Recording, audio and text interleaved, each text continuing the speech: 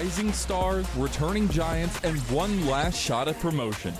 The Skies will fight to hold their spot, but the challengers are hungry. With new teams from open qualifiers and a revamped format, anything can happen. This isn't just another split. It's the last stop before the LTA, before the big stage. NACL Split 2 starts July 17th. Let's finish the fight. Welcome back, y'all. We're getting ready for more NACL action, revving up for opening day of the second split of the season. My name is Rafa. I'm joined once again by Beatdown Boulevard. It's the Cake Down Brothers, and we've got so much action coming your way. I am so excited for all the changes that you're about to see. I am too, Mark. We are kicking off a lot of exciting stuff this split because we've been hinting at it all split long, guys. We're going to have a video on it after, but this is the split where you have an opportunity to promote, to take this guy's spot into the LTA. That's so if right. guys weren't glued to the screen before, better break out the glue. Yeah, and you're going to see if they can put the pieces together to make sure that they have the best chance of taking that spot away from Disguise, or if they're going to just be better at defending it. Who knows? Time will tell. That will be in September, starting September 15th. But just making sure, if you want to keep up with the conversation for all matches today, use the hashtag NACL across all platforms, and then watch NACL for Twitter. Now, further ado, if you're just tuning into this split and forgot what happened at the end of Split 1, don't worry. We got you. We're going to roll the replays right now from that Split 1 final featuring Luminosity Gaming and Dark Zero Dragonsteel. And of course, you're going to see both of these teams later on today in these matches, but what an exciting final it was. Even if it was a bit of a quick one, Luminosity Gaming, they proved themselves to be that undisputed best team. And it's going to be exciting to see, because there's no changes from that roster whatsoever, what kind of damage they're going to be able to do this split. Yeah. And without spoiling anything, of course, if you have not been keeping up with Soish, you know what? Screw it. I'm going to spoil. Dark Zero Dragonsteel have made some changes of their own going into this second split. You know, Zamudo, if you didn't see, he's getting promoted up to Lion Gaming. So, you know, congrats to him after winning Most Valuable Prospect. Best of luck. UG had already moved on up to Team Liquid earlier in the split, so they were working with Shimmer. But now going into this split, you know, names like K and Kizno, as well as Toasty, will be joining Dark Zero Dragonsteel alongside the mainstays of Sajed and Psycho. To be honest, Mark, it's kind of crazy that you spoiled it when we were going to show the rosters later. But anyways, we'll just keep it moving. All the things don't care, you said bro. were true. You're right. And, you know, I respect you for that. And there's going to be a good amount of roster changes to speak of as well. And, of course, we talked about promotion into LTA North, because that's basically the end of this road for one of these teams at the end of the year. But we also got to talk about the promotion relegation tournament from the qualifiers, Mark. We have new teams who have joined the league, and it was we have 3 of them for the first time ever. Very true. Citadel Gaming, Jolly Roger, who will now be playing under the name Vancouver Impact, and Dorado Gaming. Now, a lot of games were had in that promotion relegation tournament from the teams competing in the OQs to combat against the teams defending that spot in AMI and Polestar. And since Near Airport departed the split after the end of Split 1, there was a third additional spot that was up for grabs.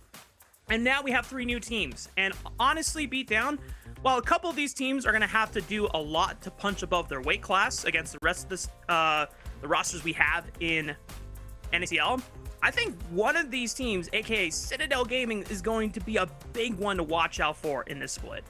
Citadel is the roster that we all expected to promote in Split 1. They got upset, if memory serves, by Tempest Gaming, who later became Conviction. And if you saw their playoffs run, you'll understand why that ended up happening. But the fact is, Citadel, they made it through the gauntlet this time around. They're definitely going to be a team to watch. Of course, Jolly Roger.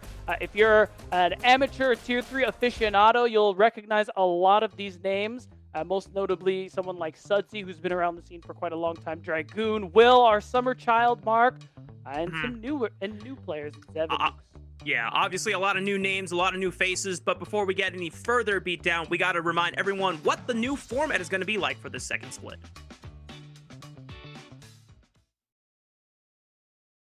Let's break down how the final NACL split of 2025 is going to work. We're kicking off July 17th with a faster, punchier format. A single round robin best of 1 regular season, with August 8th being the final day of Phase 1, leading straight into an 8-team double elimination playoff bracket starting August 14th. Yep, you heard that right, double elim.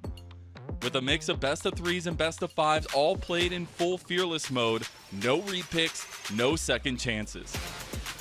But don't sleep on the regular season, because the bottom 2 teams aren't just out of playoffs, they'll have to defend their spot in 2026 against the best squads from the open qualifiers. Speaking of which, want to go pro? Grab your friends and sign up for the last open qualifier of the year starting August 23rd. 64 teams, double elim, best of 3s and best of 5s. Top 4 move on to the NACL promotion tournament, where they'll face off against the bottom 2 NACL teams with a 2026 spot on the line.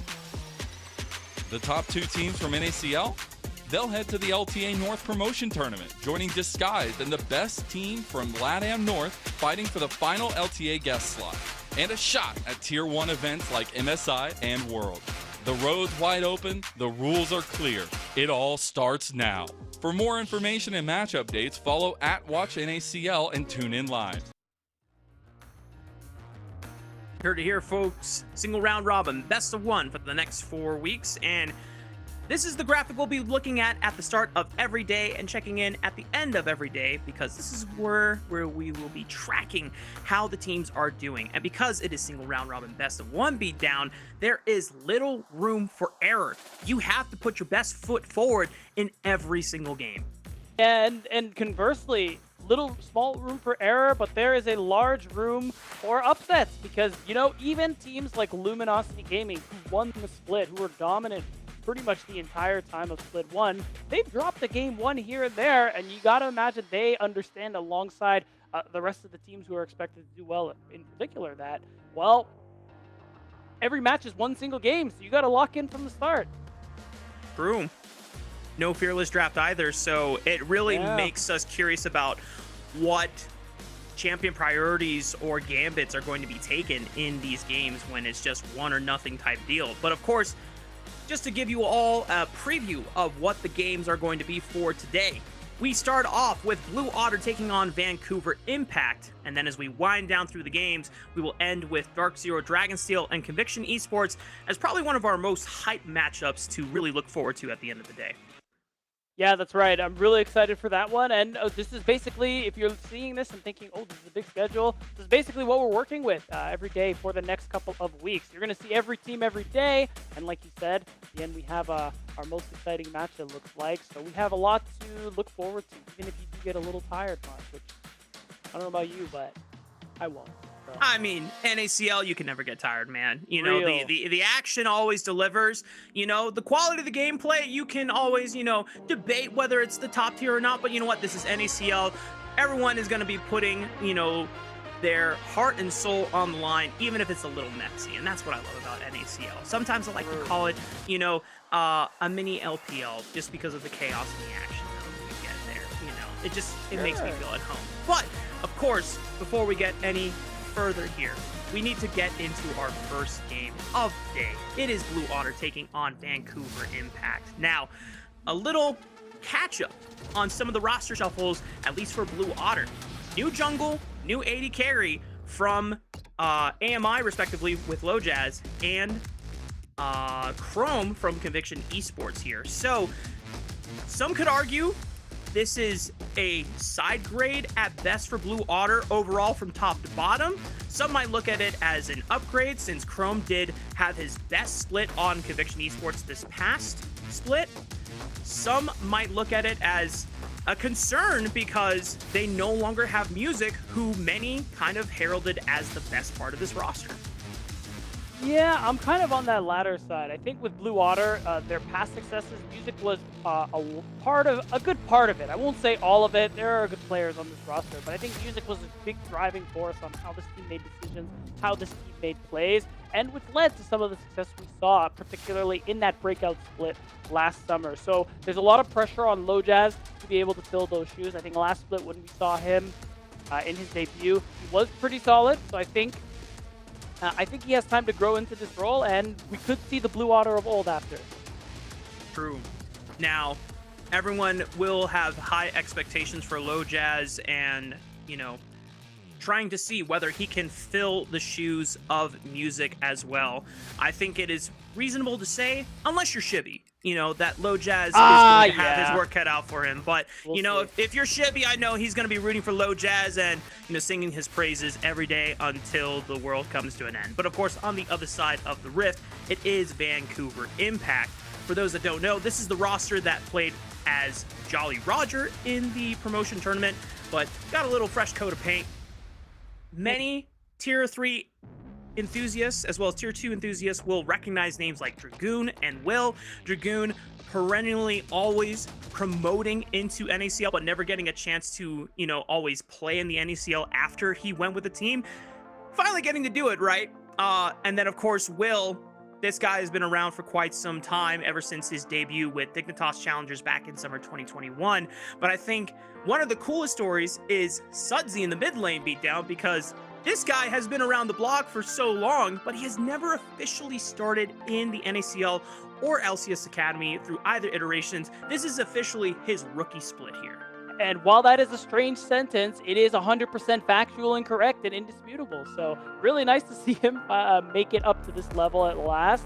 So I was pretty surprised when I saw him kind of try and move his way up through the Tier 3, because I remember when I first started watching and casting League of Legends, this guy played for Revival. Like, if you know, you know. Yep. He had a lot of good performances back then. He's had some great ones now. And it's really interesting, too, to see a player try and play in this league, especially considering he's at that point where a lot of people would say he's the grade in esports. And everybody here is very unreasonable, though, so that's just how they act. That's what I'm saying, man. You know what I mean? We have players who are at the top of their game in, Tier 1 regions, and they're pushing 30 right now. So, I think age is just a number, and that does not, don't let the number stop you from chasing your dreams and being the best version of yourself, right? So, but I believe we are getting ready into pick and bans for our first game of the day. Please let it be true. Oh, nope. 3 more minutes. Mark, you lied to the audiences. Like, come on, bro. You lied to me. I believed you. Over the producer. I believed too. I was so ready to get on board, but it's okay. Blue Otter is going with red side. And you know what, Beatdown? I think this is going to be an interesting thread to follow for all the teams in what they decide is actually best for them in this best of one single round robin format. Yeah, I think for the most part, this is going to be the only red side chosen throughout the day. We'll see. But I think there's just been a lot of priority on blue side these last couple of patches. And I think for good reason. But Blue Otter, to be fair, even last split, we're a team that we're okay taking red side, even when other teams might not be, especially when you consider some of the players and the pocket picks that they like to rely on. I mean, Quacker's Dragoon is a pretty easy example, or his Olaf. So I think that kind of priority on counter picks kind of suits Blue Otter well, and I imagine that's a big contributing factor. Very true.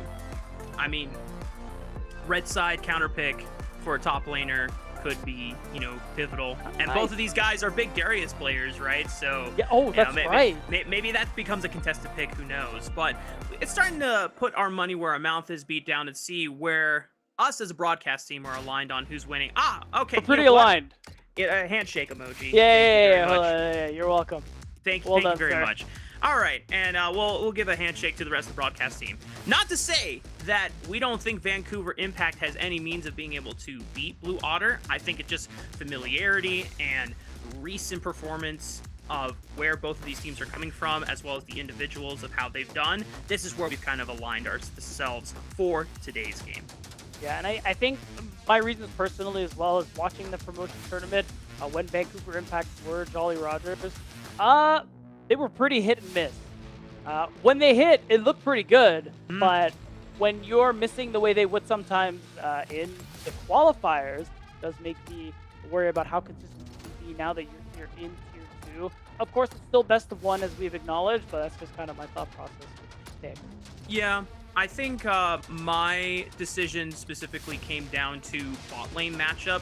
I think Zev and Nukes are still pretty untested. They're, you know, they can be exciting in this league, but Chrome literally came off his best split in NACL, and I still think, personally, it is a big upgrade to the Blue Otter squad since Levitate didn't show his best in this prior split, so this could be a big boon for the side of Blue Otter in that bot lane squad, and if that gives a guaranteed winning lane for LoJazz to play through, it might alleviate some of the pressures of the expectations he's going to have on his shoulders for his first game with Blue Otter here.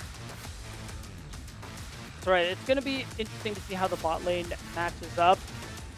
NBC's matchup in general. I am really curious about Blue Otter with these changes, how they're going to be able to kind of bounce back from a rough split that they had in Split 1 earlier this year. I think it was a team who already had struggles with cohesion issues. Now they have a bit of a change up in the roster, so we'll see if they can mesh. We'll be down. I hope I'm not lying to you anymore. Boom!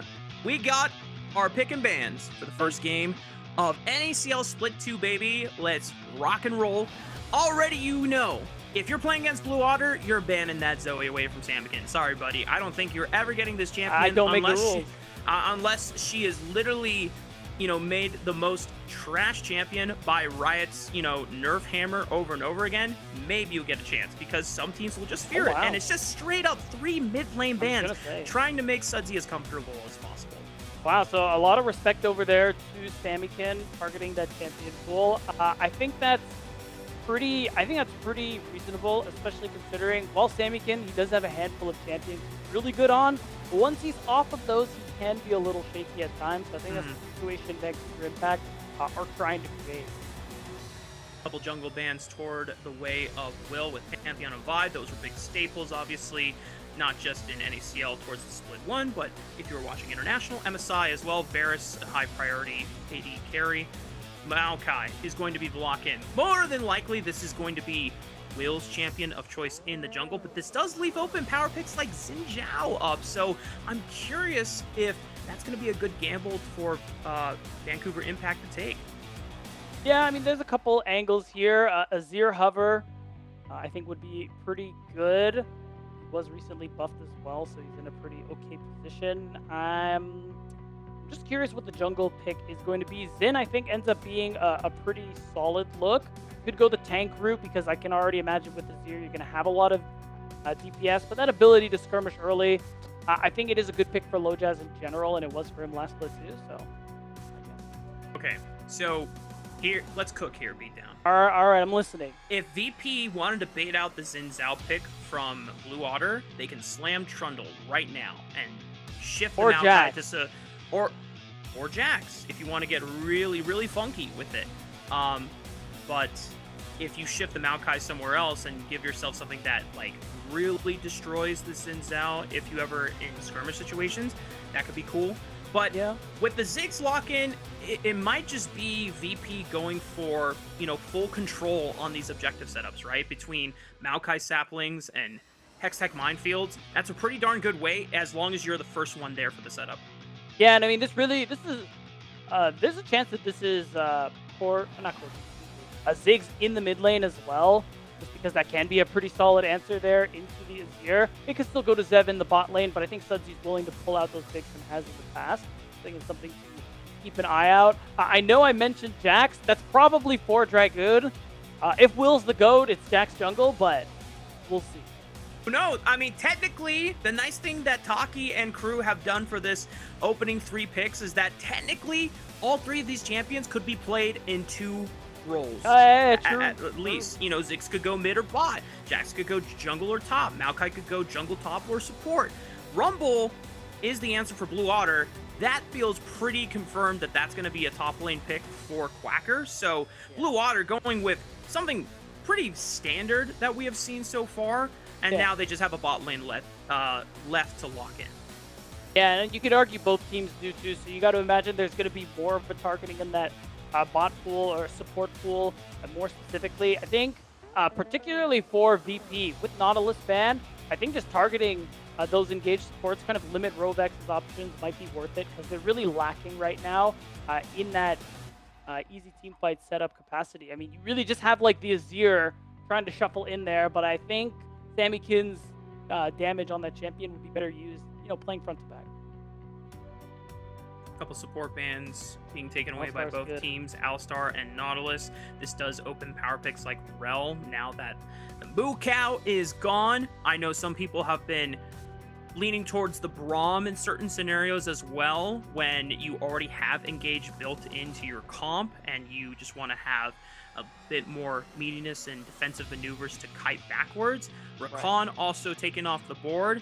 I would not be surprised if VP wanted to continue slimming down the support pool, or if they wanted to, I don't know, take away an 80 carry that looks pretty darn good here, because this is a lot of magic damage already coming out from VP. Jack's mixed, obviously, and then Maokai and Ziggs both heavy on the magic damage side, so they would need a strong source of physical damage in their 80 carry if this Ziggs is going mid lane.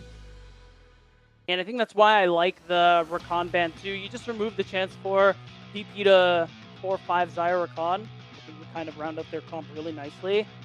I'm just trying to think now. I think Ezreal's a good shout too. So I'm curious what... There's still a lot of engaged supports up left. I mean, we're still looking at Rel, as you highlighted, Leona.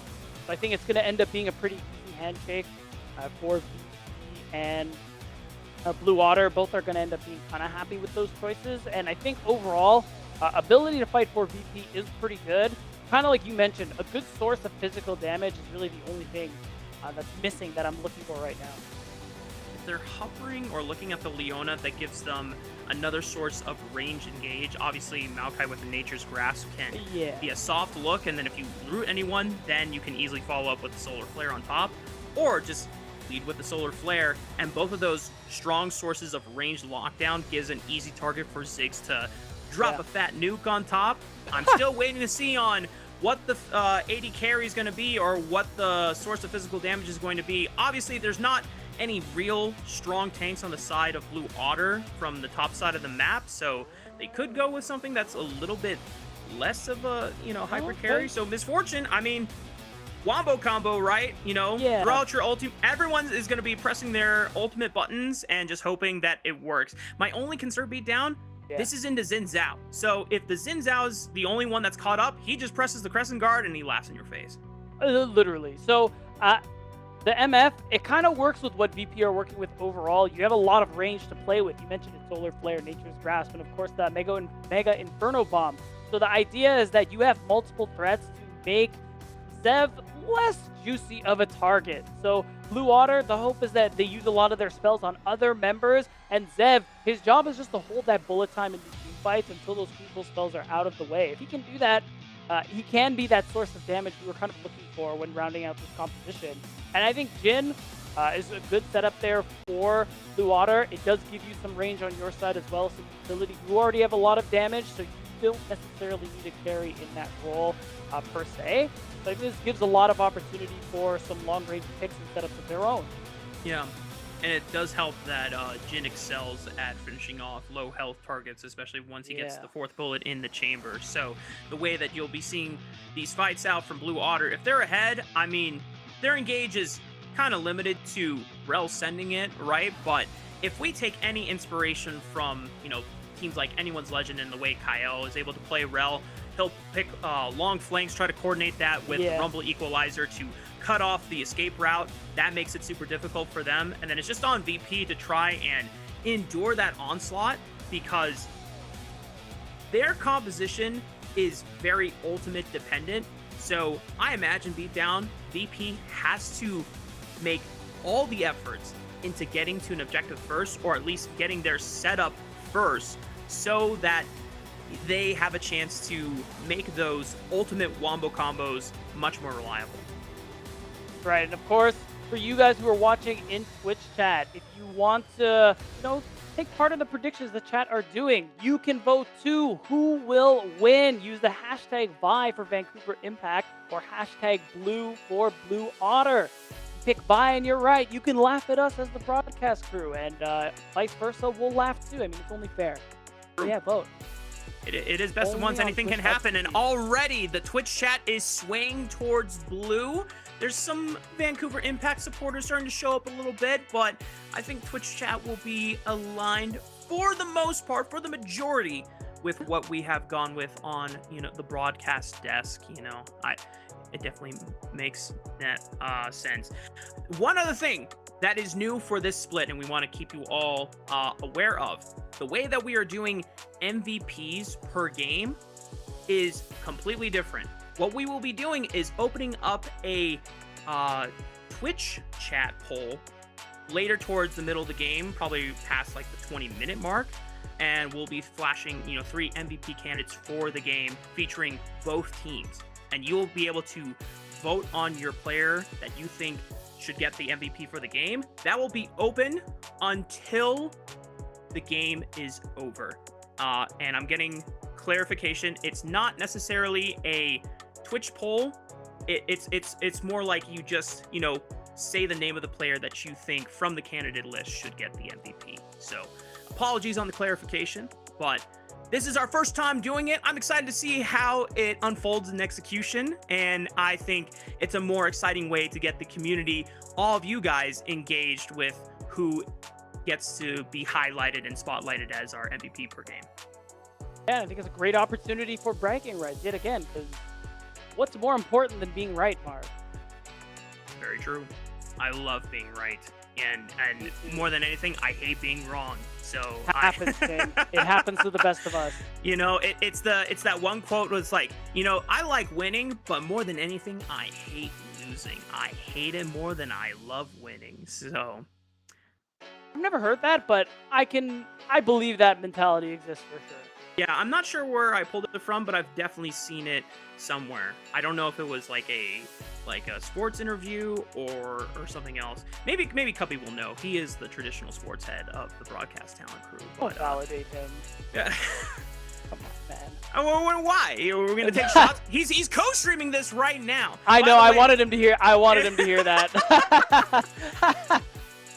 Love you, Cubby. But here we go, y'all. Get ready, because here we go. Loading on to the Rift for Game 1 between Vancouver Impact and Blue Water. Right. Best of 1. So no mistakes. Only one chance to take the match here. And every match counts because it is a best of 1 again. And the only chance you have at potentially promoting into the LTA North is by making it into playoffs and being in the top 2. That's what everyone is aiming for. God, I love that scenic panoramic view of the Rift every time we load in, but here we are, beat down. Oh, it feels so good to be back. NACL Split 2, opener day. We get to do it. Brothers in Cake Down. I mean, what else could you ask for, dude? I mean, like, we are living the dream right now. We really are. Yeah. Doesn't seem like we're going to get any fancy level 1s. As I say that, though, yeah, a little bit of a push from Sudsy and Will as they drop a ward onto the Raptor camp. Okay. Nothing too out of the ordinary, but just some good information control by Vancouver Impact. Yeah, so now they're going to have a good idea on where LoJazz is going to be, and it's looking like no ward had been dropped in response. So there's that chance for Will to be able to go dark in these early minutes of the game. Maybe gives him a chance for a surprise gank, a surprise invade. Who knows?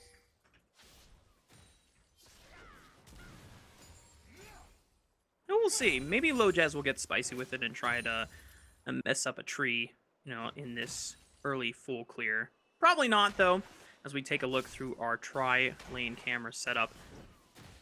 Talk me through a beatdown. I'm not going to lie. I'm not a top lane main, so normally I'm kind of associated with just seeing Rumble as a lane bully that gets, pushed early on, and then later on, Jax, once he starts hitting items, he's going to be a split push threat. Is that something that Blue Water needs to be heavily concerned about and therefore shift their priorities when it comes to grub taking early on? Or do they want to stack some dragons this game? I'm thinking, I don't think either team really desperately needs the Drake stack. Because of the split push threat, I think that Grub's prio you mentioned is important. So with that in mind, I'm curious to see if we're going to see a lane swap, because it's usually how these things end up going in about a minute or two once the lane swap protection is over. What's more interesting to me, though, is the fact that, I mean, you can see some of that early prio on the top side going the way of Will and Vancouver Impact overall. So I'm more curious to see if Will's going to be able to anything about that one. You mentioned the skirmishing power of the Xin, but at the end of the day, if Sudsy and Dragoon are going to be able to respond to whatever play he makes, it does make that dueling power a little less important. Yeah.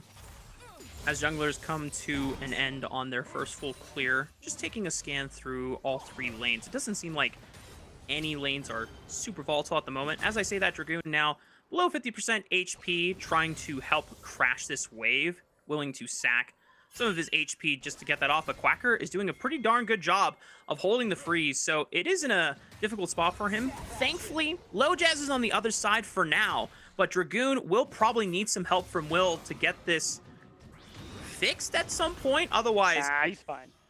All right, well, Quacker see how it can't ends hold up. that.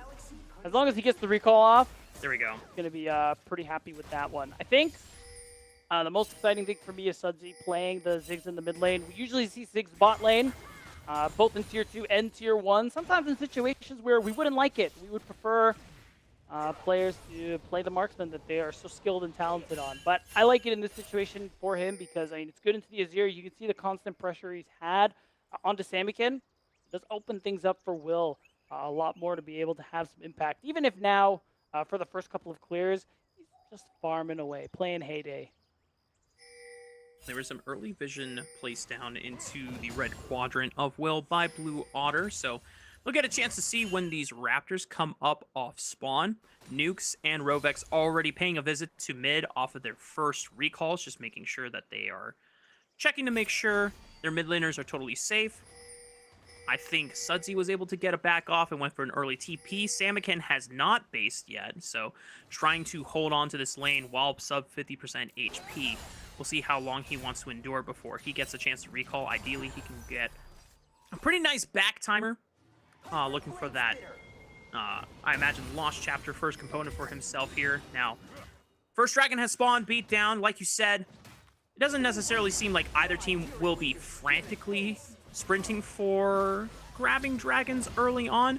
I will give the option to Vancouver Impact since Misfortune is well known for being able to get the push early on.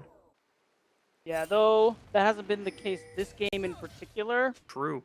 It will be, it'll probably be that case. I think it's just going to be more grub focused just for Vancouver Impact to try and see if they can get some plate, some plate taking power onto Sudsy, onto Dragoon. Will be a big split push thread later. Versus caring about these early drags. And if you're Blue Otter, you want to make sure that doesn't happen to the best of your ability. Yeah.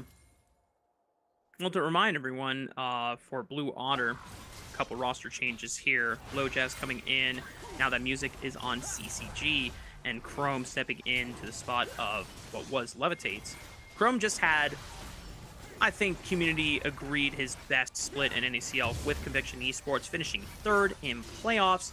And right now, he and Rovex are already getting a ton of priority, which has allowed Blue Otter to secure this first dragon of the game. Yeah, we'll see this recall too. Nope, no lane swap. So I think they just want to keep up that bit of laning strength they've been showing so far. You can see it too. Low Jazz is here. Zevin nukes. Probably not in a position to actually get this wave in to deny anything from Chrome. I think so far it's just been a quiet game state so far. Was kind of hoping for a little more action, Mark, but you know, that's how it goes. You can't always get what you want. I was too, but then again, I saw how standard these drafts were, and I thought to myself, yeah, that's how the dice roll sometimes, you know? Both of these teams probably just trying to play it safe, given the fact that this is single round robin best of 1.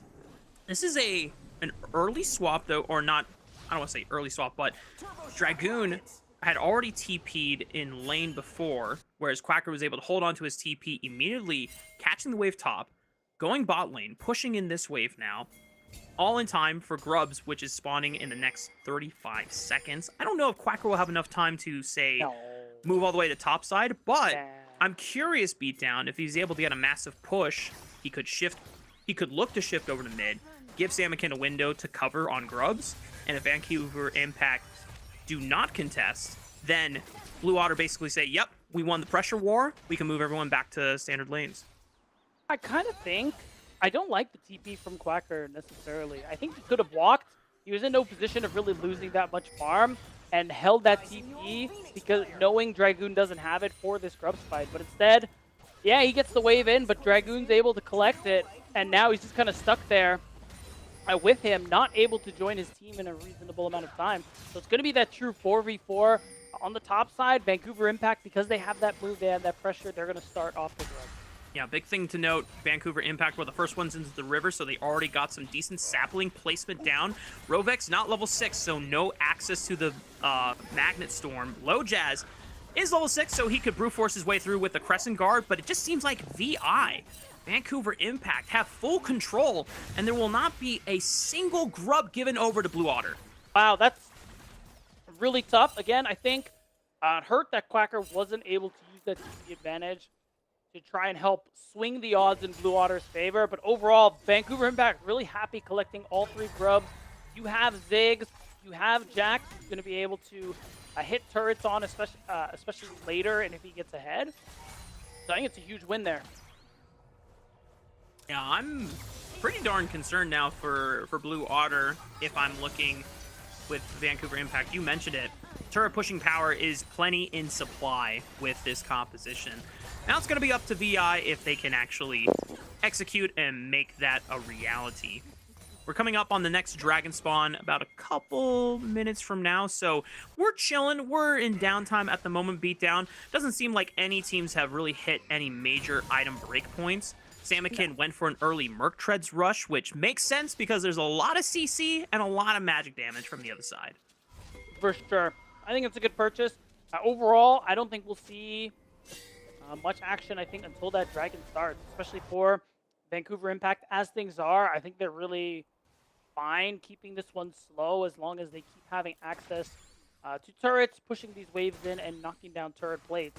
So my eyes are on Sudsy to see how soon Vancouver Impact can get him his that first brick and then start moving Ziggs around the map. It's worth noting too, Sudsy, he does have his first item. He had no need to go for the early Merc Treads, so just give him that bit of advantage in terms of pushing power and skirmish power.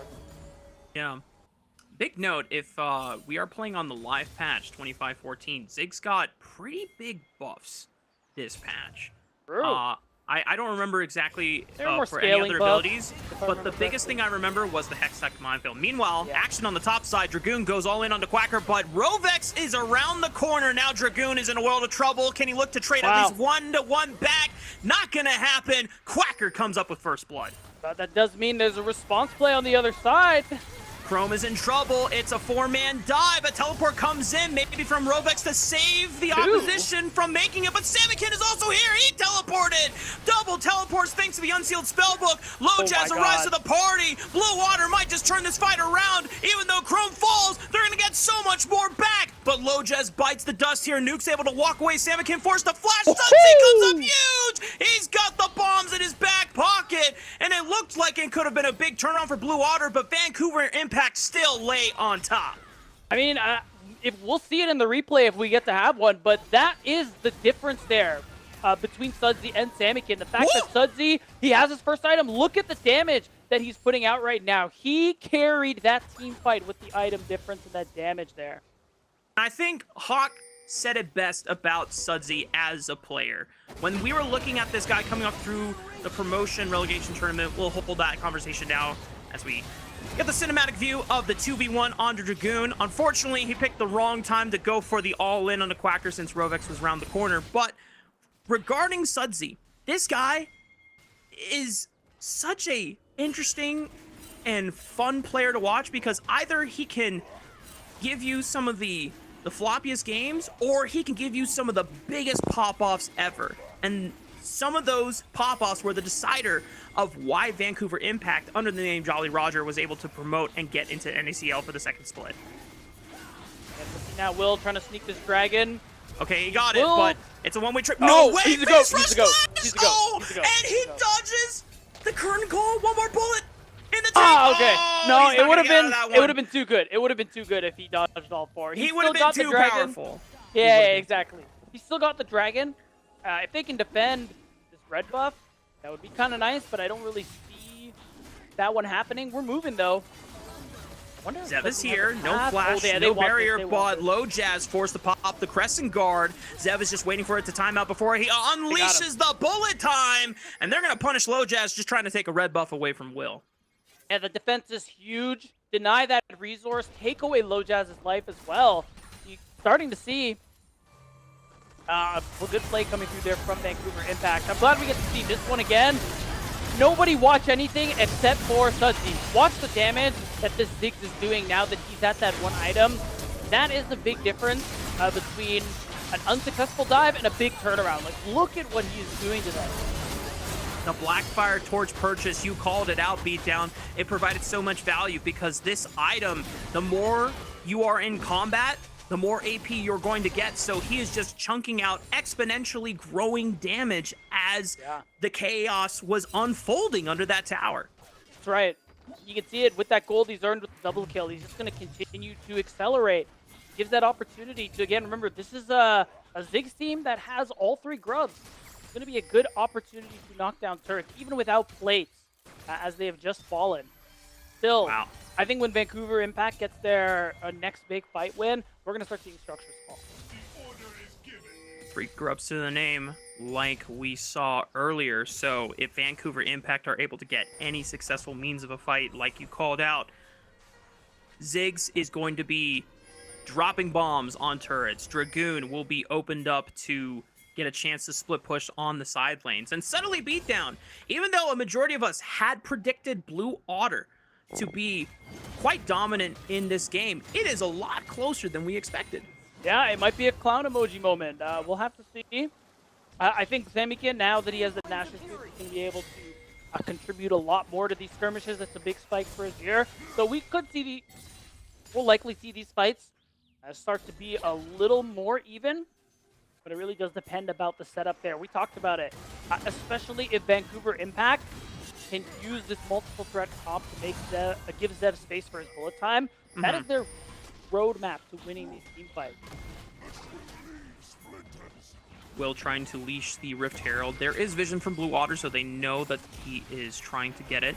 Hextech portal is available. Rovex looking for the flank. Magus Storm at the ready. Will secures the Rift Herald. Equalizer kind of goes wide, pushes them into Rovex's Magnus Storm. Is there enough damage from Quacker to burn them down? They've already found Sudsy. That's a big one. And Chrome isolating Will, looking to auto him down with 3 bullets left in the chamber. Here comes Dragoon with the counter-strike, but only stuns up 1, forced to retreat. And Will's got no else way to go. Blue Otter come away with the win. Big fight there for Blue Otter to get themselves back in the lead there. It was a bit disorganized from Vancouver Impact, but Blue Otter happily going to capitalize as it's going to allow them to be the ones to get that first brick. No grubs to their name. They're still able to get that huge chunk of change into their pocket, which got them at a 2K gold lead. Blue Otter starting to dig themselves out of the hole of, uncertainty that was a few minutes ago with a lot of the chaos that happened in the early mid stages of the game. But that's a good one to kind of walk away from. Now it's up to Blue Otter to continue trucking on forward and maintaining the momentum that they have. Vancouver Impact still have their win conditions, though, in this game Beatdown. 3 grubs on their side. Sudsy is still relatively accelerated, still ahead of gold against Samikin in particular. I think he's nearly at the completion mark for his second item, which will be the Horizon Focus. So this is a lot of AP, a lot of ability haste. This guy, if he gets a chance to set up, he's going to be chucking so many bombs Beatdown. Uh-oh. I think he got him. Flash from Samikin. Yeah, Yep. he's forced to do it, so he didn't want to risk Dragoon getting another ward hop over the wall. So that's another kill going over to the side of Blue Otter. Their dragon spawning in a minute's time. Yeah, I'd still say that's a trade in favor of Vancouver Impact, but the kill on the Dragoon kind of eases the sting on that. But it does mean that this Drake fight's actually going to be a little tough. They just need to stall for Dragoon. Should be up in time to TP to this one. So I think Samikin, he's just pushing out another wave. You got to imagine he's going to teleport to this fight as well. Both teams at 1 dragon apiece. This is going to be that first step forward to actually making progress towards the Dragon's goal. Rovex once again taking the portal over the wall, getting ready for a pincer flank. Oh, back. The rest of his team is not necessarily set up yet, though. Quacker starting to loom around the corner. Will, only person left in the pit, throws out the Nature's Grasp. Rest of Blue Otter shifting over to the right. Big bomb from Sudsy. Lands on a Low Jazz. He's getting rooted up. Solar Flare stunning onto Chrome. Pops the cleanse. Low Jazz still trying to push through. Dragon only 4K, but the rest of Blue Otter are burning down the members of Vi one by one. Who's going to get it? Will secures the Dragon, but at what cost? Zev and Sudsy still alive, but only for a moment. And no one from Blue Otter will go down. Zev is the only survivor from Vancouver Impact, but Blue Otter add another 4 kills to their name. A 4-for-1 big trade there in favor of Blue Otter. Yeah, Will secures the smite, but it's honestly just a drop in the bucket compared to the gold they gave up from that exchange. The gold they're going to lose from dropping waves like these to these turrets. So big turning point in the game here for Blue Otter to really start to pull away from this game. You can see the bounces across the board. Second item starting to come through. Take a look back at the replay. Once again, it is Vancouver Impact trying to push off Blue Otter. But once all the ultimates were burned, beat down, you mentioned as a big concern, that's the go button for Blue Otter to move on in. And the problem with this fight too is that Vancouver Impact, they were disjointed. They couldn't decide whether or not to finish the Drake, go for the fight, and unfortunately they were split up because of it. I think the play for them there is to tank the Dragon, stall for time, and use some of their range to get damage down. But even if they decide to fight or force the Dragon, they have to do it all together. Vancouver Impact gonna have to clean up the decision making and the, I guess, the cohesiveness of what the game plan is if they want to find a way back against Blue Otter. Because now the gold lead is 4,000 in favor of Blue Otter at the moment. Dragoon able to ward hop to safety. No chance for Rovex to lock him down. I have to say, beat down. Rovex has done a pretty stellar job of just being around all over in terms of map presence. He has been. I think Rovex is definitely an interesting case too in this league. He's a player who I think for the last couple of splits has been actually really good, quite consistent. Has been really fun to watch, especially when you consider how long he's been in the scene. The fact that he was once he was a role swap, right? I'm not imagining that. He used to be a mid laner. Used to be a mid laner time. Back in the day. Yeah. The mid lane's support pipeline is alive and well, clearly. Yeah, I think Rovex still being able to keep that up here in Split 2 2025 is a great thing to see. We love longevity. Yeah, and specifically in this game, we noted at the top, if you're going to be playing Rel, and if you took inspiration from some of the best supports we just saw at MSI, they were being very creative with their flank angles. And I'm pretty sure at every single objective setup that Blue Otter took, it was Rovex taking a Hextech portal or looping very far around to get the left side angle to prevent Vancouver Impact on having an early or an easy escape route. And it made their job a lot more difficult. Now, Blue Otter, still with the lead on their side, climbing to nearly 6,000 gold, which is starting to become a big point of concern for Vancouver Impact because soon it will be a point of no return, but they still have the win condition beat down. If they can get their hands on some of these turrets with 3 grubs on their side, it's a lot of standing gold that they can easily try and even the gold disparity with. It is true, but unfortunately for them, the biggest focus has to be this Otacon. We've had enough time with the new Thornbound Otacon to recognize that this is a very powerful buff.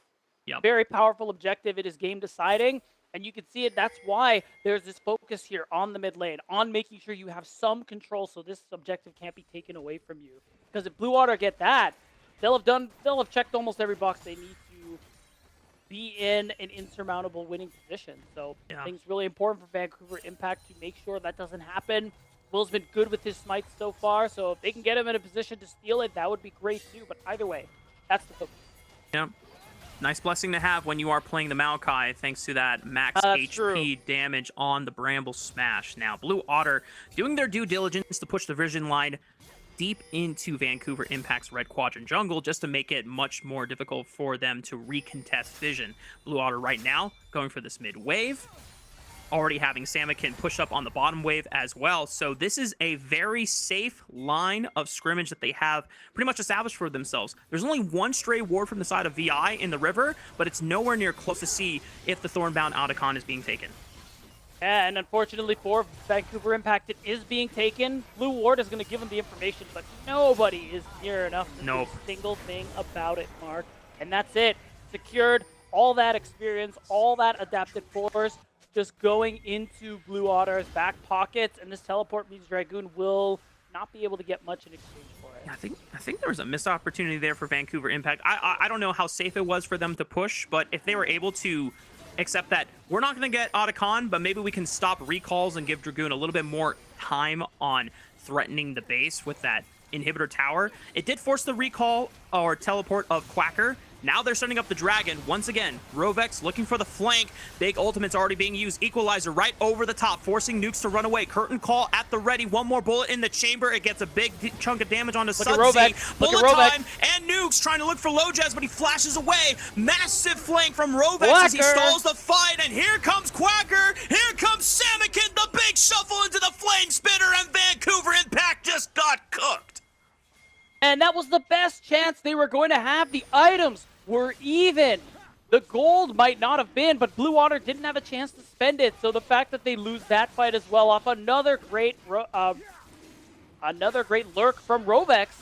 Blue Water in a very commanding position this game, shooting up to almost 7,000 gold. They halt the Drake stacking, and they pretty much guarantee Vancouver Impact don't have a leg to stand.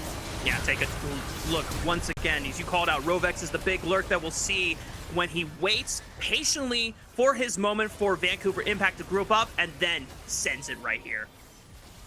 Yeah, I mean, it was really nicely done by him overall, and you can see it too. Not the greatest of positions and fights for Vancouver Impact. Really need to be marking this rel and make it a little more difficult for him to affect the backline the way he has so far. 3-0-9 on the rel. We kind of mentioned it as one of the big supports that was going to be available for the taking once Alistar was off the table, and Rovex has not wasted his opportunity with it. So much map pressure, so much presence in these team fights, and being able to be the big decider in the outcome for Blue Otter. Now decisively at a 7,000 gold lead, Baron spawned on the map. We'll see if Vancouver Impact has one last fight to turn this game around. If anything was going to give him a chance, it would be the Baron. They definitely can't just start it off, but the hope is getting some semblance of vision presence around there. So it can't get taken right under their noses, much like the Otacon did a couple minutes prior. Right now, though, they have to be really careful.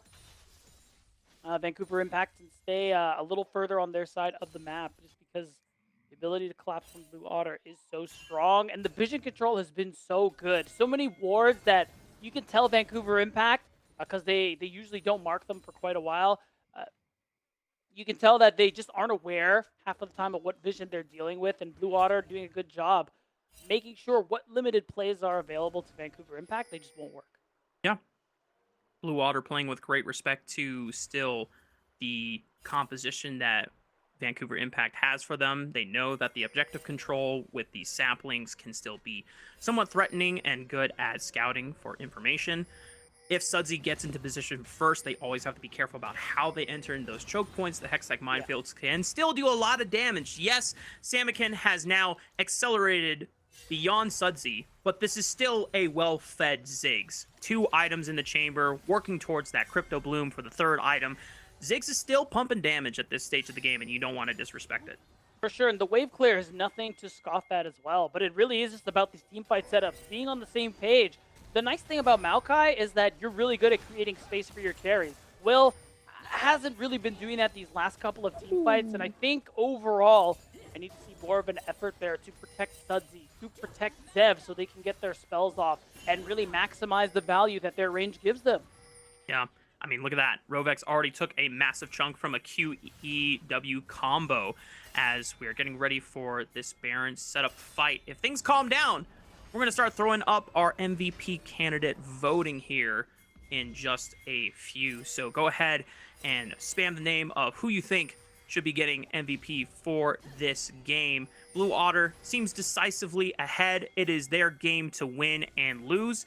We'll see if Vancouver Impact, though, can change things and write a different ending to this match. Yeah, we'll see if they'll force us to change the voting A lot of votes over there for Rovex, really recognizing the work he's done this game on the rel. Again, the flank angles that you called up from draft, Mark, have been coming in so clutch for Blue Water and playing out these team fights. And Vancouver Impact so far, even with the Maokai, have not been able to deal with it.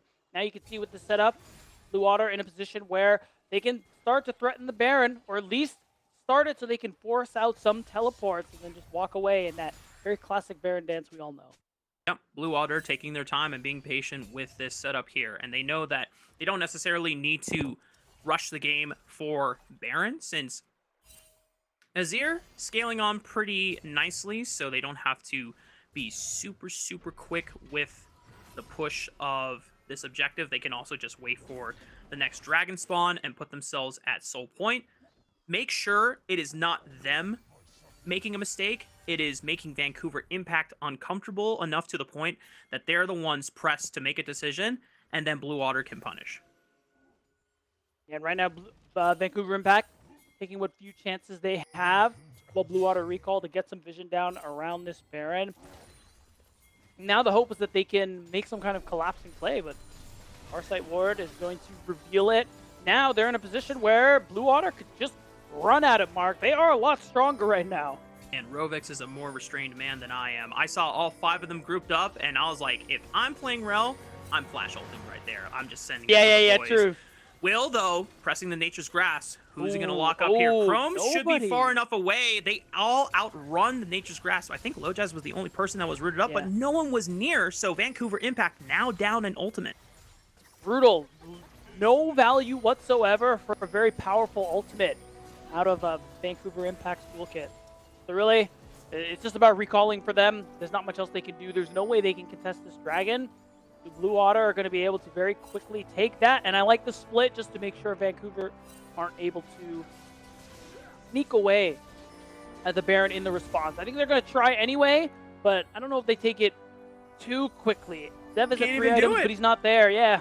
They can't even do it. They tried to look at it, but then immediately the rest of the Blue Otter squad that was not dedicated to the dragon walked up and said, "You really want to start up that Baron?" They said, "Yeah, my bad, bro. You know, yeah, my fault. My fault. Yeah. My fault.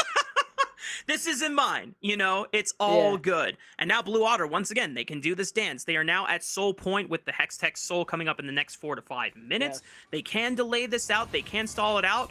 And for Vancouver Impact, it might be a blessing because a little bit more time at least gives their carries more time to farm up. But it seems so determined that Blue Otter should be the ones closing this game out after one more good fight. Although there is a world, I don't want to be that guy. It would take another dragon and an Elder Dragon coming up, or a crazy Baron throw from Blue Otter. True. But I don't want to say the comeback is impossible. I'm just saying, if I were a betting man, I would not bet on it. So we'll see. Right now, Vancouver Impact, some of their best chances are plays like this. Looking at Rovex right now, Lojaz popping the Crescent Guard, multiple VI members caught up in the Magnus Storm, curtain call right over the top, Samakin interrupting the bullet time, Zev forced to flash away, and there's the first death of the fight, nukes going down, Quacker able to pick up that one, and the rest of Blue Water holding strong on the front line, Dragoon goes golden, only to die just a second later, Blue Water just aced this fight, Sudsy the last man standing, but he's got nowhere else to run, no flash, Rovex just might pick up one for himself, full 5 for nothing. Ace, Blue Otter taking this game home. Those are long spawn timers, so I think the match is over. Blue Otter, very convincing game, especially these last 15 minutes, Mark. Going to be able to close this one out. VI were pushed to the limit. They had uncomfortable decisions to make, and in the end, it is Blue Otter that come out on top with our first win of the NACL Split 2. I don't know. I had a moment where I was like, "Wow, Mark!" And it was such a quick victory, but it was like a 32-minute game. So really, that's best of ones for you. Again, your opportunities are so few. You have such a small margin for error, and I think Vancouver Impact just got their first taste of that lesson there because things were rolling for them for a little bit, but the fact that they were not able to really use their team comp effectively and not coordinate well enough, they fell behind and could never come back. Yeah, I think it really did come down to the cohesiveness of the composition and deciding what is the priority for this next fight, right? And in the beginning, it seems like they were all on the same page and were able to kind of hands check Blue Otter in the early stages of the game. But once it got to those more complicated objective setups, you can tell the experience and the overall cohesiveness of Blue Otter, the core of that squad, having played together for a significantly longer time than the Vancouver Impact squad, lending itself to the victory there, as well as a pretty stellar standout from Rovex. We're going to take a short break, though. When we come back, we're going to be breaking down this game, getting our interview, and moving on to our next game of the day.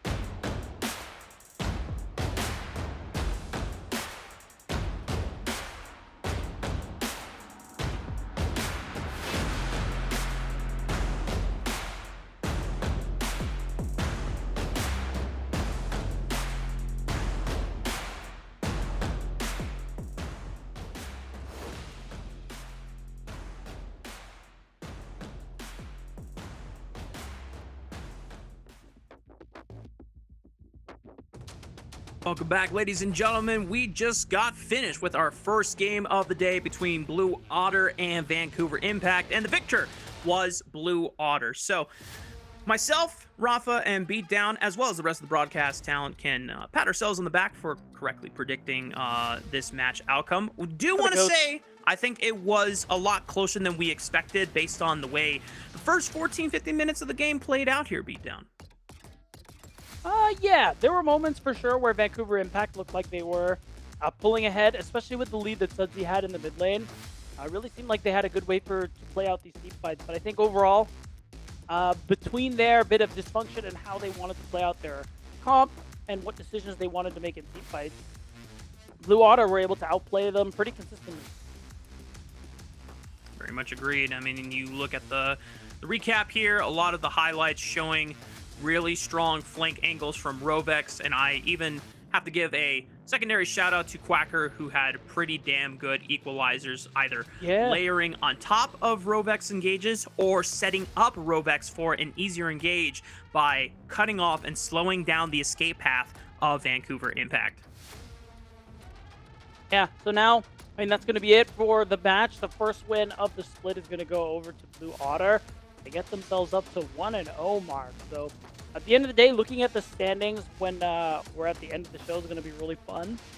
Just to see the ties for second place and the ties for first place. That's actually going to be very entertaining.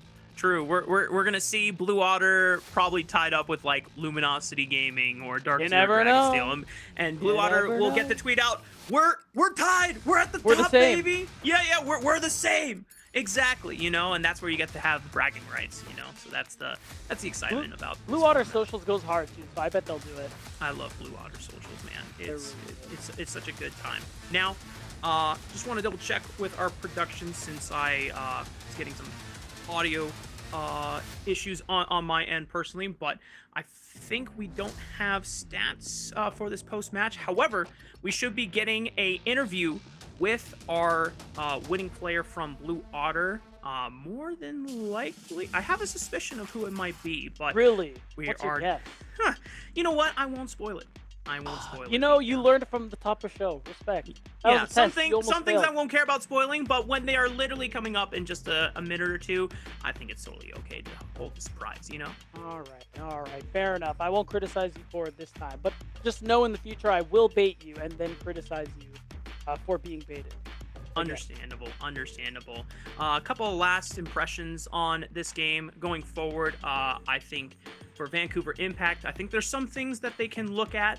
We are obviously talked about some of the cohesion in their comp strengths kind of broke down when it got to the more complicated fights in the late game stages post 15 minutes, right? That's something they'll have to work on, and it's one of the reasons why we were concerned about them winning and voted heavily for Blue Otter in this match beatdown, because we saw it in the promotion relegation tournament matches. You know, some games they were great and other games not so great. You know, it happens to the best of us. It's their first match, so they'll still have plenty of other opportunities to be able to kind of get back into this. So we'll see how the rest of the split looks like for them. Unfortunately, they won't have too many chances because again, it is a single round robin.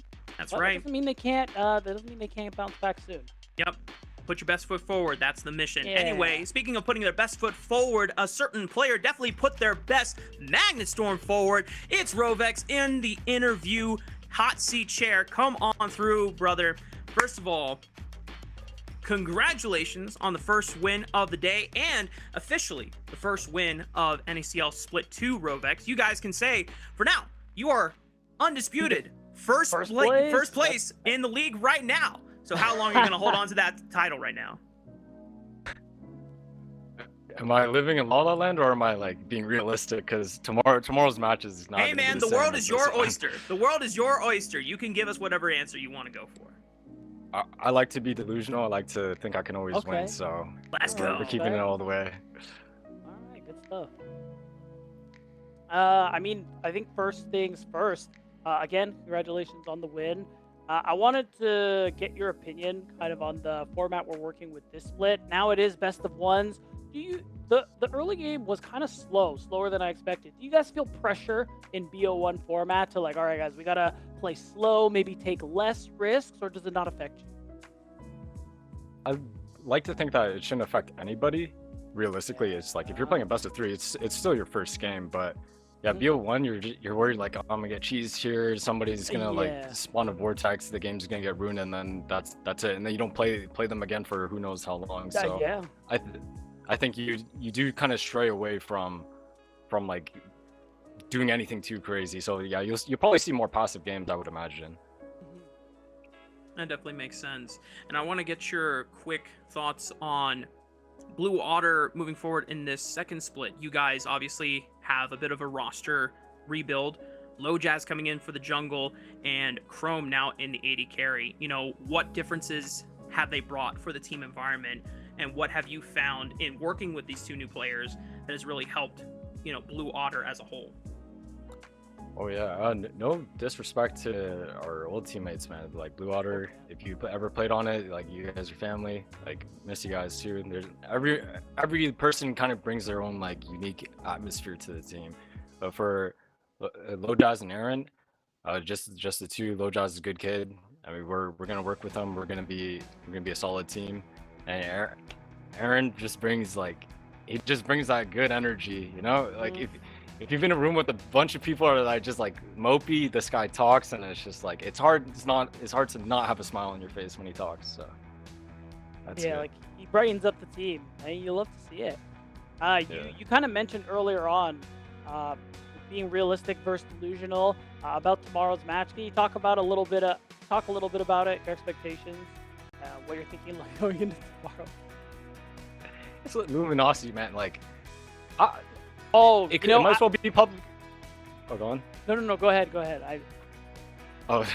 I mean, Luminosity, they're just the best team. I mean, they were the best team last split, and I think every team has been doing roster swaps, and these guys did the full Blue Water and stuck together, but they just keep getting more powerful. So I mean, maybe we'll upset them, but realistically, if we lose, I'm not gonna feel too down in the dumps. But yeah, it's like a David versus Goliath situation for tomorrow, I would think. Fair. All right, to be truthful, I hadn't looked at the schedule yet, but judging by your reaction, I kind of wondered if it was LG. But who knows, man? That's the one. Oh, it's LG. Yeah, it's yeah. LG. So good luck. Thank you. You know what? Interesting train of thought here for you, Rovex. Then, would you rather play LG right now, or would you rather play LG later on in the regular season? Later on. We're basically a new team. Like, we got to catch up. We still have a lot of things to work on, and LG they're too powerful. Like they can't get that much better, right? By the end of the split, Yeah. like they're already good. So Yeah. I'd like to play them later. Fair enough. All right, Rovex. Before we let you go, any quick shout outs you got? Oh, shout out to everyone at Blue Water. Thank you to the coaches, Dion Ray, Sneezes, and Phil. Sometimes don't really like that guy, but. Get him. Yeah, and shout out to my teammates. Yeah, and to my friends that are watching. I love you guys. Fair enough. Sometimes Uncle Phil. Thank you again, Rovex. Congratulations. Nice game on the rail as well. We'll see you next time. Thank you. See, that is the sign of a good bond between a support and their coach, is when you can, comfortably in public interviews go, yeah, screw that guy. I hate that guy. Yeah, real. That's how it works. I mean, that's why I tell people that about you. That's how you know we're good. True. Yeah. Exactly. I'm kidding. I don't do that. But you can be honest. You can be honest. That's okay. No, I really don't. No. Nate, it's I was going for. You're still the MVP in my heart. And speaking of that makes me feel worse. Nate, speaking of MVPs, our MVP for that game was none other than. It should be, Rovex on the rel. I think there is definitely some notable shout-outs to Quacker on the Rumble, but man, I cannot speak highly enough about the angles this guy picked on the rel. I mean, he was definitely doing his best IL impression. Yeah, good game from him. Good game from Blue Water, I think top to bottom. So really congrats to Rovex, who we just got off the interview with, for having a good game on rel, getting that MVP. I think it was deserved. I think he had a good performance. And yeah, I mean, until maybe 30 to 40 minutes from now, Blue Water are the undisputed #1 team in NACL, so I hope they enjoy it. Yep, congratulations to them. But we're moving on to our second game of the day between CCG and Luminosity Gaming. And to run through some of the changes, CCG, big rebuild. Only one non-change, which was top lane Crimson, remaining part of this team from Split 1. But everyone else, a new face to the org name. Music from Blue Otter. Young, last time he played was with Disguise in summer 2024, Shogo from Supernova, and Fatih Chan from Dorado Gaming, who he was playing as AD carry, but decided to say, I want to role swap to support and play with Shogo. And of course, we have our reigning champs in Luminosity Gaming. Rovex had already said it best. This team was already too powerful. They hadn't made a single roster move. They're the same team that won the last split, so you got to imagine they are going to be hitting the ground running here in Split 2. Yeah. CCG electing blue side. Now, we did say that a trend we will be following is whether the teams who have side selection will be choosing blue side or red side. Obviously, blue side was the favorite in our Fearless Best of 3 format last split, but, you know, who knows? Maybe it could be different from game to game when it comes down to one game only in these best of ones. Predictions! I don't think anyone is surprised here. Luminosity Gaming, they're the reigning champions. I think it is overall exciting for CCG to have such a huge roster rebuild, and there's exciting pieces, players who are coming from rosters who might have a chance to, you know, perform better or have better looks, but we're already halfway through the draft beatdown. We got a lot of catching up to do. We do. Most interesting thing to me is that Crimson, I mean, a player who we always, another player in top lane who plays some pretty exciting stuff. He's pulling out the Galio, it looks like, for Fake God. And you have a lot of wombo combo potential there with the Ori and the Xin on the other side, of course. Varus, really highly contested, as you mentioned, during match 1, paired with that Wukong and another Rumble game. Because, yeah, it is best of 1, guys, and we're going through many matches. You're going to see a lot of the same picks. I'm sorry. You know, it is what it is. So this can just remind you of what we were like pre-Fearless, so that when we go to playoffs, you're like, oh my god, this is so much better. So you're welcome, really. Yeah. Well, I should know better to never get baited by hovers. You know, I saw some things like the Vladimir and the Vagar, but... Why did you believe that? This is not your first day, bro. Come on. I know, but sometimes I have, you know, desolate optimism, I'll say. Oh. You know, I'm hoping for a miracle and a little bit of change of scenery, but Corki slammed into the mid lane for Insanity, and they already have a Rumble on their squad, so... Oh, that's what I'm talking about! Wait, Yasuo bot! It's Yasuo bot for Shogo! That's what I was thinking. That's kind of fire, to be honest. I'm wondering what the pairing is going to be. Yeah. It's not Gragas, but Alistar, I mean, is really good. It can set up the last breath really easily. I imagine you can be really annoying here, so the question is, what's Zeyzal going to play? Is he going to go for a ranged option here to try and at least get, I don't know, some kind of advantage back here, or is he just going to go full defensive? Braum, that is what the Braum would be. We'll see. It was nerfed on this patch. I know Cubby's really upset about it, and also it was pretty huge. I've never seen a buff or nerf of 5 armor before. That's a lot.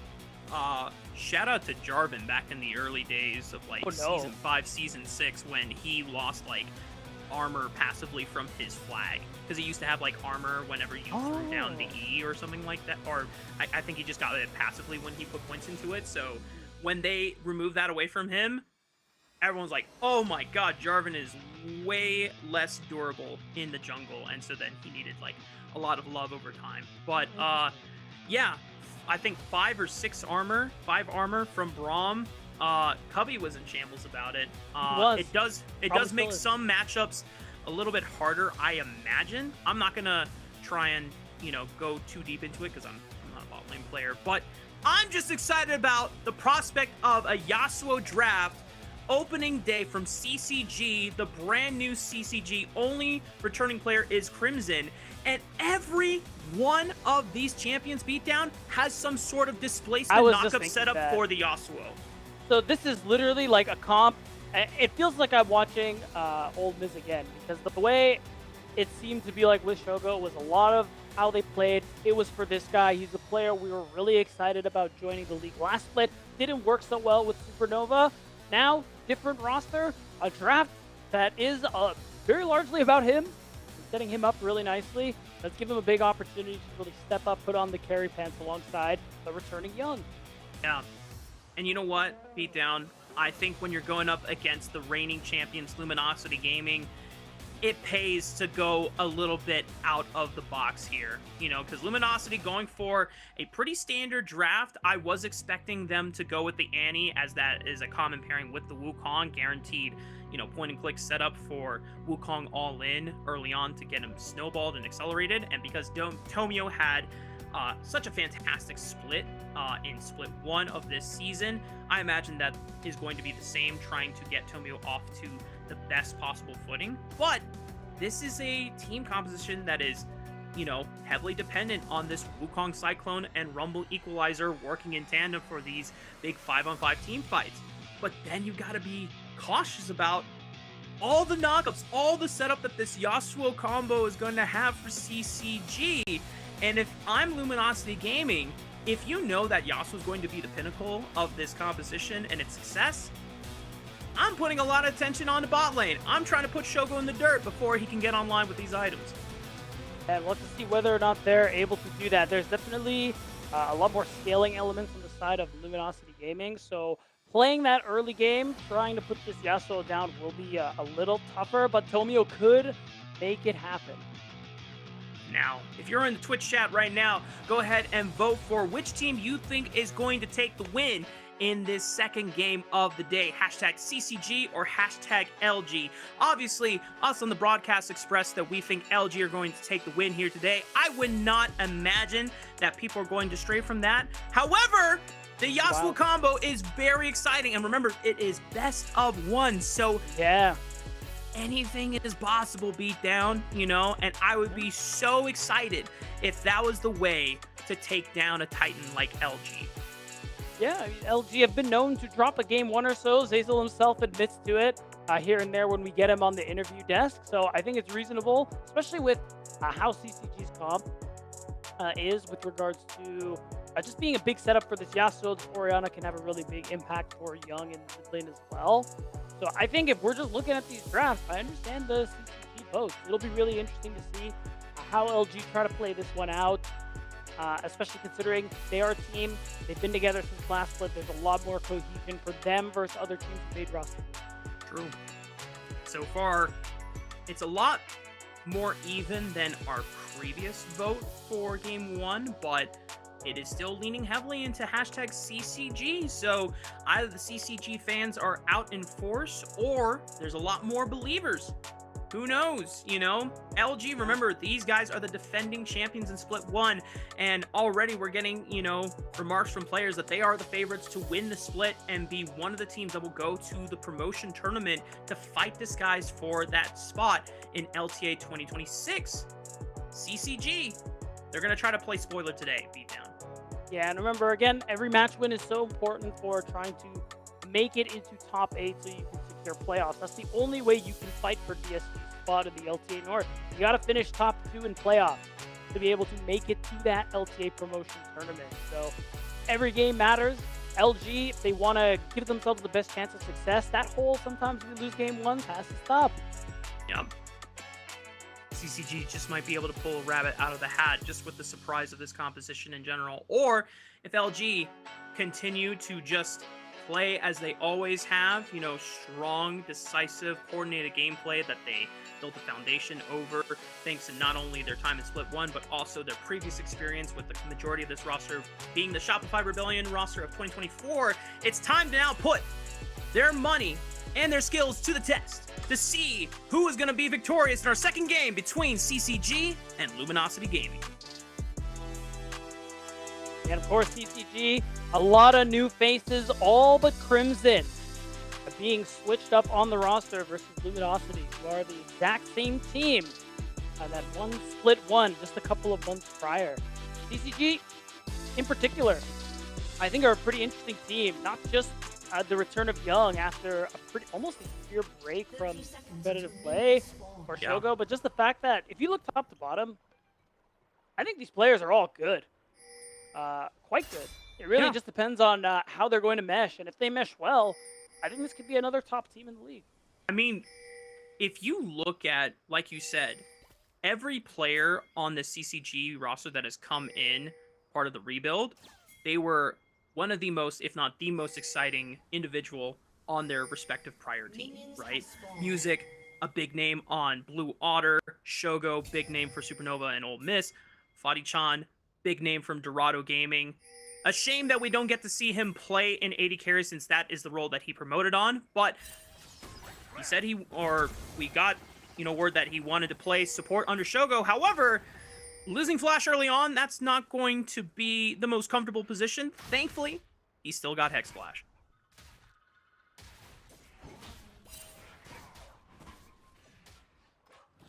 I think you're muted, beat down. Beat down, did I lose you? Beat down! I've gone so many years without the mute bug, and it finally catches up to me. That is crazy. That's okay. What I was going to say was, yeah, I mean, losing Flash if you have Hex Flash, who cares? Losing the health, I think, is what really matters there, because he didn't have enough time to back. He's already down to half HP. Yeah, you have Alistar passive, but still, it does actually give you a bit of an advantage there for Tactical and Zazul. So far, nothing else exciting happening in the early stages of the game, but Luminosity Gaming, off the strength of forcing Fadi-chan to flash early in their delayed invade in that red quadrant, Tomio went for a red buff steal into Raptor Camp Poach, and he's returning to his side of the map on his own red quadrant just to deny Music the red buff as well as any major red quadrant camps in this opening path. However, Music just dinged level 3.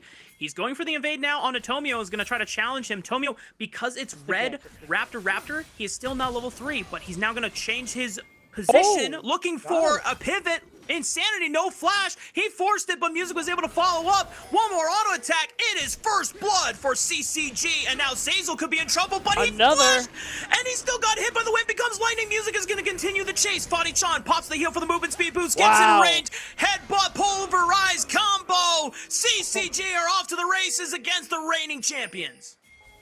And just what a hugely successful play there for Music to be able to get 2 kills. There was a chance for Tomio to get a pretty significant lead with the pathing that he was going for, but now Music... Oh, hold on. Wait, Music, you don't have flash anymore! Okay. I think that was greedy. I think you take those 2 kills and you walk away. But at the end of the day, that's still a lot of gold that he was able to pick up. Going to be able to come back to lane with that tunneler. And I think this was a smart play from Music. There was no vision, but you just recognize that, look, man, he's taking my red, he's taking my Raptors and his Raptors. The only play I have is mid lane. So he punishes the fact that Insanity is a bit overextended there. Gets the kill, and Zazul realizes he made a huge mistake, also dies. And Mark, if this play ended right here, I would have been like, mwah! Well, great opener, CCG. But instead, he knows he's spotted, and he's like, no, guys, what if I took blue buff? Yeah. I think that was the moment. Bro. Listen, I've been there as a jungler where I get the big pop-off after the enemy jungler just took some of my favorite camps off the board, and I really want to, like, put it in the dirt. Like, no, I'm the better jungler. I'm going to go for this invade, and then forgetting, oh, wait. Death timers are very short. Timers. I don't have priority. This took a lot of time getting the 2 back-to-back kills on Insanity and Zazul. I no longer have a window to actually go for this. And I burned Flash already, so I don't have an escape route. So, I would imagine and chalk that up to just Music getting a little overzealous and hype on the play. But you know what? I respect the gumption, you know? You understand, I think, is the more accurate way to put it. Yeah. And you can see it, though.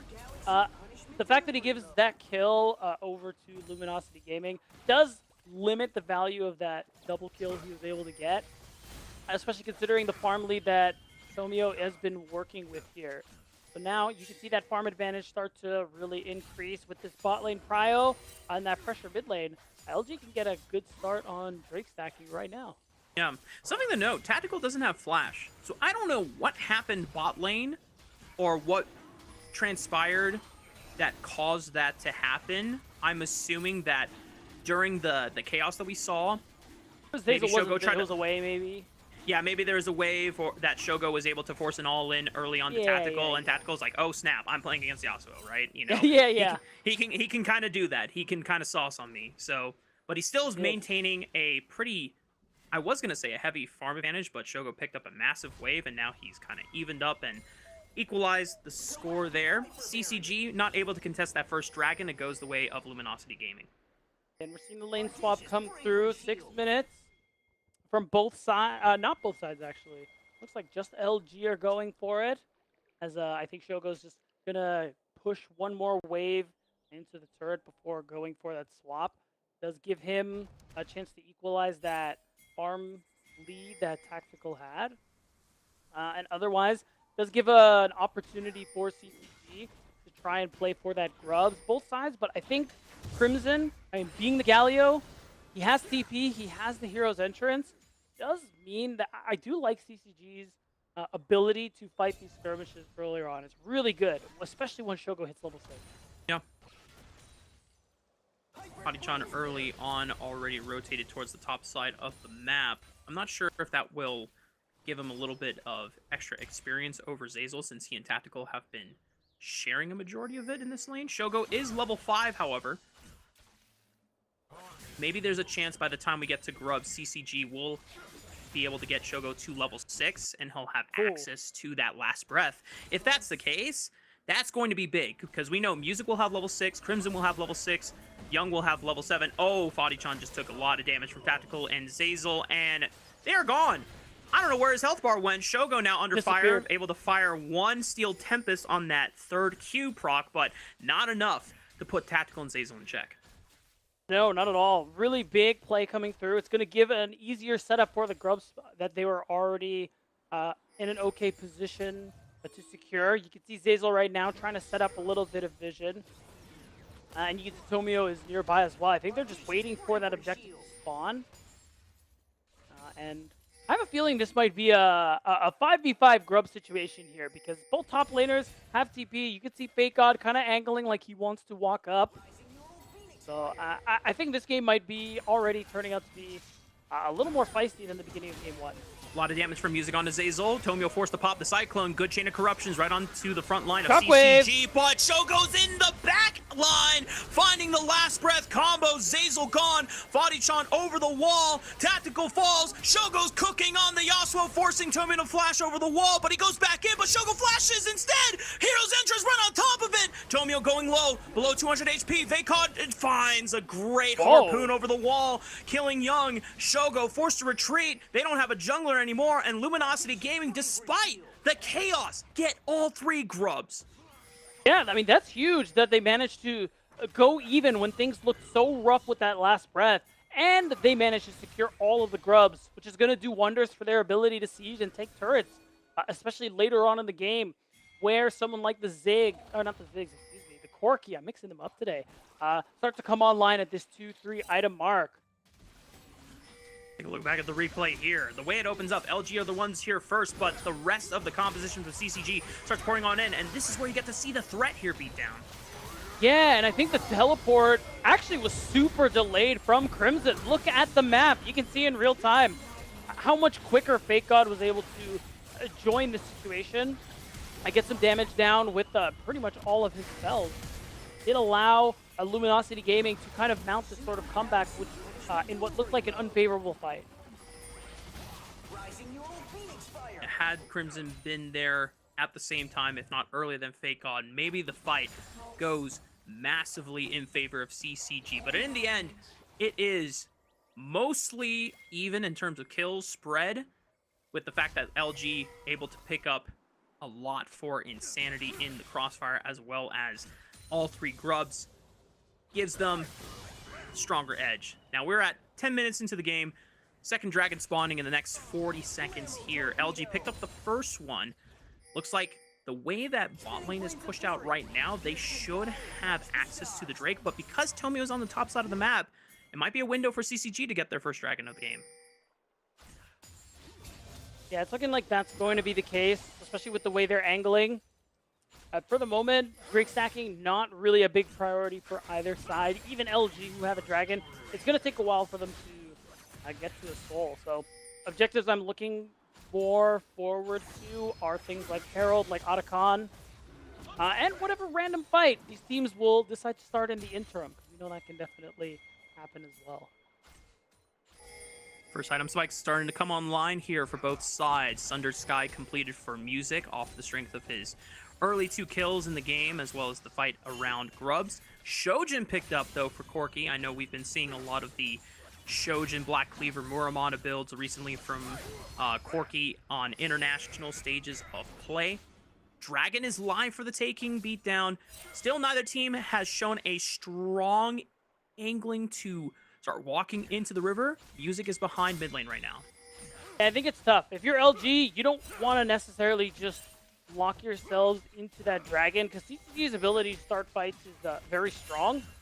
just jump on Fake God right here, no? Yeah, He's a kill little this guy. overextended. Equalizer, yeah, that was odd. I'm not gonna lie to you, Beatdown. I think he was in it. It's not good, but the way it looked is that he was basically dead as soon as he passed his top try brush. So it kind of looked like LG might have been in a position to help him, but with the way they started walking down towards the dragon, he immediately became a lamb for slaughter. But now LG will take that time to just go ahead and secure their second Drake. They're halfway to a soul. So that's something they can play for later. I think overall they're in a pretty comfortable position because while CCG's comp, good wombo, really good team fighting, especially in the game and even later. I'm looking at Corki, I'm looking at Wukong, Rumble, even Varus in a way too. You're really strong in that late game. So if CCG struggle now, they're going to struggle more later. True. The nice thing for them, Beatdown, remember at the top of the draft, when we saw this Yasuo composition come out, we said that Shogo's gotta be the main character, the protagonist.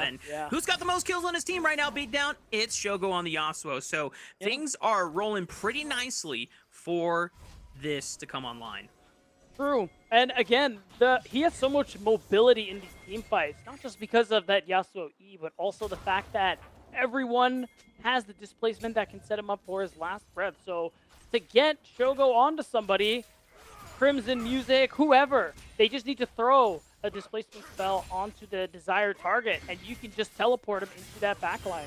To really set him up for some pretty crazy plays, it's just going to be about whether or not they can actually execute on it.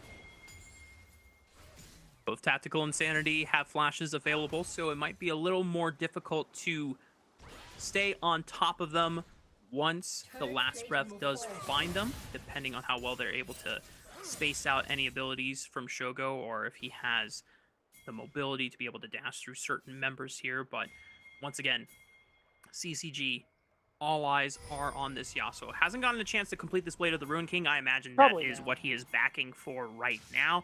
That'll be a pretty nice spike for this Yasuo. At this stage of the game, just under 14 minutes. Turret plates are about to fall, so they'll be much easier to fell. And CCG, Body Chan might have overstepped his welcome here. Forced to go in with the headbutt pulverize and popping the ultimate. He walks out, but now that is the Unchained gone. Yeah, that is a phase rush dip there. Going to allow him to keep his life, but as you say, big ultimate out of the picture, especially with Herald coming up pretty shortly. That's going to make it harder for CCG to be able to take this fight effectively. They have a lot of other ults to work with, but we'll see if they actually just want to forego that objective and put their focus on the other side. Young taking one. Whoa! Yeah. What the heck? That's just Shojin. That's just Shojin Corki. One level difference, and you're telling me that he can just chunk out 400 HP like that? Yeah, I need to be very flashed, especially because of the Braum. With that concussive blows ends up proccing. He is 100% dead. But yeah, that's why you're seeing Spear of Shojin rush on Corki more often these days. Hold on. Chain of Corruptions fired from Fog Music, but there's the last breath right on top of the Alistar combo. Hero's Entrance going to follow up. Shogo relatively stunned for now. Cyclone stopping him in his tracks, and Fake God with the teleport will turn the fight around. Music is able to find a straggler on Tactical in the backline, but now they have to fight through Crimson and Shogo, who are out of spells. Only a flash available on both the top laner and AD carry. Young already exhausted his Shockwave, and Luminosity Gaming still coming out on top in this fight. I'll give them credit for that too, because CCG were the ones who started that engage, and LG recognizing, all right, it's time to fight. They just full send it. TP comes through as well from both solo laners, on both sides really. And that fight ends up being well played enough that LG can get the kill lead. They can get the Rift Herald as well. Be able to use that to knock down what typically ends up being a mid-tier 1 turret. I think Insanity has a top tier 1 lockdown on his own. CCG are definitely trying to contest LG in a lot of these scraps. This is another time where they're somewhat reacting to the pressure that they are putting on LG, which then forces the first ultimate to come out. Crimson taking a lot of damage from Insanity, but now Music is here. Insanity knows there's no way out, just to try and get one kill back for himself, flashing forward, but Crimson had a flash of his own, and that's an easy shutdown pickup for Music. Gets a lot of gold. Music's going to be really happy to collect on that one, and now Young has to be careful, recognizing that he could very easily be the play on the other side of the map. We have a Drake coming up soon. That play happening now does mean CCG have some time. Oh, hold on. Uh-oh. Tactical doesn't have Oh, they flash got or him. ghost. You can't step up to an Alistar like that when Yasuo is nearby. Easy knock up Wombo for Shogo. Yeah, big punish, really gonna hamper LG's chances for getting a dragon right now. And part of what made that last fight work so well for LG is the fact that both Tactical and Zeyzal, they had summoner spells to work with Mark. But when they don't have them, they need to be really careful about CCG's comp, and Tactical, I mean, he wasn't. Yeah. And a nice thing for CCG, as we talked about it before, the main character of this composition is Shogo on the Yasuo. As soon as the prior fight went a ways away, he got out, but still preserves his flash. No last breath available. A Rift Herald is spawning. Is Tokyo going to try to go Tokyo Drift on them, maybe? Maybe. Well, okay. Oh, here we go. It's Insanity. He's going to go Tokyo Drift this time. He's running through. How many members can he knock up? That's 1, 2, 3. 3 members there. Music secures the dragon. Big equalizer right on top. Massive knockup. No last breath to follow up because it's still on cooldown. But LG are starting to fall. They're getting pushed out of the river. CCG still on the chase. Last breath now available. If they can get one more knockup, it can be huge. But Luminosity Gaming took their losses in stride. 2 members gone. And CCG get the dragon and 2 kills for themselves. And that play was ambitious. I recognize wanting to stall time for Tactical to walk back to this fight, but someone else has to get in this Rift Herald. Not the flashless Corki. Like literally anyone else. Fake God, whoever, Mark. And I think that choice is really what made this fight an instant loss for LG. I actually think it was possible, even though it was hard for them to be able to win this. But the fact that your really fed Corki does 0 damage in this fight, makes it hard.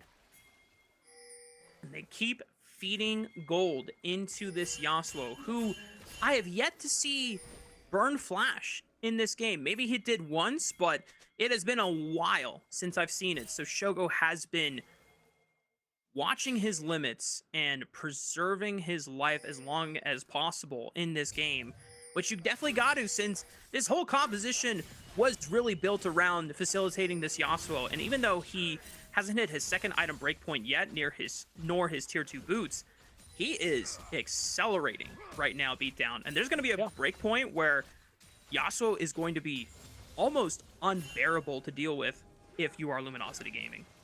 Yeah, the tier 2 boots looking like plated steel caps will also help him sustain in these team fights just a little longer. We'll see. Still, while he has a lot of good setup, LG have a lot of good tools for that late game as well to be working with here. So Shogo still going to have to play out this game well to be able to turn this into a win. Looks like CCG are trying to set up for a turret take on this top tier 1. Young just used the shockwave to chunk out Fake God below 50% HP. Fadi-chan and Music all moving in to support the push. And that's a nice macro move for CCG, being able to get another turret off the map here. Yeah, very easily as well. Oh, it's first brick. Just in time. I just realized. Oh, yeah, true. A turret hasn't dropped yet, so that's a nice chunk of bonus gold for CCG, who find themselves a little lead. Right now, we also have Thornbound Otacon spawning on the top side of the map because of all the fighting we saw happen there early on. And that's going to be the focus for pretty much everyone right now. LG not going to be their soul in a few minutes' time, so I think really that top side of the map is key. Yeah. That was a really nice play from CCG, because I just realized since they already got one of the feats of Warfare in getting the first 3 kills of the game, they just needed the turret rack up, since LG had already gotten the 3 objectives with the 2 dragons as well as the 3 grubs. So now they get empowered tier 2 boots. They'll have access to the tier 3 boots whenever they want to make that purchase after their second item of the game. Shield bow acquired for Yasuo.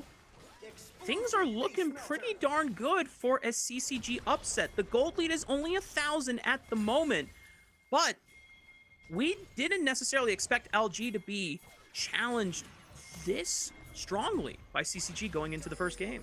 No, not quite. And even though it is not the biggest gold lead, we look at the items. Oh, I need to hold that thought. No, it's fine. Young's also building towards that death cap second. So while the Seraphs is going to give some of that sustain, there's a lot of damage on the way. And you already see Young chunking members. So it is going to really improve the power of that Wombo combo that are working with. And yeah, none of us on the broadcast team had the expectation that CCG would take this game. It's far from over. We've got to give CCG some praise for the team fight successes they've had these last 5-10 minutes. And Luminosity Gaming are feeling the pressure now. They can't even feel safe walking in this top red quadrant of their own side of the jungle. Just because CCG knocked out that top tier 1, they have the push. They know that CCG are rocking with a couple of really strong 2-item spikes in both Yasuo as well as the Xin Zhao. This is going to be a tough game for LG to navigate. It's not as cut and dry as many of the other games that we saw from them when they were dominating Split 1. True. I will say, though, sometimes LG, again, they do drop game 1s here and there. So that's why we did mention this format might be a little perilous for them.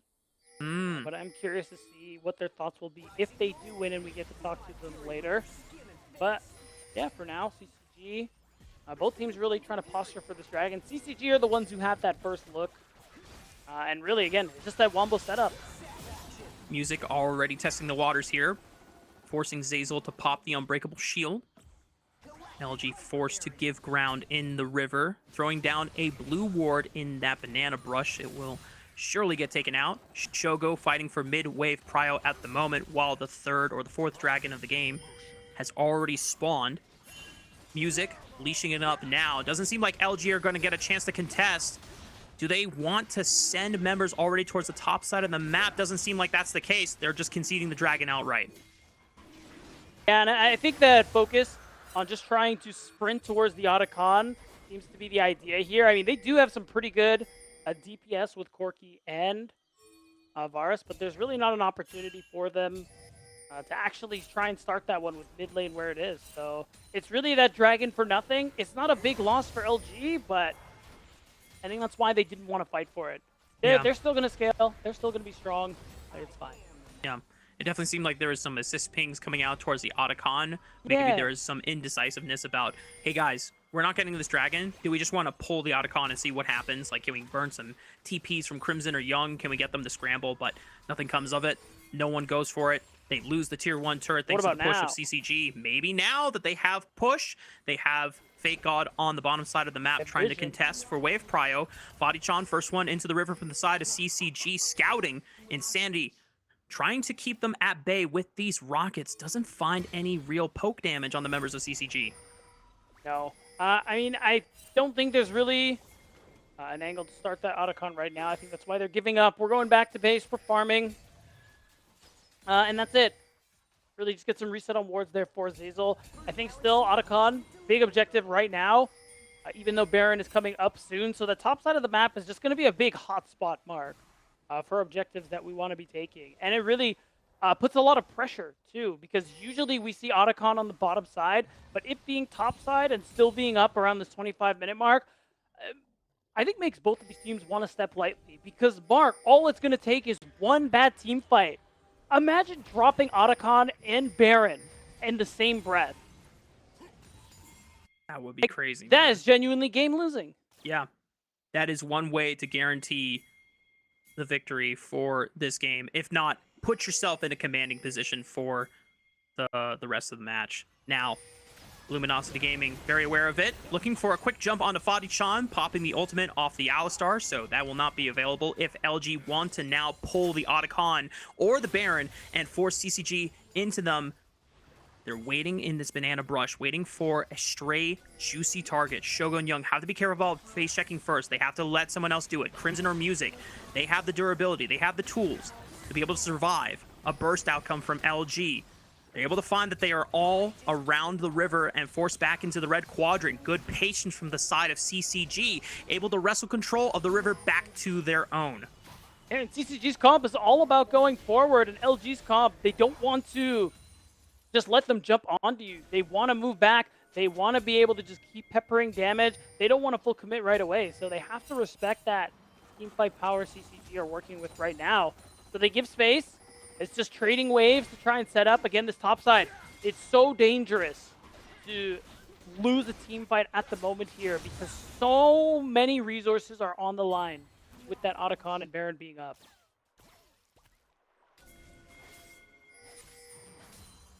gold lead slowly ballooning to around 2,000. It's not large enough for CCG to hold it over Luminosity Gaming, but the way that LG are playing with a lot of respect over to CCG, it almost feels like the gold lead is even more devastating. The Otacon now being started up. LG, what do they do here? It's tough. You have little to no vision. You don't want to walk into CCG's comp. So I like that they just started this, but I think we're fighting.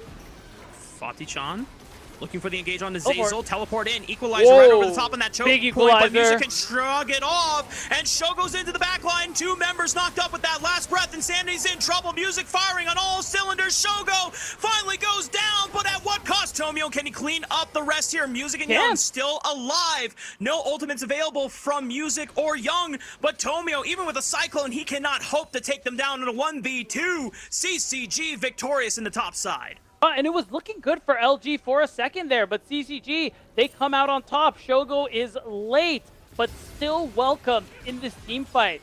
And we got to watch this one again, because at the end of it, again, you don't want CCG's comp to jump on top of you like this. This equalizer looks so good that I thought they would have the chance to be able to turn this one around. But again, no one can do anything about Young, who's just throwing damage with that orb. No one can do anything about Shogo until he does so much damage, it doesn't matter. Yeah. And it just seems like the fact that Tomio is late to the fight could have been the deal breaker had he been there from the start. Since, like you said, a lot of the other ultimates were placed super well from the side of Luminosity Gaming, but their backline heavily threatened, taken out quite quickly in that exchange. No one going for the Otacon or the Baron in the aftermath. 5th dragon of the game has spawned. That is where CCG and LG are putting their focus on now. And right now, it's going to be sole point for either team. You can see, again, CCG just very easily able to walk at LG and force them to back off. Can they actually do anything about it? I mean, we're seeing 3rd item come through for Shogo. He is really strong right now on the Yasuo. So does LG have the damage to be able to cut through this front line is really what matters here. Yeah, it's 100% crit right now from Shogo's Yasuo, so if the Shockwave connects or a massive knockup connects, Fati-chan looks for tactical, doesn't pull the trigger quite yet.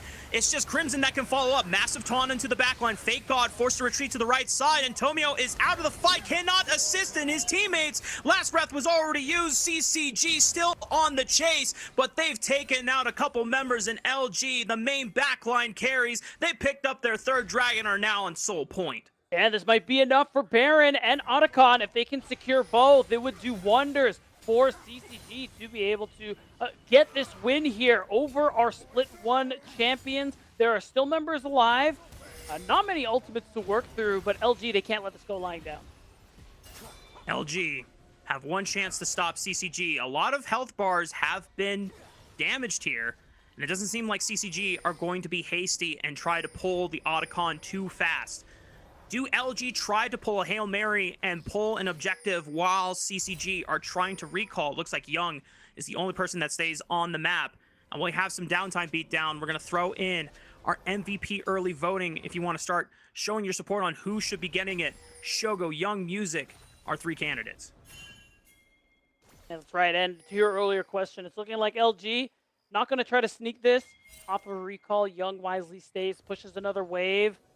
Hanging around to make sure that that is not possible, because yeah, that kind of Hail Mary really feels like the only way LG can make it back into this one. 5v5s are too hard, especially with how CCG's comp works, the gold lead that they are working with at the moment here. A little bit of poke on the Baron, only a little bit of damage onto Fati-chan's health bar. Music poking around the other side of that Baron wall while Young clears out the control ward. Rest of LG hiding in the fog of their red quadrant jungle, waiting for an opportunity to safely step up. Young has the power to scout in that tri-bush before Fati-chan pops a ward in that tri-bush. Otacon started up now. And it's going down pretty quickly. LG are a little late to this. Tactical is slow. So it's going to have to be a 50-50 from Tomio. They cleared out the He's ward. They got flip. a control ward in there. Tomio can look for the steal. 1800, 1400. It is secured by Music. Fake God already unleashed the equalizer, but not much damage done. Insanity trying to poke around the wall, but the rest of CCG, they can just leave. Even with Tactical's piercing arrow, it's not enough to slay Music in the back end of the retreat. CCG with the clean take of the Otacon.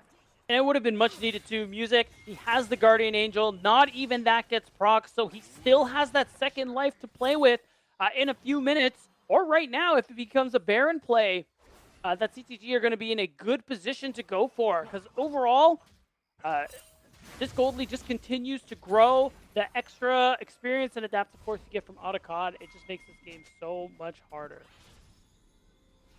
Still a relatively low gold advantage for the side of CCG, 3,000, close to 4,000, but it feels much more dominant than that beatdown with how passive, how reserved LG are playing with respect to CCG, not overextending themselves because they recognize the threat, the power of any one of these displacement abilities catching backline members, and an instant last breath combo from Shogo as Fadi-chan, Hex Flash.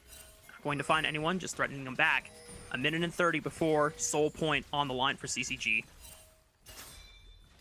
That's right. CCG, this would be huge amount of burst damage if they're able to secure that Infernal Soul. LG don't want to let it happen. They jump onto Zeyzal, no last breath yet, but Zeyzal is about to lose his life, forced to flash away, stand behind me, the last breath right into the backline, Insanity forced to flash away, Hero's Entrance right on top, Crimson falling forward with a massive taunt, CCG are destroying the reigning champions of NACL, the Yasuo composition fully online, and everyone from CCG just upset the defending champs. Fake God is the only one left who's going to have to watch as his base collapses. We don't have time for a soul. CCG, new roster, going to go for the win. CCG with a fresh coat of paint and new faces showing that not even the Titans are safe this split. Welcome CCG, our second winner of the opening day. What a good, honestly, I really like what CCG were working with in this game in terms of that draft, where they just got themselves this big wombo combo composition. Makes it really hard for your opponents to walk into you because there's so many ways to set up fights, to set up this Yasuo speed. And Shogo played that one out really well. And I want to give a shout out to Young too. I think he played out that Orianna really nicely this game. Was a big contributor, I think, to those early fights that gave CCG this big lead that turned into. Yeah, a couple questions we had, some of these individuals were coming off of rosters where they were looked at as the best individuals on their prior teams. What would it look like if they were surrounded by new faces who could also compete at a stronger level and give them a higher chance of, hitting a higher placement? Well, how about taking down a game off of the reigning champions of NACL to open up our second split? It's a hell of a way to open. We're going to take a short break. When we come back, it is the breakdown of this game and an interview with CCG.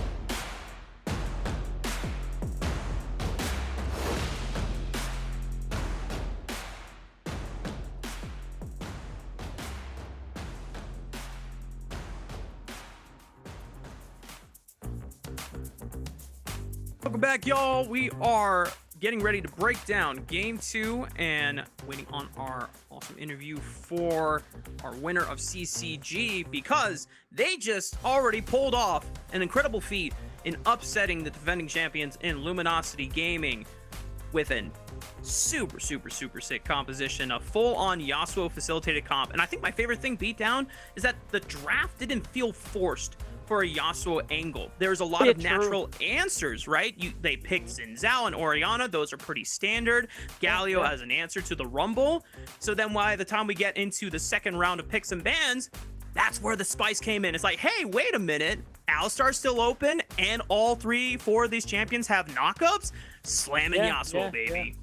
Yeah, I want to ask when we get to our interview later whether or not that was just kind of a natural progression or was the plan all along, and we'll find out. I think it worked out really well. LG had a lot of moments where it looked like they were going to be able to find an advantage, but at the end of the day, they couldn't keep this comp away from them, essentially. Like, kind of like we were talking about in the first game. Champs like Braum, champs like Maokai, really good at making space, but I think the Braum was not enough this game to keep CCG off of them.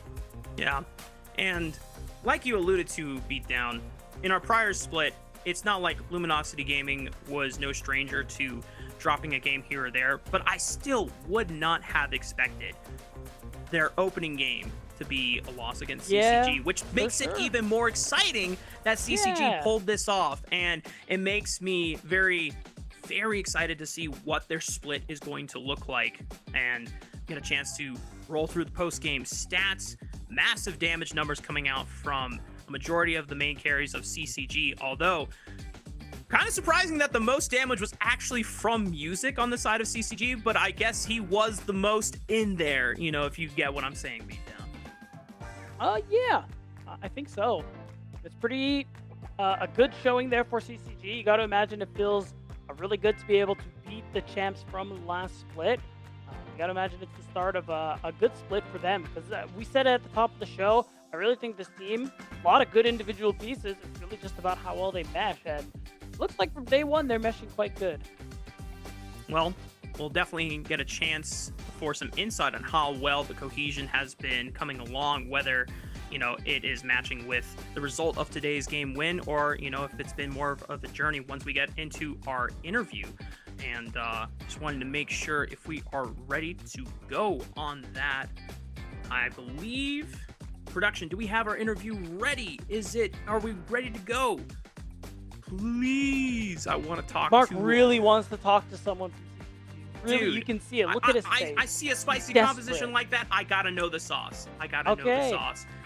All right, and ladies and gentlemen, we've got our interview with the winning member of CCG, the Yasuo pilot himself, the main man, Shogo, being able to come up Shogoat in that game. First of all, good to see you again, brother. You know, hope Raleigh treated you well after your flight back home. But Raleigh was good.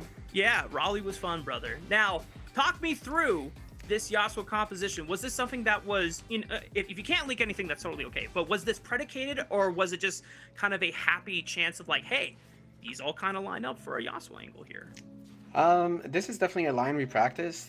Also, we have 3 Yasuo players who all got reps in during scrims, so like I think dealing with that champ in 3 different roles is difficult. I think teams need to respect that now that we've shown we can do that.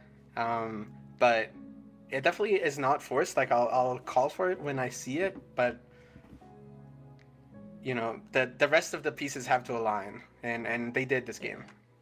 Makes sense. Fair. So I wanted to ask you, you know, let's just be straight with it. Last split for you in NACL, it was pretty tough. You played really well today. The team is looking good. Did you find value in that kind of like break after CLOL, of course? Was there anything in particular you did between then and now? I was stuck in a war zone. I had to escape by foot, but you know, that's a different story. Okay. But then as I came back, CCG, you know, they delayed the roster lock-ins for a bit for me to be able to join, which I was really grateful for. And Ole Miss allowed me to explore this option instead of playing OQs with them, which they didn't have to do, and I'm super grateful for. And then I think the 5 of us just meshed together really well. Like from day one, we kind of just have been playing well together. Like our scrim results have been really good. Every time there's a disagreement or someone does something stupid, it's like immediately they take responsibility, whether it's me or someone else. Like it's immediately like, my bad, guys. So we're able to make a lot of progress in scrims because everyone takes accountability. Everyone is like listening to other people's ideas and like being really respectful.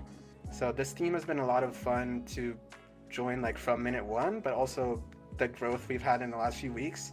Like we've only been scrimming for like 2 or 3 weeks, but already we've shown like pretty steady improvement, and now we've taken the reigning champs. So there you go. Good start. Yeah, I mean, the scrims and the reps are paying off, brother. And already, I'm super excited for this squad. I think a lot of people in the community were excited about the potential. And now that the potential is already showing this early, it just means that your ceiling is going to be even higher once we get into playoffs and you're fighting for a chance to take a shot at Disguise. Dude, we do let have me to say something. Oh, I see all you clowns on Twitter and your tier lists. I see you, and I'm bookmarking it. But I will not forget it. All right. I'm looking at you, Crepes. I'm looking at you, Hawk. I'm looking at you guys. Oh damn! Call them out. By Call name. them out! I'm looking at you guys putting me and Fadi on 5th. Are you guys serious? Wake up! Okay. Wake up! All right. I want to let you talk your shit, King. We do have to let you go and start moving on to the 3rd game. But before we let you go, any last shout-outs from you? Shout out my team. Shout out my girlfriend watching. Everyone at Ole Miss. You guys. A+. Thank you guys. See ya. Thank you so much, Shogo. See you next time. Get it? A+, because Ole Miss is the school. A+. Nice. Yeah. Very nice. I love the wordplay. Also, I love that he just directly called out Grapes and Hawk. I think it referenced to the Salty Run Back tier list. MVP, by the way, I think it's not a secret on who got this one for this game. None other than the Yasuo pilot himself, Shogo. And like he said, I think it's a big note to consider that this team has 3 Yasuo pilots, Young and Crimson, all fairly competent Yasuo players in their own right. So the fact that it happened to go to Shogo shows that it's a well-practiced line. What's up? No, I was like, it could go elsewhere. Yeah, exactly. It's a well-practiced line, and it didn't seem forced. It seemed like a natural evolution of the draft. So that's going to make them just a very dangerous team to have to play against if Yasuo was ever open. Yeah, 100%. So good stuff from CCG. LG is back to the drawing board for their next match, but we have another match to play. That's right. We're almost halfway through our first day of games, and we have our 3rd match. It is Citadel Gaming versus Winthrop. Mark, it's going to be a banger.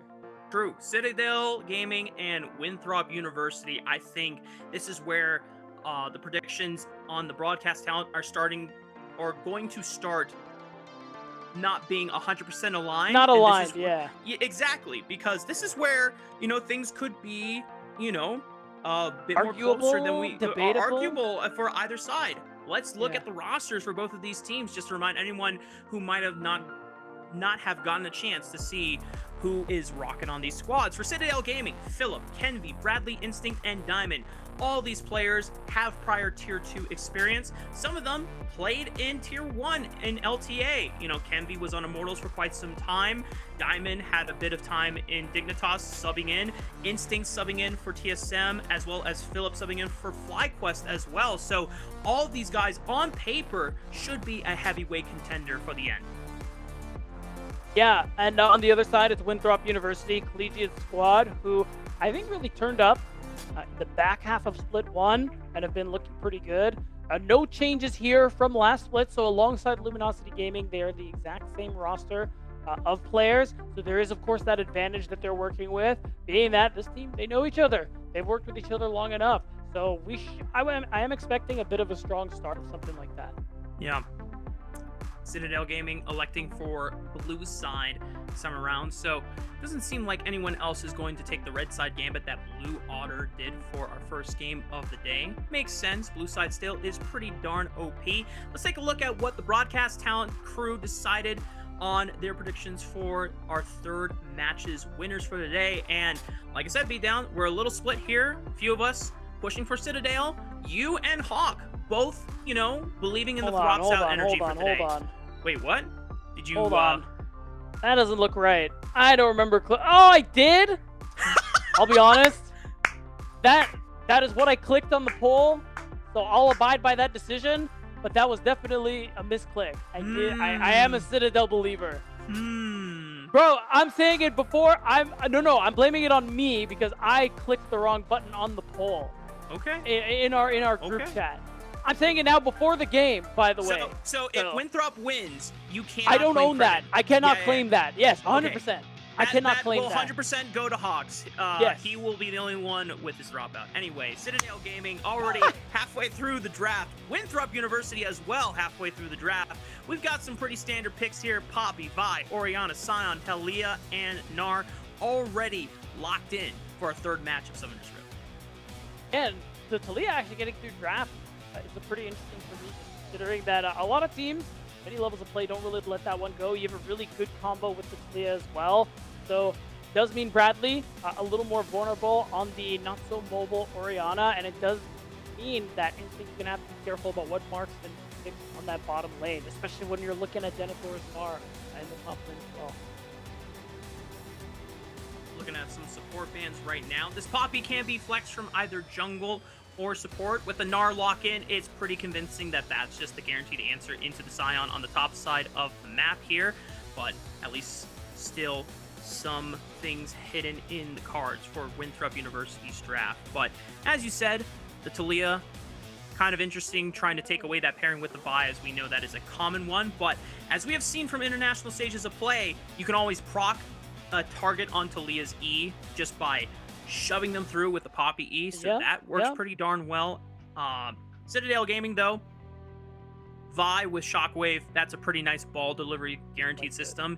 80 carries have yet to be picked. That is why the focus right now from Winthrop University has been Lucian and Misfortune on the last two bans. Yeah, I especially like the Lucian ban, just because you want to limit some of the mobility options there that Citadel are going to be able to take. Because again, Instinct, there's a lot of threat that he has to deal with this game, no matter what champion he ends up picking. My immediate thought when it comes to safety is like Xayah, Ezreal. I think Ezreal actually is kind of okay because there isn't like any full tanks on the side of Winthrop University, so we might go that route. Rakan locked in. Okay. Zaya's still available. But Citadel won't even try and bother separating that combo. Lux Kate, Diamond, baby. Of course. Lux Kate. I mean, Diamond is a longtime Lux enjoyer. We've seen it well work time and time again on previous rosters in FlyQuest Challengers as well as Dignitas Challengers in the past. So now you have a very strong bot lane setup.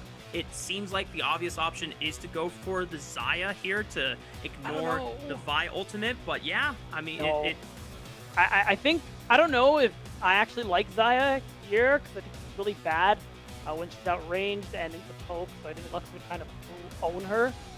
So instead, I think the Jhin is fine.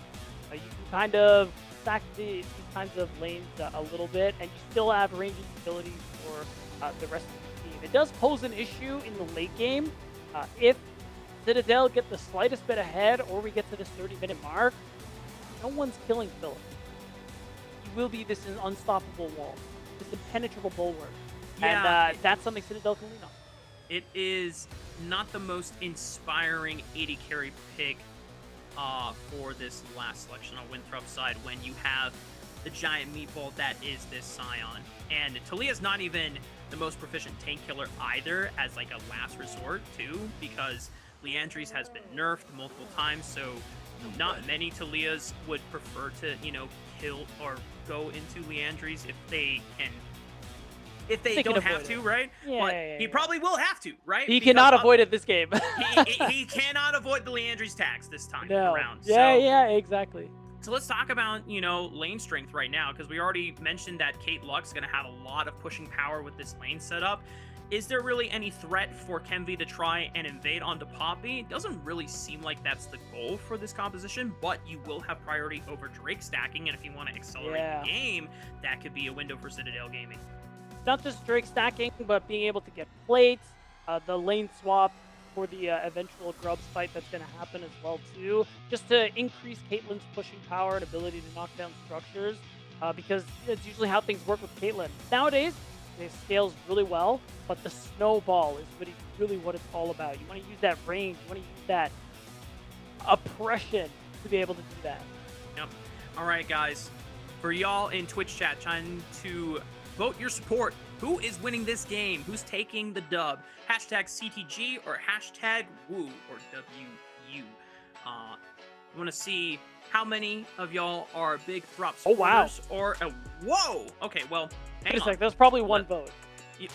I mean, it could be like a few votes, you know. Oh, You know, okay. Winthrop supporters are very many. large, and are many, and much deserved, because we have to remember, even though, you know, a majority of us are favoring CTG in this match, remember, Woo was also a team that was heavily doubted in their first split this season, and they managed to push all the way to 5th, 6th place.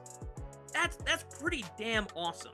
So Winthrop University had a very respectable showing. One of the coolest threads about that team was they were playing more League of Legends than any other team in North America. They were playing in so many collegiate lands and tournaments. They were playing in NACL, and all that combined, plus, you know, the CLO official circuit, in addition to all of the other, you know, non-Riot collegiate tournaments, right? So it felt like this team just leveled up a lot because of all the reps, on top of, you know, managing their schoolwork and their coursework as well, which, you know, is no easy feat. And that was one of, you know, the coolest things about Winthrop's story in the first split. Now it's the summer season, so I don't know if they've got summer classes or not, and there's definitely not as many, if any, collegiate tournaments that are going on. So, you know, whether the reps will be something that Winthrop miss out on, or if they can now fully dedicate their time into making the strongest push for NACL playoffs later in the split into a shot in playing in the promotion tournament, we'll see if that unfolds for them. Yeah, I mean, it's a long way away, but it is certainly possible. Remember, being top 2 in the playoffs is how you make it to that LTA promotion tournament. So it's going to start here. We've already had some upsets going on today. We'll see if there's going to be one today as well. Honestly, I think this match could actually go either way, despite the overwhelmingly Citadel votes on the side of the caster desk. So yeah, we'll see how it goes. I don't know if I could call either. I don't know if I could call either an upset. Yeah, I think this one on paper is definitely the closest one, just before we get to see compositions, before we get to see, you know, gameplay on the Rift. But it's time to see how it all unfolds here for Game 3. Citadel Gaming versus Winthrop University. Let's get into it. And already, it's going to be exciting to see what both of the teams are going to bring out. Citadel Gaming in particular, because again, the common perception going into Split 1 during the qualifiers was that this was one of the teams guaranteed to promote. A lot of talent on this roster that have been top half of this Tier 2 space consistently. No one on this team has ever been in the bottom half of the NACL. So the fact that they did get upset, the fact that they weren't able to make it and had to wait a whole split, was really surprising, and really did also, at the same time, build that excitement to finally see them here and now. Yeah, I mean, many of these players on CTG have either been in finals for NACL / Proving Grounds. Hang on, Grand Entrance already on to Instinct, only 35, forced to flash. Instinct taking a lot of damage, and Mobility is stepping up so aggressively, but Bradley is here, so this might change things, and Mobility cannot pursue for the kill. It's only one Summoner Spell burned by Instinct, but Mobility will stay alive. An exchange of barriers is the trade. Oh, the big thing here is that Diamond did force Mobility to cancel the recall. Honestly, it looks like both sides are going to lose a little bit by way of farm and experience. But what really matters for Mobility is that he held on to his flash. Because if he flashes, the next couple of minutes, this lane would just become a nightmare for him. So even though he's down barrier, it could be so much worse. Yeah, if I see a Jhin with no flash as Vi, I'm skipping camps. I'm running bot lane as fast as possible. I'm starting Q and I'm ganking, guys. Let's go. Yep. Don't actually do that. That's terrible. But yeah. I mean, I would entertain the thought of doing some crazy stuff. And if it was like the boys, for sure.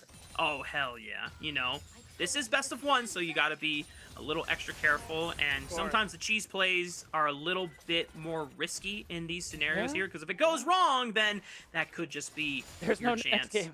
There is no next game. You're absolutely right. So Instinct and Mobility both return to lane. Still Flashes intact. Taking a look at all 3 lanes into the junglers in their opening clears. Both of them starting on the top side of the map. They know that the focus of this early game is going to be on the bottom side of the map, just because Caitlyn Lux, such an oppressive bot lane, and for both junglers, they either want to maintain that dominance or put it to a stop. Right, you can see both junglers pathing their way towards that bottom side. I don't think we'll see any actual action from Wilson on that bottom lane. I like that ward from Bradley, just recognizing that Wilson could wrap around and jump him mid. We talked about how vulnerable the Orianna can be against this mid-jungle duo. So good due diligence from him to avoid that potential gank.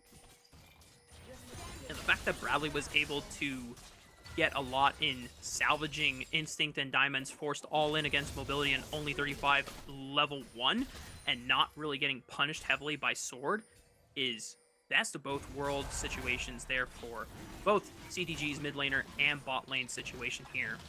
Both of the junglers have finished their full clear. CNV, because he's got pushed, can contest with the crab. Wilson's not going to even look for it. We'll just try to look for a trade on the top side. I don't imagine that a dive is going to be in the works for CTG, since you have to land a root into a trap, and neither of your ranged bot laners are very tanky, so it would have to be a all or nothing type play, and Winthrop University could still outplay it. Yeah, and I think that's why it's fine to just not go for it. You can already see the turret plate damage that's coming through there from Instinct and Diamond. They're just going to shove waves. They're going to keep hitting plates. And they're slowly going to chip away at that bottom tier 1 turret until it's time for a lane swap for Grub Fight. Yeah.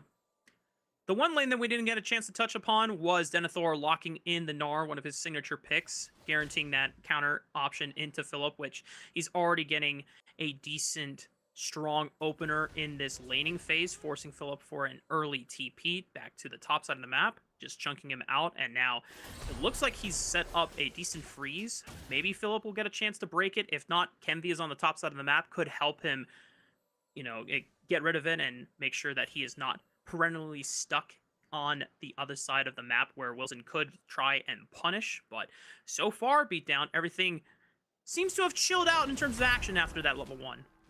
Yeah, not much is really happening. Dragon is up. I thought I saw Instinct and Diamond trying to start a recall. Maybe they want a little more gold before they do so. But I'm really curious if they are going to be playing for the strike stacking, or if they're going to just hang back, keep farming, give Instinct and Diamond a good first back, and then use that timer to swap top and bot lane. See what ends up happening. Really, Philip's direction is going to tell me whether or not that's true. And there it is, guys. Lane swap. Who would have guessed? This has never happened before. No way. I know. It's crazy, Mark.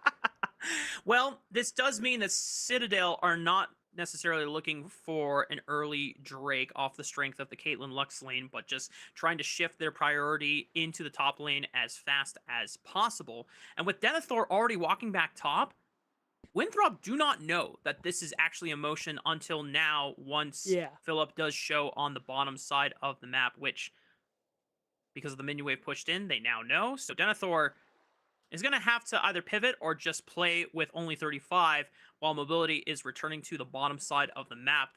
So I guess Beatdown, it's nice for Mobility because he doesn't have to deal with the Lux Cape bot lane anymore. But, oh wow. Massive chunk from Bradley. Yeah, really good shockwave. Sword needs to leave immediately. On the 1v2, I still think this actually benefits Citadel, because Philip's going to have a tough time in this 1v1, but he can 1v2 fine into Jhin, Rakan, and of course, Kate Lux are going to 2v1 anybody. It doesn't really matter who. So I think that's why you're seeing only 35 move up to lane with Denethor to kind of minimize how difficult the situation is for the top laner of Winthrop. Wilson might be in trouble. Meanwhile, Denethor is level 6. They just go for the all-in, and Diamond is just way overextended, caught by the CC chain. First blood goes to Winthrop. I want to see that one again. Dying with Flash. I find that rather suspect, but really nice catch out. And a good thought from only 35, moving up to lane with Denethor. It really pays off and really slows down this Kate Lux and how they want to accelerate. So good stuff. Either he was CC chained or he didn't want to burn flash before the scrub fight. That is my only cope that I can Yeah, reason maybe. for CTG and Diamond maybe just accepting, my flash is not worth burning at this point. I need to save it for this fight. So Grand Entrance. Okay, CC chain. Diamond. It's not ideal. Less than ideal. We'll say that. Suboptimal. That's the worst I'll say on it. All right.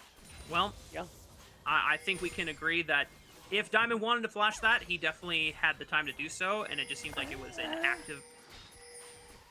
My issue is that he didn't need to face tank that bush while level 6 Gnar Sure, has his that's Gnar valid. bar. I think that's the real issue. 'Cause I don't think you valid. can actually dodge it without vision, that Grand Entrance. It's just like, hey man, you're playing Lux. You are capable of being all in. You're not a It happens. tank. You're not a tank. You are squishy. You do a lot of damage, but also you die very fast. Citadel have claimed 2 grubs for themselves. Yeah. Rest of Winthrop seeing if they can try and get in. Wilson has the Keeper's Verdict available, but he starts winding up way too late, so now he just punts out Diamond and says, okay, well thanks, I'm out, but now they're going to try to make the collapse onto Citadel. Good CC stalling out the fight on the backline of Winthrop University. They cannot follow up on the play. The Weaver's Wall looked good, but no one from the Throps could walk up. Yeah, as soon as Instinct flashes over that wall, he's pretty safe. And I like that Philip was hanging out in the area. As soon as the third grub is secured, he's able to walk bot lane, catch this whole wave. He's actually ahead of Denethor in farm, which, considering how those first few waves went, is a big deal for him as well. Again, this Scion, there isn't really a good answer on the side of Winthrop. Once he gets this 2-3 items, he's going to be very tanky, very strong, and very hard for Jin Talia to be able to take down. Now that Caitlyn doesn't have Flash, Winthrop have a big target they can highlight on this Caitlyn's head. The only question is, though, Beatdown, it will have to require a stray Deadly Flourish to catch him or an engage from only 35. It would be a little more difficult for Wilson to pull it off unless there's a nearby wall. So we'll see how well Citadel can navigate the next few minutes while that flash is down from the side of Caitlyn. He is not necessarily super accelerated against the Jhin. Farm is relatively even, going for the Yuntal first spike, whereas mobility, Dirk, Collector? Pickaxe, yeah, I think it's Collector. I too think it's... Oh, or it could be Ghostblade. If I see a No. cloak. No. Yeah, it should be Collector. Oh, right? yeah, because it's a different component. You're right. Yeah. Yeah, I think mobility with that item, he's just like, yeah, I'm not autoing Scion, I don't care. Yep. Because, I mean, 4/5 of Citadel, lethality will work out pretty nicely for him. I think that's the idea he's working with at the moment. It's pretty well understood by Winthrop's composition here that the Scion is not Jin's problem, at least for, the first half of the game, until he gets access to some armor penetration in the Lord Dom's regards there. And massive crit scaling as well. So Denethor, it's up to him to keep the Scion locked in a side lane, which so far he's been doing a solid job of doing. Philip has not gotten a chance to really fight with Citadel early on. He's still farming up trying to be a giant meatball, and while Denethor hasn't necessarily stopped Philip from being able to farm, he's at least preventing him from joining the rest of the map. And right now, Drake's coming up in 40 seconds time. Citadel, they forego the first Drake to rotate Instinct and Diamond top lane. This time around, they're here. They don't quite have their first item, but they are plenty strong and able to fight. That's why you see Wilson hovering in this area. So we'll see if Citadel actually want to go for this Drake. Right now, Kenvy's on his Gromp. So I'm guessing it's not necessarily in their interest. Maybe they're okay sacking this one as well. Yeah, there was a ward in that tri-bush, so they have full information that Wilson is on the bottom side of the map. So it's just up to Citadel to decide what they want to do with that intel, right? And Kenvy just says, well, I have my first item on completion. Denethor kills the whole wave with his ultimate, able to walk away despite taking 2 turret shots, since Philip cannot necessarily threaten the all-in. Maybe not enough mana to both use ult and his full charged Q. Winthrop now looking at the second dragon. be an easy pickup. There's no teleport from Philip. Sword forced to flash over the wall. That's the buy ultimate gone. Caitlyn already using the ace in the hole as well, chunking out Sword for this play, but they got the dragon, so there's not much else that Winthrop have to worry about. It's just a Sword losing his flash. Oh, Q flash landing right on top of mobility. Still has barrier, still has flash. Is going to be enough? No, he holds his ground. He holds his composure. Can be looking for another Q, but can't connect it. Mobility getting the movement speed from the heel. Great composure and patience from the AD carry of Winthrop University, not having to burn a single summoner spell. Nicely done to walk away from that one, but I don't really know why we're chasing here for Citadel. They essentially use all their spells. They use the time that Winthrop are on the dragon to only get a flash out of Sword. There's a chance where they could have used those grubs to knock down plates in the mid lane, push those waves in, and get some gold onto your Caitlyn, or onto your carries in general. But instead, they force this fight. Kenvi flashes for no kill, and it does mean that that next engage is just that much weaker. We'll say, at least for Sword's sake, he's going to have to be a bit more careful in this lane for the next few minutes while his flash is down. It's a lot easier now for Bradley to connect a Shockwave, and with Sorcerer's Boots plus the Luden's completion, this Orianna is spiking very hard on the first item here in the early stages of the game. That's going to be a massive chunk taken out of Sword's health bar anytime he goes for a full combo. If he's below 50% HP, it might be enough for lethal, or just being able to combo with Kenvi once he gets his ultimate back up again. And now we're seeing some trading here, some bush plays coming through from the bot lane of Citadel. Right now, not much really to be fighting for, except the Herald that'll be up in about a minute's time. Could be an opportunity for Citadel to get something back. Haven't really won anything since those grubs ended up coming through. Especially since you mentioned how strong Bradley is right now. They should have a pretty good time in these team fights with that extra damage. Yeah. And its first items completed for a majority of Citadel's roster here. The only one still waiting is Diamond, but he has a support. It makes sense, and he's going for, I think, another Ludens as well, since it is the Hex Tech Alternator component in his build at the moment. Or, I'm trying to think if there's another item that he would go for that seems to make the most sense. So it's a lot of early burst damage. Horizon Focus? Horizon Focus now builds out of 2 codexes, so exactly. There's options. Bradley wants to hurt people. I think that's the takeaway here. Yeah, the between Bradley and Diamond, this is a lot of burst on the AP front, and then much easier for Instinct and Kenvi to try and finish off some members here from Winthrop University while they're still trying to collect their own first item spike. Thunder Sky picked up for Wilson, though, and a couple minutes before this next dragon, you already called the beatdown. Rift Herald is the only objective up for the taking, but neither team has made strong moves to contest it quite yet. And while Citadel are the ones who have been trying to make a lot of these plays, Winthrop only have 1 kill to their name. And I think it's a pretty tough situation for them to be in, because you look at farm, they're kind of behind in all respects, except for bot lane. Mobility's farming really well this game, and despite the pressure of the Kate Lux. And overall, this is a comp where, again, you're going to have problems later with Sion.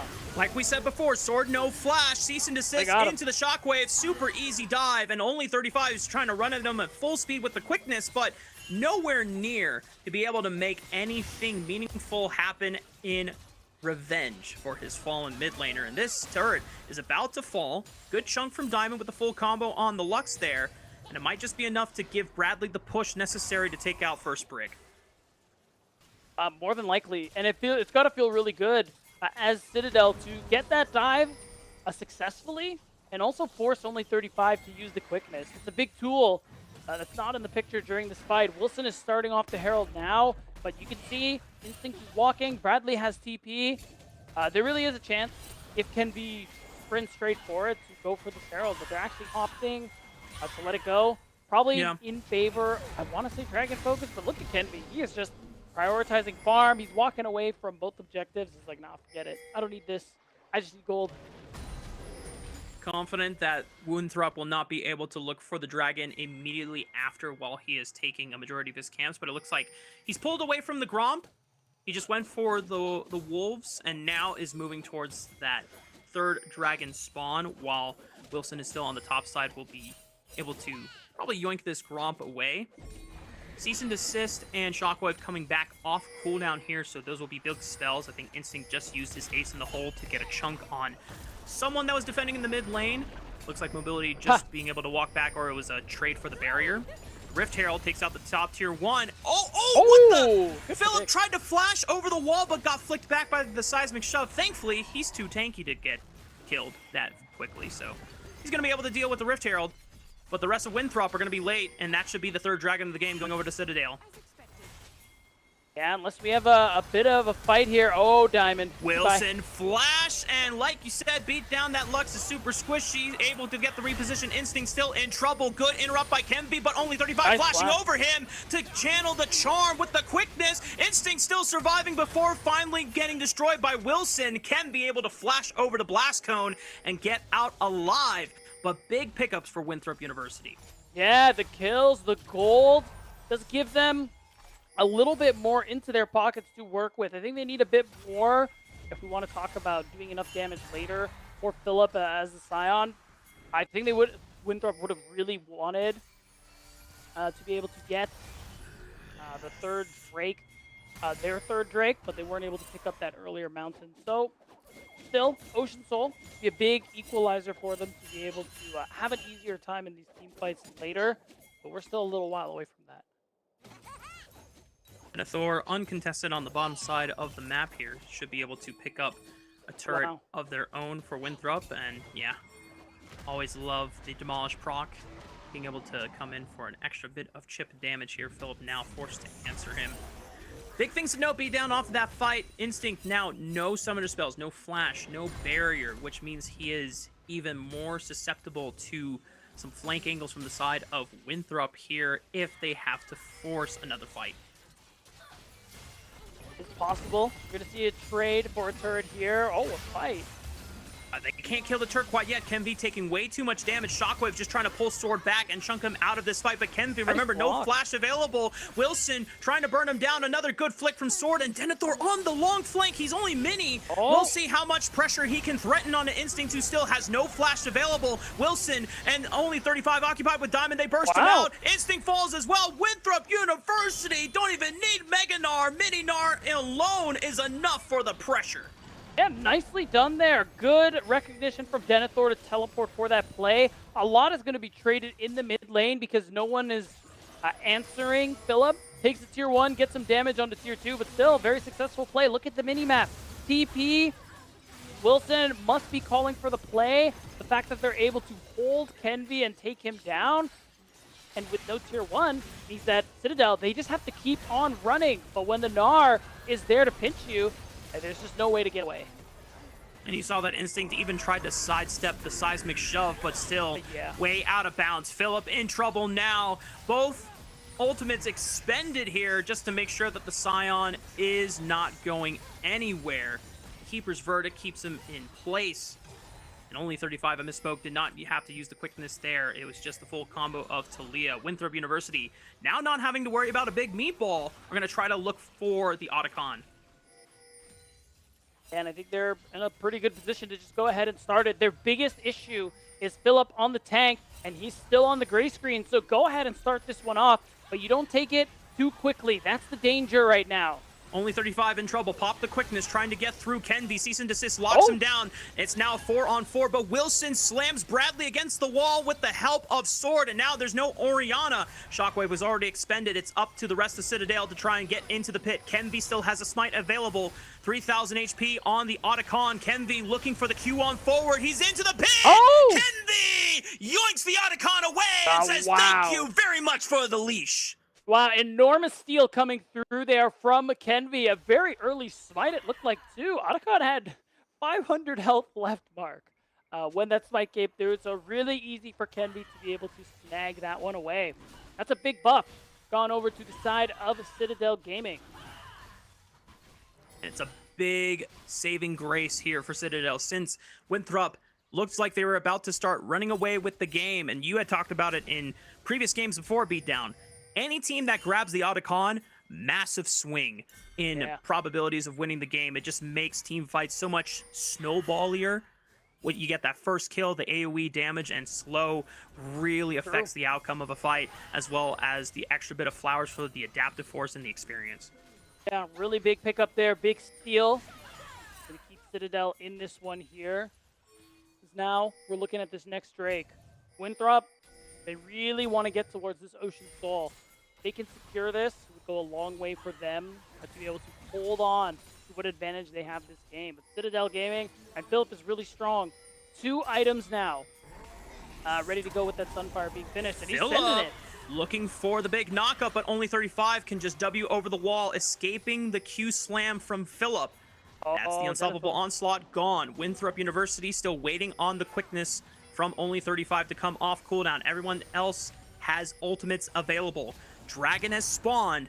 Winthrop, if they claim this would put them at soul point. Philip trying to look for another way in, but he was the big engage. It would have to come off of CNV to look for a cease and desist. Good wall from Sword separates a couple members away. Seismic shove onto the top. Wilson this time secures the dragon, and Kenby doesn't get his combo off. No one for a shockwave to look for. Philip is trying to run away, forced to flash, and the rest of Winthrop University hold their ground and dissuade Citadel from entering. Yeah, I thought Citadel were going to go for a more aggressive angle there. Wait. Like oh my goodness. Object permanence beatdown. Object permanence, I'm calling it. Yeah, it happens. If I do not see, it's not real. And it's kind of funny because I thought Citadel would go for more of an aggressive angle. As soon as I see Denethor go Meganar, I think, okay, cool, we wait it out and then we fight, because that's a big team fight tool. But instead, I think they played that one a little too slowly. They lost the fight and the dragon. The Winthrop have a pretty big chance here with that permanent buff in that Mountain Soul.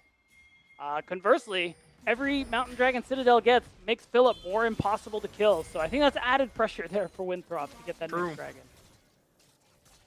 MV was able to come up big with the smite on the Otacon. Not the same case here for that third dragon for Winthrop University. So the Eagles can be thankful that Wilson was clutch on that one. And now being on soul point, one dragon away from having that extra shield that can negate a lot of the upfront burst from Citadel Gaming, which, to be fair, Beatdown, that is a lot of the strength from this composition.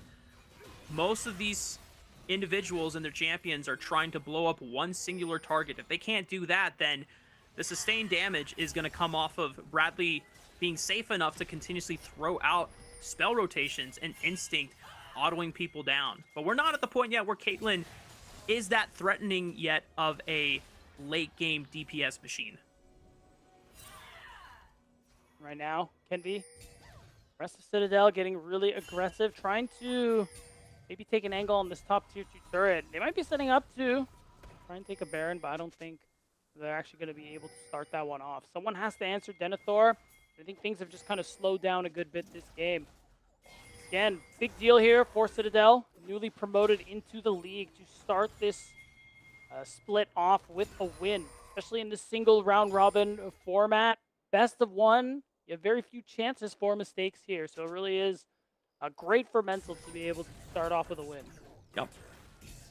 Everyone gets to play 9 games total for our regular season before moving on to the playoff bracket. And if you can manage to be in the not bottom 2 teams, you'll get a chance to play. If you are in the bottom 2, you are automatically going to have to face other teams coming up from the OQs for a chance to continue playing in NACL Split 1 of next season. That's right. And if you are not in the bottom 2, you're in the top 8, you're in a double elimination bracket for playoffs, where you have that chance. If you're top 2, you get to go to the LTA promotion tournament. You get to take that step up. Oh, that's a far trip, but that's a lot of damage coming out from both Kenby and Philip. Man, I did not expect Denethor to get popped like that, but they get the job done. And now with no Gnar to defend this turret, Sword tried to TP to save it, but it was not enough. Citadel able to blast through the tier 2 turret on the bottom side and now trying to threaten this mid tier 2. The wave's not enough. They're going to have to back off of this one, but still, nice play onto Denethor to be able to secure that tier 2. That is a lot of gold they just earned in one play like that. And it does mean that now Winthrop, they do have a chance to set some of their focus topside, maintain some of that vision they've already set up. They even have some good deep vision as well. Citadel going to have to take the time to clear that away, or because we're away from Dragon for a minute, they might just leave Philip here on his own to push top wave while the rest of the team focuses bot side. Yeah, because Soul is spawning in the next 50 seconds, as you called out. That is a big focus for both teams. Now, my question is, does Winthrop University even contest this Dragon, or do they try to use the urgency of Citadel to stop Winthrop from securing it, and then just go for the Baron instead? Because right now they're positioned on the top side. Oh! CNV! Not a good place for you to be, but he is still alive. Below 50% HP, still going in. Wow. Love the aggressiveness and the boldness, but knowing that there's no other burst tools available from Winthrop University, Curtain Call already used there. CNV still a quarter of his HP. Has to be careful. Will try to sustain off of the Raptor camp. And, okay. Denethor was trying to see if he could punk CNV there at his Raptor camp. Still fighting. Only 35 getting chunked out by the Lux ultimate there. CNV still trying to sustain off the camps. Forced to flash away. Oh, they got him. He can't escape. Steadfast Presence catches him. And now Winthrop University don't have to deal with a jungler from the side of Citadel Gaming, and there's no unsealed spellbook either, so no chance for a smite steal. It's got to be a miracle one from the side of Citadel. 8,000 HP on the Dragon. Keep his verdict. Punts away. Philip's sword will pop the wall and prevent Citadel from getting on in and supporting Bradley, who gets slammed into the wall. Good seismic shove. Mid laner has fallen for Citadel, and Winthrop University secure the Mountain Soul. And they can go straight to Baron, Mark, because not only do they have Soul, CNV died casting his ultimate, so no cease and desist. You have numbers. Diamond forced to flash away, but gets caught by the seismic shove. Citadel are falling and crumbling. Winthrop University just finding a pick one after another, but taking too much damage off the back. But good deadly flourish. Grand entrance connects. Instinct steps way too far, and even with the flash, doesn't have enough time to get out of the CC chain. Winthrop University are going to look to pull the Baron. This is kind of tough. We have some low health bars, and we don't take Baron particularly quickly. Bradley's up in 10 seconds. I think it's either turn and burn or walk away. I don't know if they'll actually be able to finish this in time. CNV is trying to look for the Miracle Steal, but no flash available, and two big meatball guards in Denethor and only 35 preventing him from getting on in. They use the blue ward to get vision. 3,000 HP they on got the Baron. CNV walking up. Can he get it? Oh my god! Steals the Baron, saving the game for Citadel. He unleashes the cease and desist on the mobility in the backline. The quick flash away gets the AD carry out of danger, but Wilson can't say the same for him. He falls, and Citadel still holding on. I'll tell you what, they're doing more than holding on. They get the Baron, which is a big swing back in their direction. They got gold. They're going to be able to knock down the remaining tier 2 turrets. And this is just such a big turnaround here for this roster. You'd think while losing the Dragon Soul, it'd be a lot harder for them to play out this game. But I think Winthrop, they took a big risk trying to force this Baron with low spawn timers on Bradley on the Orianna, with how slowly they take this Baron, and that risk, it just did not pay off. Just absolute insanity that we just witnessed. CNV coming up clutch on two big objectives here. Only 35 now trying to run away. CNV forcing him off. That's the tier 2 turret gone in the mid lane. And it's just getting full use of the Baron buff. I think Bradley's in trouble. Denethor chunked to below 50% HP. Bradley forced the flash away, but still alive. Shockwave already used, trying to threaten with the ball still. Winthrop University huddled around the protection of their 2-tier turret on the top side of the map will still hold on and survive. Yeah, still, the fact that Citadel were able to get this Baron, get this gold lead that they're currently working with, and kind of open up the map more on Winthrop's side. I think this is going to be tough because now we're 3 minutes away from the Elder Dragon. This game is certainly going to go that long. And again, Phillips just getting tankier and tankier and harder to deal with here. So I still think Winthrop, though they've had a lot of good fight wins, I think they are still in a bit of a precarious situation. Take a moment to catch our breaths here. Still have 3 minutes before Elder Dragon spawns. Citadel still ahead of Winthrop University in gold, even though Winthrop have secured the Mountain Soul for themselves. The game feels a lot closer than it might show on the gold screen, but because of the Baron buff, it has given Citadel the window to be the ones in the driver's seat, forcing Winthrop University back. Winthrop, this is what they often do. They group as 5. They coordinate and work together really well. Fighting is when they have done some of their best work in here in NACL, especially with this comp. This is really what you're hoping to do in Citadel. I wonder if they're going to look to try and force something. Philip is level 18, by the way, and is at 4 items, so he's a very tanky boy. No Mountain Soul or no Mountain Soul. So, oh, I think he's caught. No, okay. These are so 40. tense, beat down. Yeah. Elder Dragon hasn't even spawned yet, and Winthrop University and Citadel are fighting for so much control in this river. They know it is imperative to establish early vision line. Denethor is caught, cease and desist, shockwave! Keeper's Verdict comes in way too late. They can't even burst out CNV or Philip. Seismic Shove catches him, though, on the back end. Curtain Call, one more bullet. Can't find it around Philip's big meatball, and Winthrop University cannot find a revenge kill onto CNV. Yeah, and that ability to take down a single target is so potent for the side of Citadel. Denethor needing to be careful. That's twice now that they've done this to him while he's in that mini-Gnar form. Needs to recognize how vulnerable he is in that form and how susceptible he is to getting blown up, because that's, again, twice now. Dying a minute before the Elder Dragon makes it pretty tough too, because you can see on the map right now the Citadel have 2 lanes by pushing in their favor. Top lane's kind of going the other way, but mid is kind of even that they're going to be able to influence as well.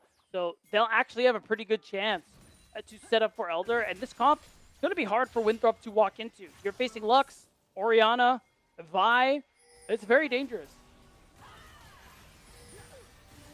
CNV face checking into the bush. He's still tanky enough and has the GA for that extra layer of protection if he goes down early. Winthrop University struggling to get back into the jungle.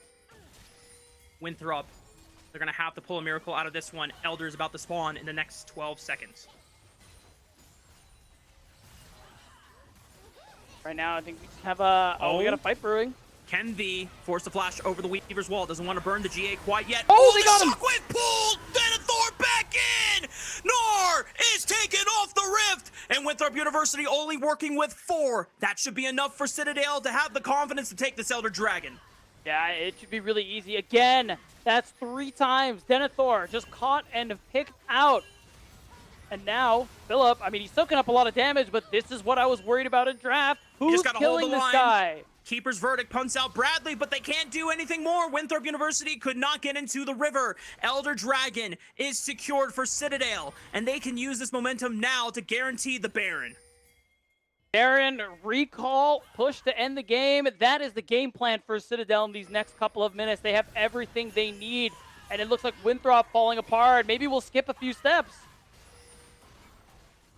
Just forcing Winthrop out of their red jungle quadrant, taking everything away from them, beat down. And Winthrop know better than to try and contest Citadel in this Baron pit. They won't even walk up. They're just going to collect waves safely wherever they can. And Citadel are now, for the next 2 minutes, going to have the best buffs on the Rift at their disposal. This should be the next winning fight for Citadel. And right now, it's Winthrop. They do have a bit of an opportunity to get some waves in, knock down some turrets. You're seeing Bradley actually TP towards his top side. He's really just focused on pushing these waves out and converging on this mid lane, because you have this Elder Dragon. So you just want to force Winthrop to split apart, to answer waves, to defend turrets, and then you just go to all in on whoever walks up in the mid lane. Now Winthrop have to be so careful. Elder Dragon still on all of these members for the next minute. So any turret they try to defend, they just have to give up. They're going to have to take their losses on the chin and try and find a defense where they can make it possible once the Elder Dragon is no longer in the hands of Citadel. 40 more seconds they have to endure. Start throwing your votes in the MVP candidates for Citadel Gaming, as it looks like they are just one fight away from being able to close this game out. Remember, 30 seconds left on the Elder. The Winthrop's chances of defending go way up after that expires. So I think CTG, before this buff ends, I think they're going to try and force something, especially with that information that Denethor has just lost at his Meganar, when they've been trying to punish him.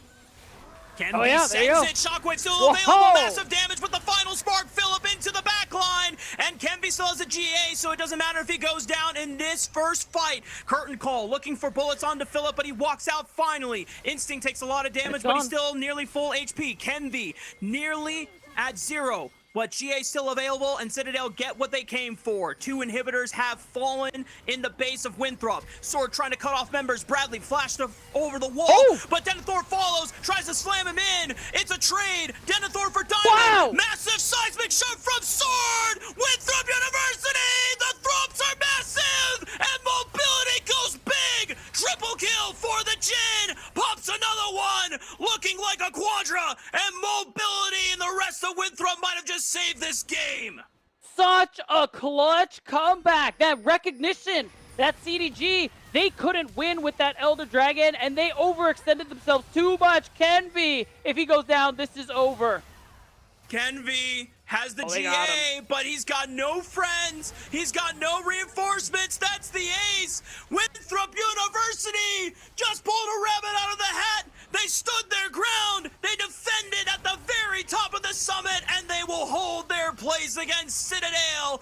One more push should be able to do the trick. Death timers are long. Diamond is the only member up now for Citadel. Bradley coming up in the next 7 seconds. But Winthrop are going to push on through. One Nexus turret about to fall. The second turret is going to be close. Diamond trying to cut off the minion wave. Winthrop full hit the Nexus. Keeper's burning, but there's a shockwave from Bradley. You're joking. Oh, no! You're joking. Wilson, they can't do it! Citadel! Survive! It's a banger beatdown! And the banger, unfortunately, comes to an end as Philip is going to TP to help secure the end here. No one's left for the side of Winthrop. They almost did the impossible, but unfortunately, they weren't able to continue. They weren't able to finish it. Citadel Gaming almost lost in the sights of Winthrop, but they persevered. They came up in the nick of time. Winthrop University had victory in their sights, but now it's Citadel on the victory march and no members to defend it. Only 35. I don't think he can be enough. Citadel with their first win of the NACL. A win that almost resulted in a loss. Insanely close game. A lot of back and forth, which was nice to see.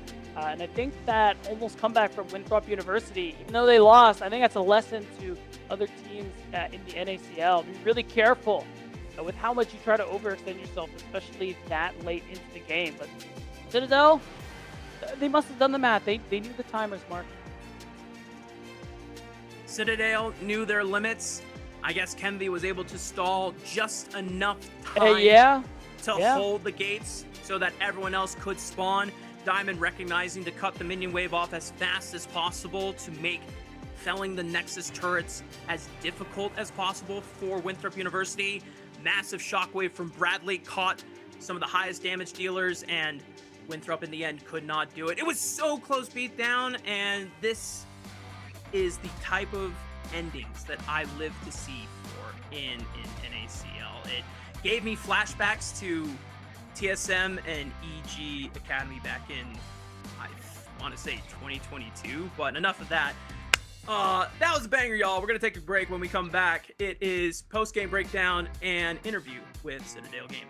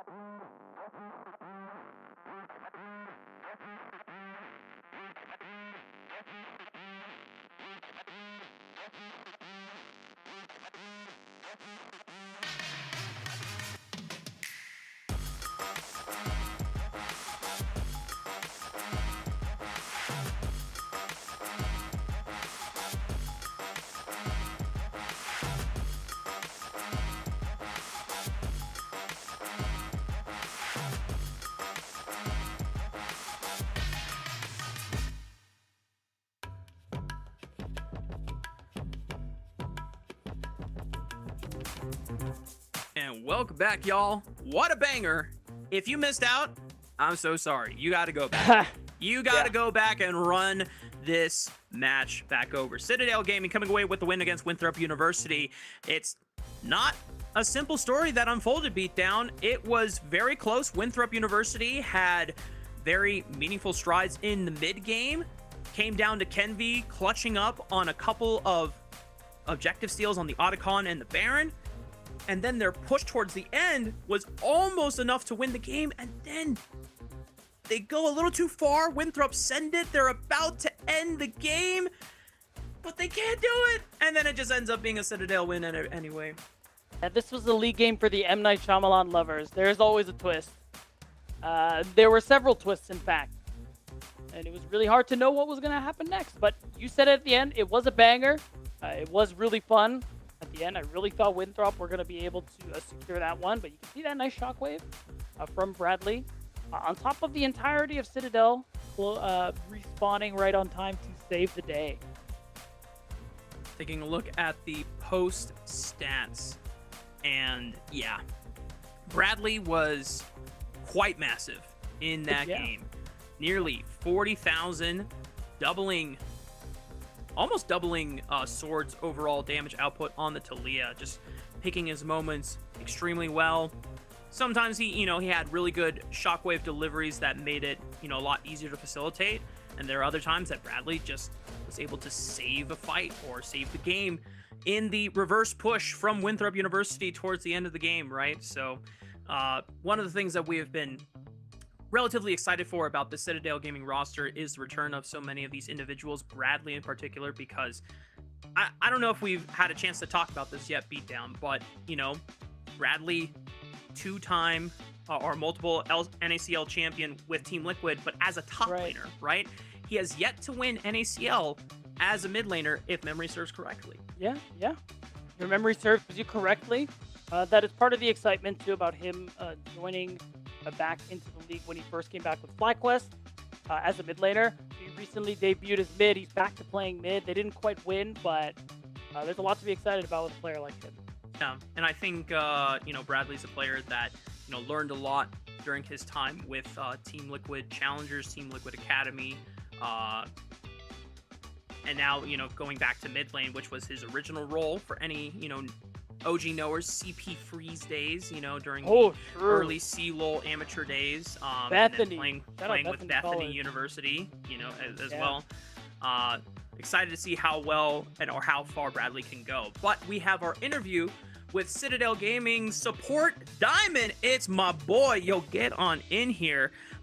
First question off the top, Diamond, because my man actually DM'd me at the start of the show. He said, "What IAMs you got on, little bro?" Well, let me tell you, you don't want these because this one already has gone out. So I can tell you, and you can avoid it.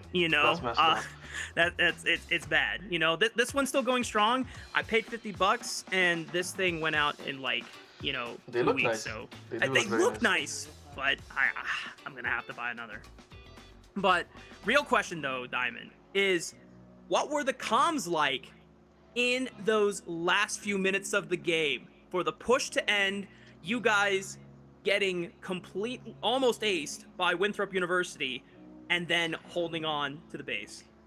It's just Philip screaming 24/7. I have such a headache after this game. Not gonna cap like in scrims, like everything's going well. We have like really good games, and like this game, like I honestly I play kind of bad this game. I don't know what's wrong with me. I play pretty bad usually. I hold a much higher standard in this, but the whole game I'm just hearing Philip scream in my ears. I'm like, man, Philip, you need to chill. Like, and like at times, like get the way. Like, bro, chill out. It kind of reminds me of like that movie scene that people use a gif of a lot, where you're on the deck, you're about to get thrown off the ship. They're like, first time? This is your first Philip team, Diamond? No, it's not my first Philip team, unfortunately, but it is what it is, Yeah, it's always good fun, though. Yeah, that's what matters.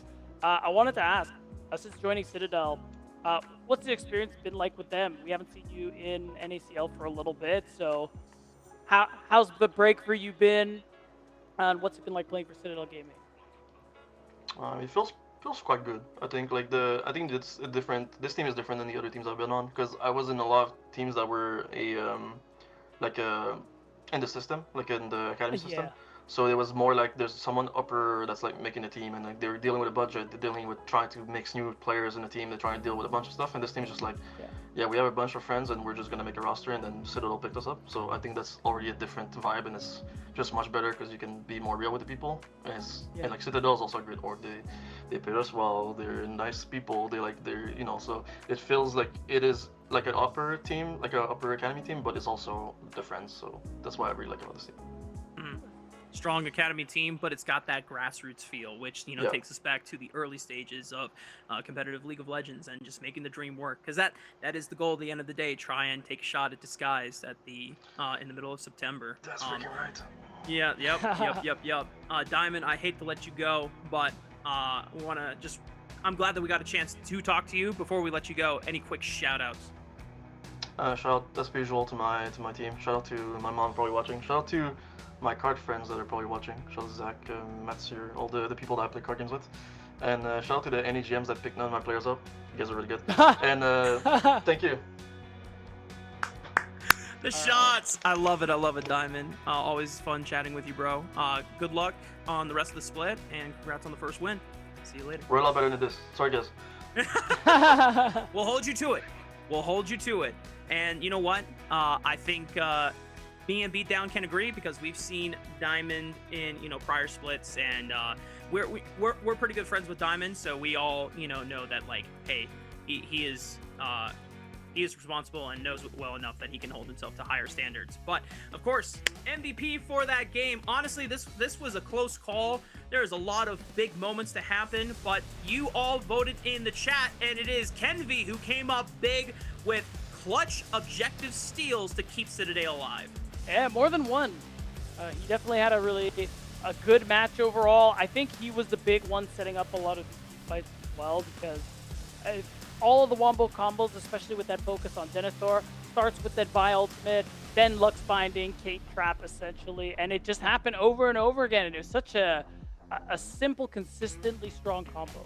Yep, it's Vi Oriana Shockwave delivery system works pretty damn well, especially when you can perform it in choke points where even when you push them through with the ultimate, you're still going to scoop them right back up with the Shockwave. So really nice to see Citadel performing well, even when things got really tough towards the end. But next match is on the clock here, Beatdown. It's our fourth game of the day. And this one is going to be extremely interesting. Dorado Gaming versus Supernova. We're going to jump straight into the rosters here, just to remind everyone who is playing on these squads. Now, Dorado Gaming, not entirely the same roster that they used to promote into NACL for this split. Quick swap.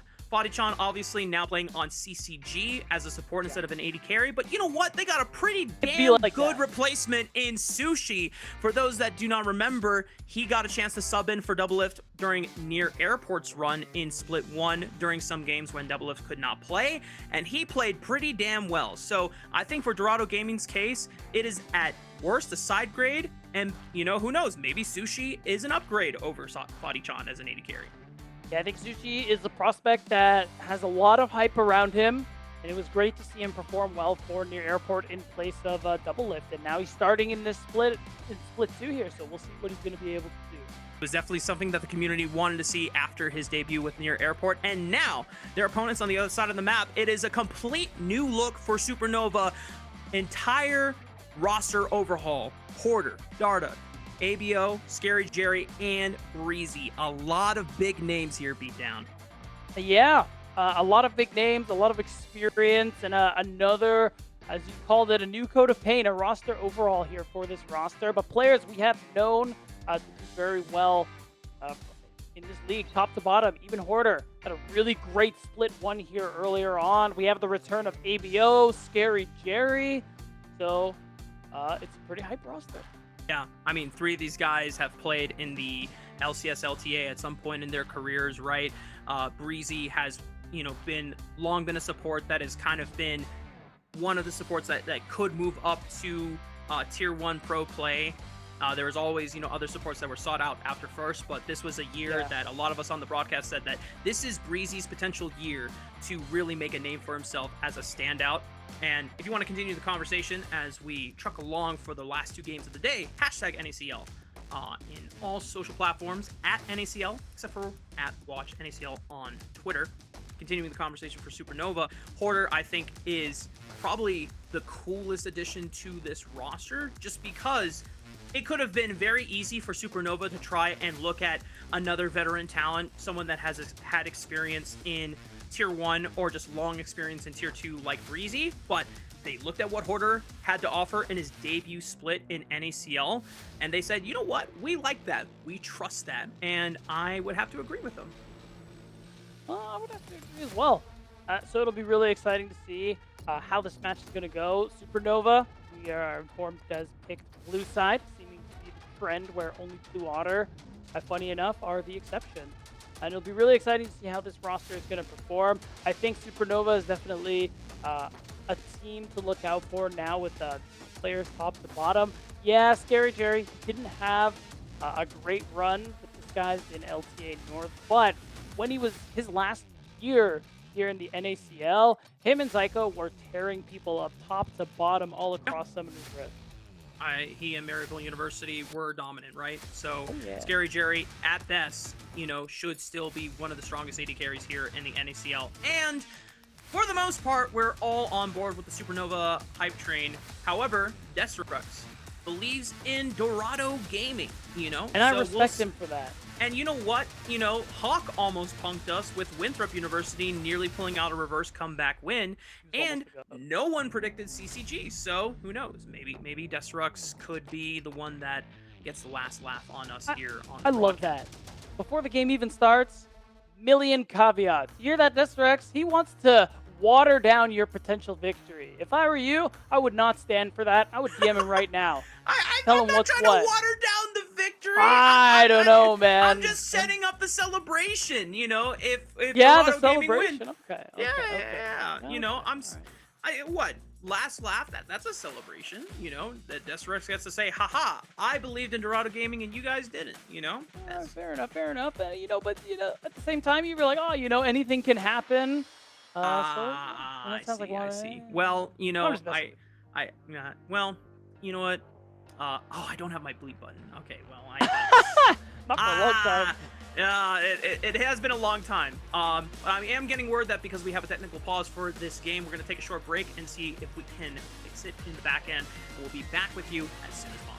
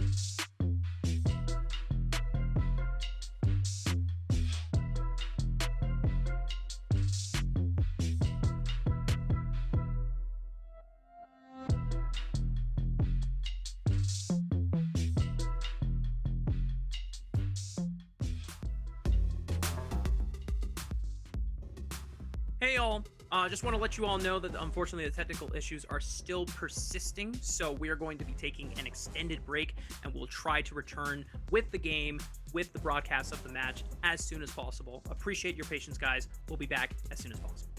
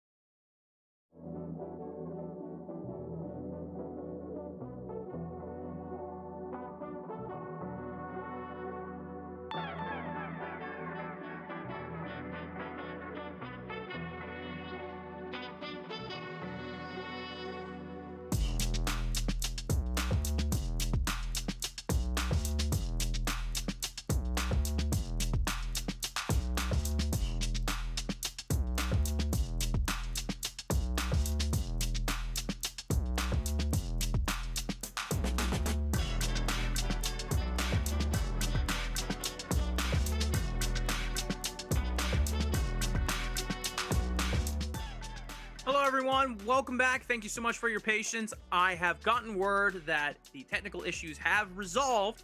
Crossing our fingers, we should be getting into game, or at the very least, pick and bans. I'm not sure if we've already passed the draft phase at this point, or if we're jumping straight into it, or if we're jumping straight into Summoner's Rift. We're gonna find out in just a few moments here.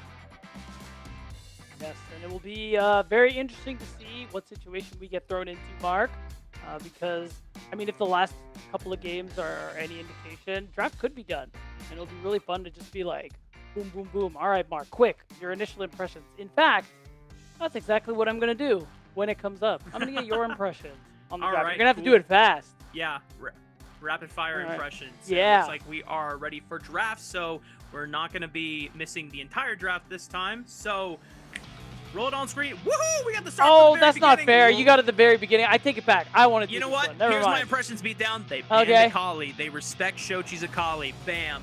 First of all, I'm very I'm checking offended out. by that ban because I like this championship.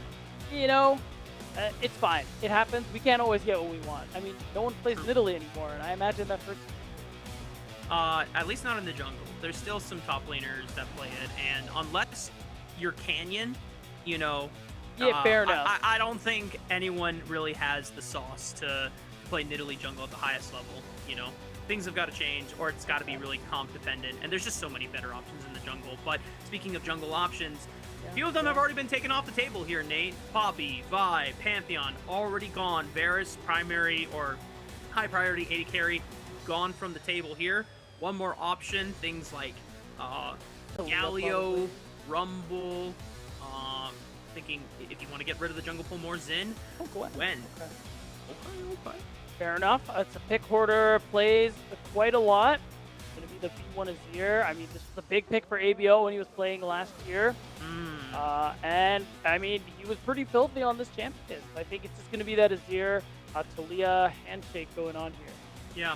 Yeah. The big thing is B1 Azirs have been heavily criticized around the world. I know Cubby has been a big critic of it for quite some time.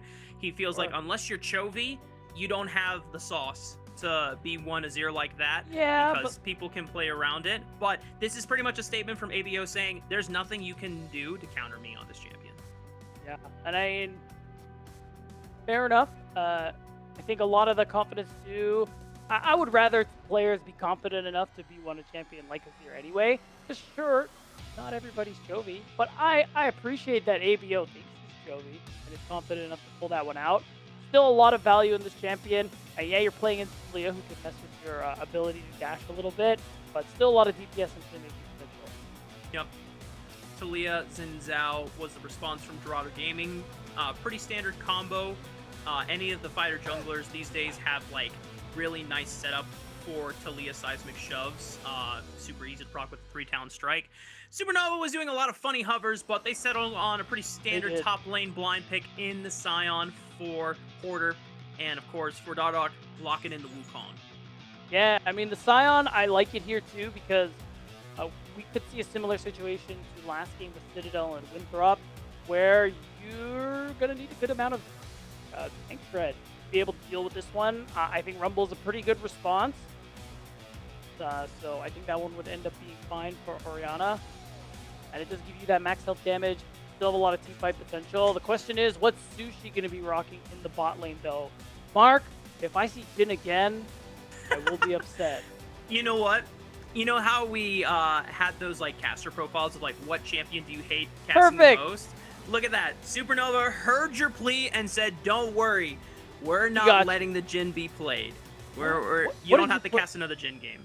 What did you put, by the way, for that one? Oh, I don't have like a specific champion I hate to cast. Okay. Maybe like champions that get like overpicked. Just because I get bored and I like champ diversity. So like I love casting good Vi's, but when Vi becomes like the default jungler, that's like an example. Like okay, I'm done seeing this champion, But there's no single champion where it's like, barring all circumstances, I absolutely hate. Nah, I think. Oh, okay, respect. Yeah. Fair enough. Maybe Aphelios because he just has like so many abilities that not like because. Oh, it's a skill issue. I understand. Yeah. Like, okay. I'll admit it. He's got so many guns, and I'm just like, I just know that this guy right clicks people. If he gets the job done, if he throws out a Moonlight Vigil and it goes boom boom, that's all I need to know. Anyway, I'll let you and I'll Battery be the Aphelios like experts on what's good gun selection and whatnot. I'm not Rel, an expert, but locked in. Well, I was trying to serve you up. Fair enough. I should have received that one. My fault. I got you. Rel locked in for Dorado Gaming. Yeah, so I mean, you get yourself really good all in. I think it's really important when you're playing with the Rumble I think that was the best option there for Mixture. That's why you're seeing the Braum response. So even with the nerfs, you still have that ability to soak up a lot of engage. And you pair that with the Scion too. It does mean Supernova's carries actually have a lot of ways to be safe this game. Another Caitlyn blind pick here, this time for Supernova. It has been rising in priority around the world in certain scenarios here. It gives you, strong push and strong lane control with that 650 attack range. Not the Lux combo, but with Braum. So if you're able to get push, you can threaten anytime you tag someone with the concussive blow stack. Yeah. Level 1 is always going to be scary for Supernova. Yeah. The lock-in and response, though, is Xayah for Sushi. I mean, I like it. It's exciting. Sushi played the Xayah when he subbed in for Double Lift at near Airport last split. Did have a really good game on it. He also played Tristana. There was a third champ that I'm not remembering off the cuff, but I know those were 2 champions he played, and his Xayah did look really good, especially in this BO1 format. Like, bring it out, man. Like we said at the top of the day, in this single round robin best of 1, you always have to put your best foot forward, right? So if that's the call for Sushi, then we'll see how well he can outplay it. And there's, significant threats you have to avoid and try and bait in with your Featherstorm. Wukong is going to be the big threat that is trying to dive the backline very easily. Sign, if he picks a good flank angle, can also threaten the Xayah. But other than that, you are at a range disadvantage if you're not able to kite backwards and bait Supernova into your feathers, right? So I think that is my concern for the side of the Xayah pick with the rest of what Dorado Gaming has. I think that's fair. I think if the Wombo combo for Dorado ends up panning out, the way I'm picturing it is like Talia's whole kit. You have a big Magnet Storm from Rel into an Equalizer. I think that's a good enough situation for Sushi to be able to lay down and proc those feathers. The real question for me is how is this early game going to go for Supernova? You have 2 strong laners, and who are going to have pretty good advantages. So can Dorado hold down the fort and not fall too far behind? Yeah, definitely seems like this was a Sushi, we're going to do our own thing. Good luck, brother. Try and use your hands and, protect yourself and, keep yourself alive in these fights. But it's time to vote, y'all, in the chat. Who's going to take this game between Supernova and Dorado Gaming? Hashtag SN or hashtag DOG. Do Dorado Gaming got that dog in them? We're going to find out, and whether the Twitch chat believes it so. And oh my goodness, okay, already. 100% for Dorado Gaming. We'll see that even out a bit. Still favoring Dorado. I know Destrux was a big supporter. I know he is a massive Shochi fan. He's trying to spread the truth of Shochi. We'll see if he can, make Destrux proud on, in the spectator seat watching from home. Shochi has a, big task ahead of him of trying to take down one of the strongest mid laners we've had in the past in NACL and ABO. Thanks to his experience in LTA. Most recent split was, I want to say, Golden Guardians, if I'm not mistaken. Man, it's been... Sounds right. That was a while ago. Yeah, wow. Believe you. Let's go with that. I trust you, Mark. It was Golden Guardians, guys, without a doubt. 100%. ABO played on that team. I remember it. Got you. Immortals. Believe in yourself. Immortals. Bro, you just... Yeah. What? I believed in you. He did play in Golden Guardians at one point, but the most recent stint was Immortals, because now I remember he was with CNV during his debut, or not his debut split, but the year after, so 2023. So, but anyway, Shochi. Can he take down ABO? This guy was one of the best mid laners in last year's NACL on Cincinnati Fear. So big clash in the mid lane.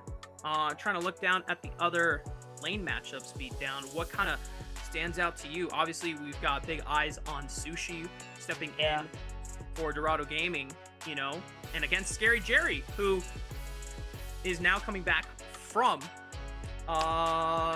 disguised. So I mean, I'm not just saying this. I do have like interest in every lane matchup for one reason or another. So I like fall. There's so much to be excited about, Mark. True. Well, here we go. Yeah. Beatdown. Game 4 is coming your way between Supernova and Dorado Gaming. Let's hit the rift. I like it. I like that the game is coming my way, not anybody else's. Sorry guys, turn off the stream. This game is for me now. It's for me only. Jokes aside, this matchup will be interesting. Kind of on my point from earlier, I like all lanes for one reason or another. I mean, I'm really excited about Hoarder. I was really sad when I found out we weren't doing Rookie of the Split because I'm literally like spamming our group chat like, it's Hoarder, guys. They have to like put me in a straitjacket. His gameplay was really good, so I'm excited to see how well he does. I've always been a Shochi fan. I want this guy to do well, and he has done well in the past. And of course, you already said it. Sushi's a hype prospect. You voted for Supernova this game, Beatdown. Yeah, because I have eyes. So are you saying Deathstrux doesn't have eyes? That is what I'm saying. You know why I was flaming you, Mark? Why you're downplaying it? It's because you weren't being direct. Eric, you're wrong. And you should feel sad about it. That's the way you do it.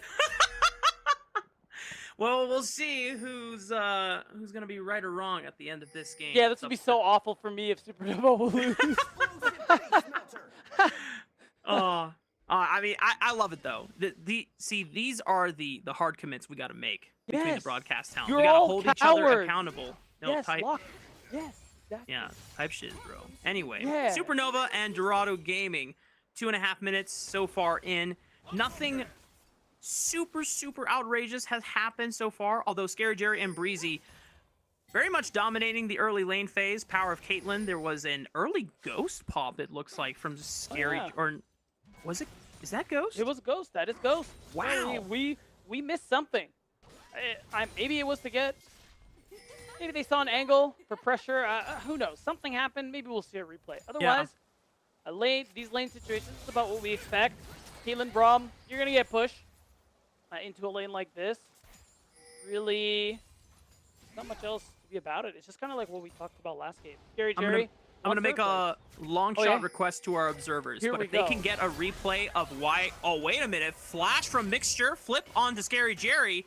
It's just a heal response from Breezy to make sure that Scary Jerry still has a little bit of HP left in his bar. But Dorado was trying to look for an angle there. Mixture not going to lose too much since he now has Hex Flash available. And with Dardoch pathing towards the top side of the map, matching Kaido on his own full clear towards the top side of the map, this bot lane is left alone. Now, if there's a chance for the observers to look back why Scary Jerry popped Ghost, that would be cool. If it can't be done, no worries. You're me when like I find something mildly interesting and I'm like, I must know. I can't rest until I know, and I actually respect that. Hunger for knowledge. Yeah, because like my guess is that there is an angle where Breezy tagged someone with concussive blows, and Scary Jerry immediately started ghosting at them to pressure for like an all-in, and that just forced Sushi and Mixture off the wave, which is why we saw them push so aggressively beyond the minion line, and that's why Sushi is now down like 16 CS. I was gonna say this bot lane is already working out really nicely for Scary Jerry and Breezy. 16 CS is a big deal. We're gonna see what happened here.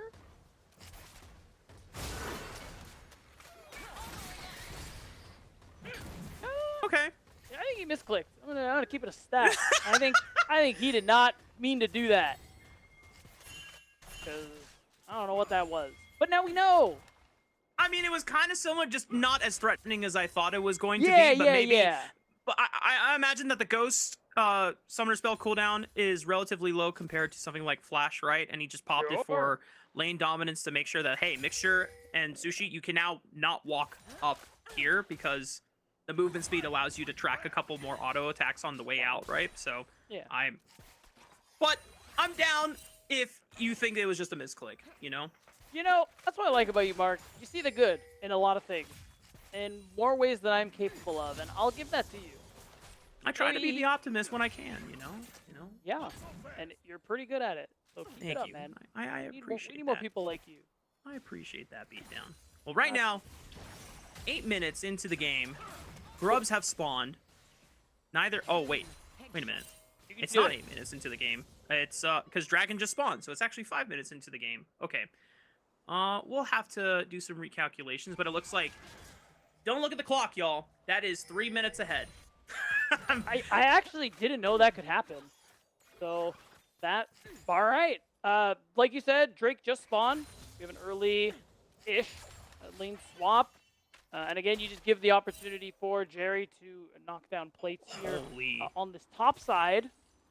And it should give them a pretty good chance to set up for these grubs. Yeah, before we went to the cinematic panoramic view, it was 75 to 47 CS. So the CS lead has ballooned now to over 20 for this Caitlyn lane. You know, when we saw Citadel trying to pilot the Kate Lux lane, they weren't able to get that much of an advantage. Scary Jerry and Breezy are crushing it right now. Oh, yeah, it's pretty accurate. You do expect some semblance of an advantage when you look at a bot lane matchup like this, but this is pretty big. A little bigger than you kind of expect. And you know what, Sushi? First time starting into the league.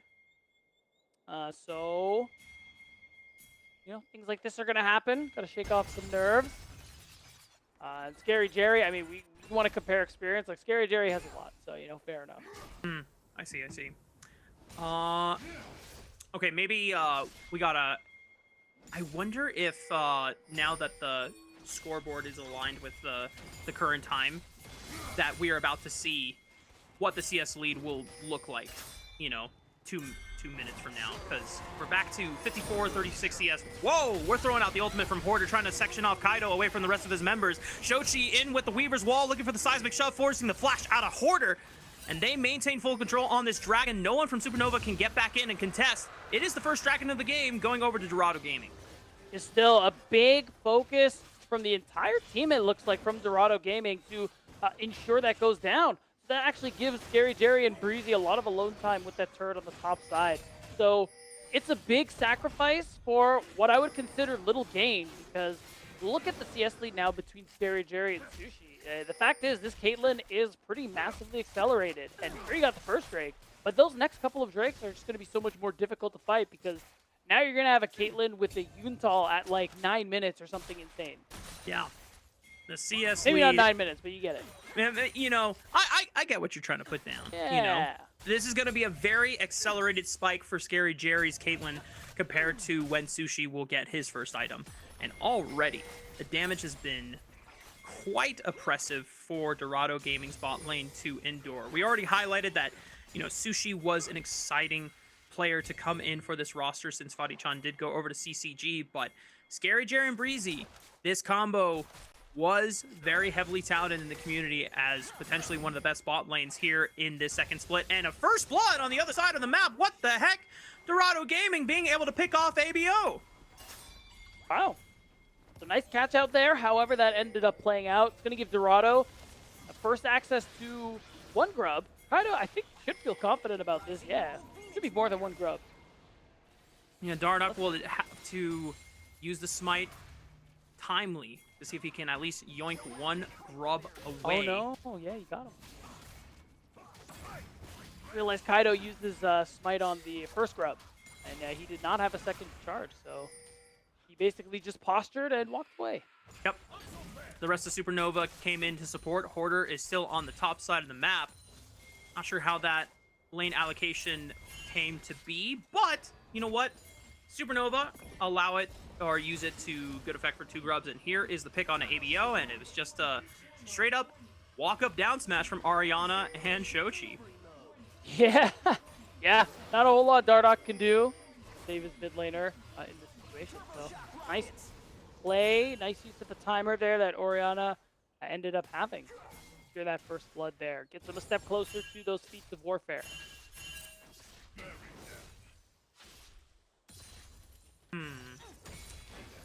What are you thinking?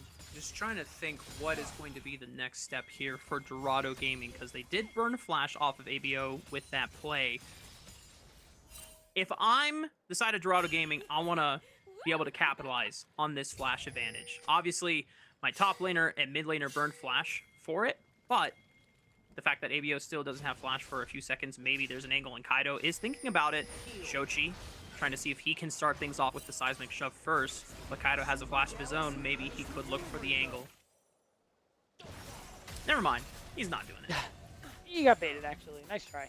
Yep. I think really what's next for Supernova is playing for whatever objective Scary Jerry and Breezy are at and rotating them to whatever you want, because this lead just continues to be a problem here. The BF sword, longsword call is about to be done too for Scary Jerry, so that Yuntal, not 9 minutes, like I said earlier on, kind of as an exaggeration, but it's going to come up very soon. And Scary Jerry is just going to continue to be a problem this game unless Dorado make a concerted effort to try and slow him down, take him out. Yeah. Dardock hovering on the bottom side of the map right now, trying to support this push from Scary Jerry and Breezy against Sushi and Mixture. So far, the CS lead continuing to grow and balloon. Almost 30 CS, nearly 40 CS ahead now for Scary Jerry's Caitlyn. I mean, like you said, beat down with an early coal that is almost nearly completed, 15 stacks left.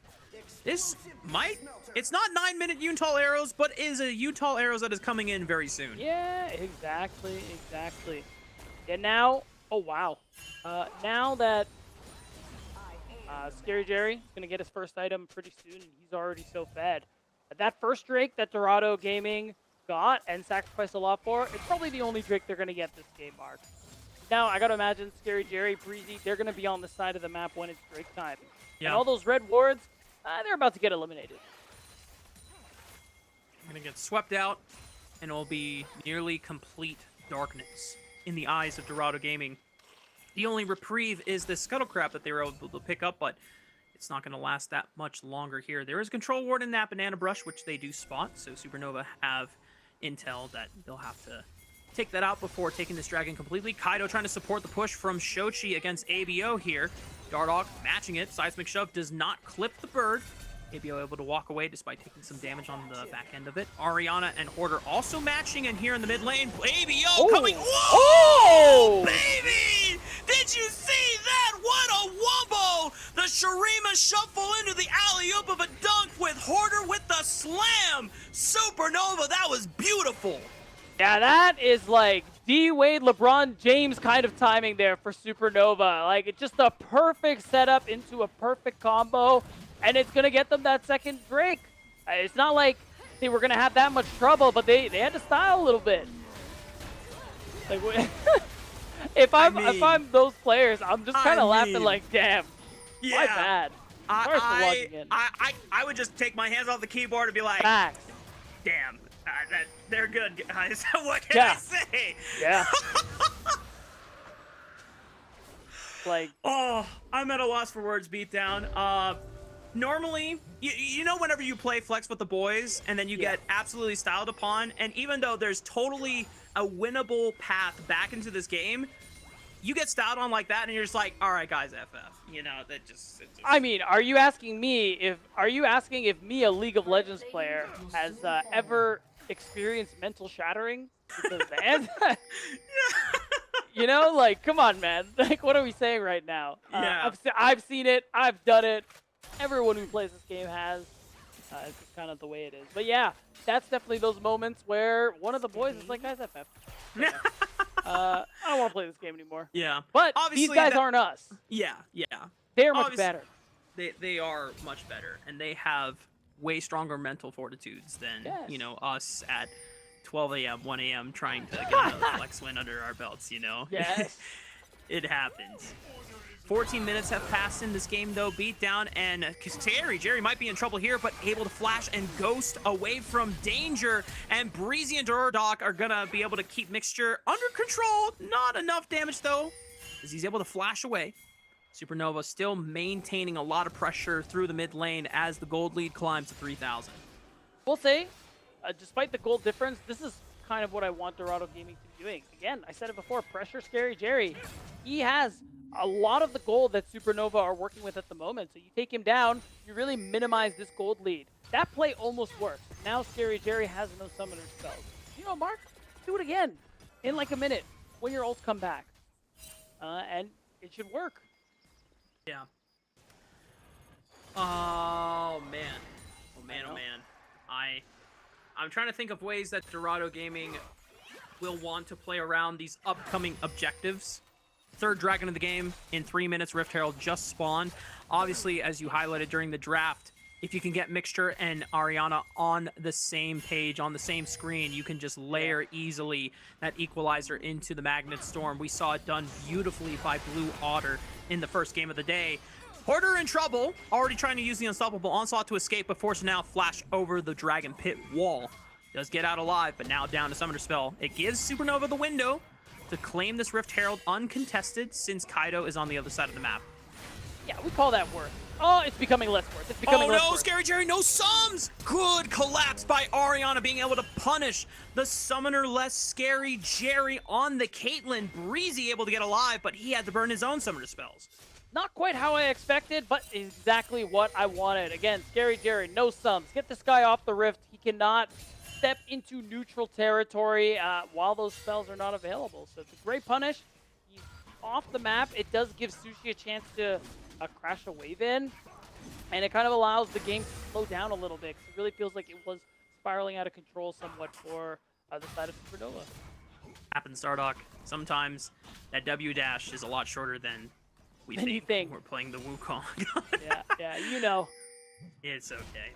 A minute 40 before the third dragon of the game spawns. Still no flash on Hoarder. Summoner's still coming up for Scary Jerry. Ghost will be up in about a minute and a half time, whereas Flash is still like 2-3 minutes. So Dorado Gaming will have the means to punish this Caitlyn, who is still quite ahead in CS and has, long achieved the Yuntal arrows and Berserker Greaves spike, but it has given some breathing room for Sushi to catch back up off of that death. Right now we heard the ult come through from Hoarder. So yeah, how did Hoarder get behind Shochi? He's forced to flash away, and Darda can easily now follow up with the Cyclone. Shochi's got nowhere else to go, and that Monkey King just bashed him over the head with that stick. Yeah, so Hoarder used the Unstoppable Onslaught to get the jump on Shochi with the Juggler take him out. And on the other side of the map, Supernova, they just keep on winning as the turret is going to get taken out. And Supernova, they're just collecting more gold top to bottom here. Oriana trying to get something back, but as soon as that wave shows up, Hoarder's fine. Hoarder now trying to walk on over towards the bottom side of the map. Has no ultimate, but I lied. He's not walking back towards bottom. He's just walking around that upper lip on the top side. He has teleport if he needs to join the fight here. Ariana does not, so he has to walk. Good flick onto Breezy. Decent damage, but the Unbreakable will shield and mitigate a lot of it on its exit route here. Rift Herald summon. Shochi summons the wall. No flash. Looking for Scary Jerry. No flash. Can he find the flick? Scary Jerry taking a lot of damage. Flash from Wow. Ariana. Looking for that harpoon. Just not enough. Here comes ABO. Sliding on in and pushing them into the waiting arms of Scary Jerry. Still maintaining the range advantage, and he does not go down. Here comes re-engage. Hoarder with the Unstoppable Onslaught finds Shochi and slams him into the ground. Sushi popping the Feather Storm's got nowhere else to run. Good Crescent Guard from Kaido will push them all back, but Supernova got what they came for, and they can pick up the dragon next. Yeah, really nice fight there from Supernova. Dorado Gaming, they had sacrificed a good bit to even be in the mid lane to try and contest this dragon. They lost a lot on that bottom side of the map, and that sacrifice was for nothing. They lose the fight big time. And the thing is, I like the look initially. Again, Scary Jerry is flashless. Want to try and get something down here, but they aren't able to actually get the flick onto him. The Ghost is allowing him to bob and weave really nicely. And at this point, they had just overcommitted. Supernova punished them. The Mixture couldn't find Scary Jerry with the Flash Magnet Storm engage. It seemed like either Scary Jerry was able to perfectly time that Caliber net just to distance himself away from any of the threats. And off the re-engage, Supernova just clean up the fight. They pick up the third dragon of the game. It makes it 2 dragons for themselves. And at this point, Supernova have already claimed the feats of strength. You already see that their tier 2 boots are empowered. So now Beatdown, nearly 20 seconds away before the Otacon spawns. 6,000 gold ahead for Supernova. They are decisively ahead in this game and are very close to just pretty much sealing the deal. Yeah, already starting us off with a record for our shortest game this split, maybe. We'll see. There's still many things to be done, especially if Hoarder ends up dying.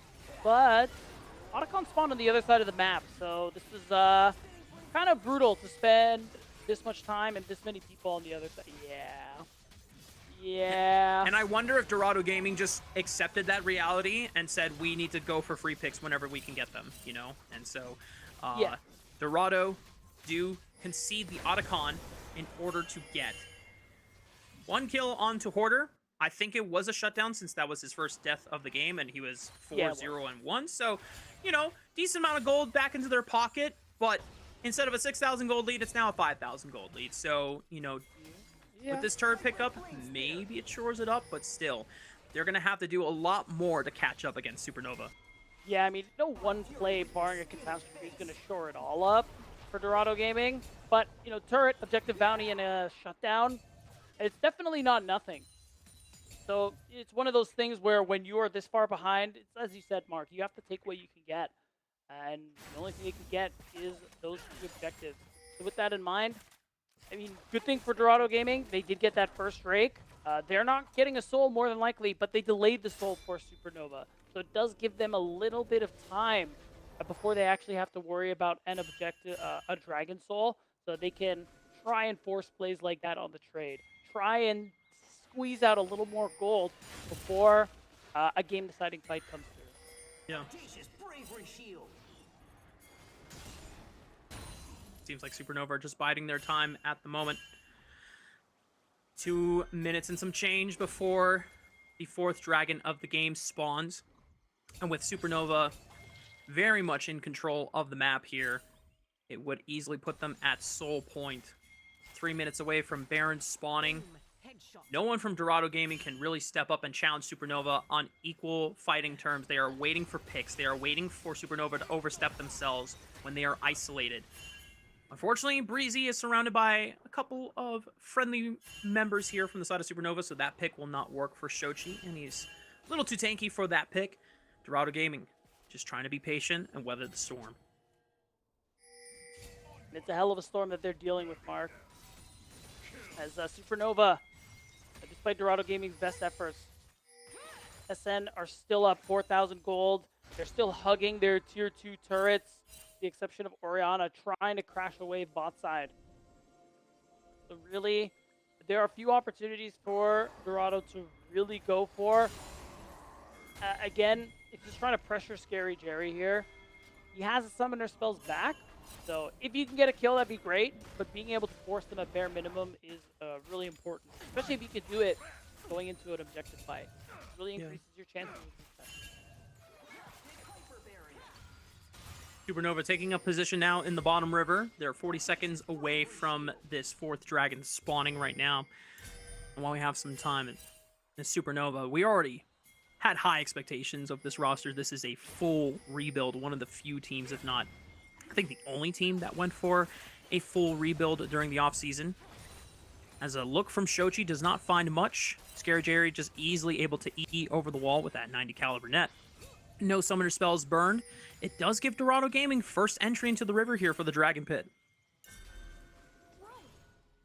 Yeah, now Dorado, their comp, if to walk into them, does give Mixture a pretty good opportunity. You can see on the mini-map, have quite an angle there, but Supernova are just running him down. I mean, Kaido pops the Crescent Guard, but he is stuck, cannot get out, finally flashes away, gets caught by the knockup, and Hoarder just flashes in and sends the unstoppable onslaught. A double kill for the Scion. Dardoch spinning and winning on top of Shochi's head. Cannot finish him off, but ABO should be able to do the job here. Dashing on in, Shochi forced to flash. Just one more Sand Soldier should do the trick, but good kiting from Shochi as he flashes over the Unraveled Earth just to get the job done. Mixture now on the run. One more Sand Soldier, one more Conquering Sands, and the Emperor stands tall on his home turf.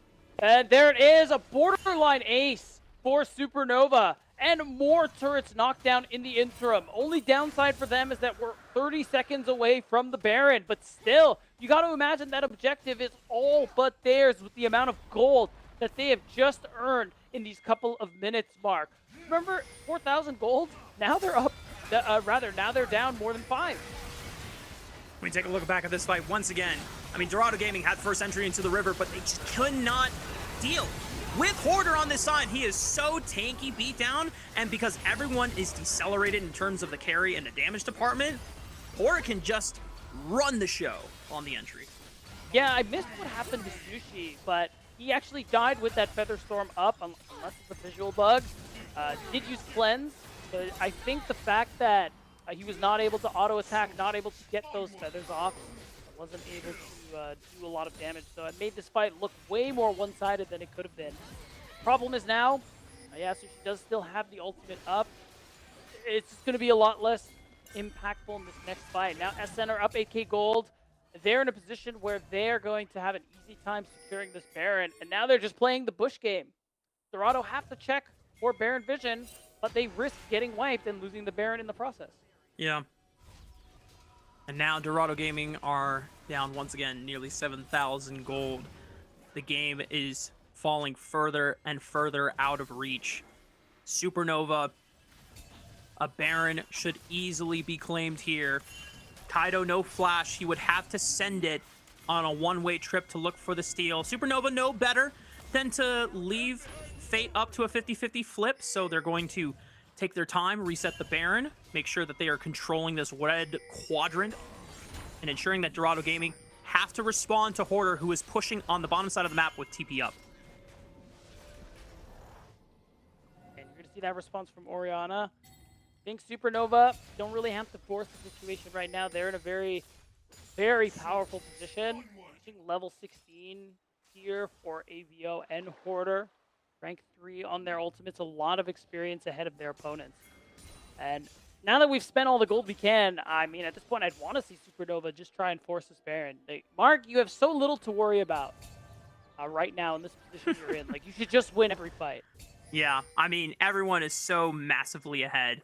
Hoarder alone has a full item lead on Ariana. I guess it's like half a component, but yeah. I mean, the sign alone is massive, and everyone else is pretty damn fed. Go ahead and start voting in the chat who you think is the MVP candidate for this match. Supernova decisively ahead.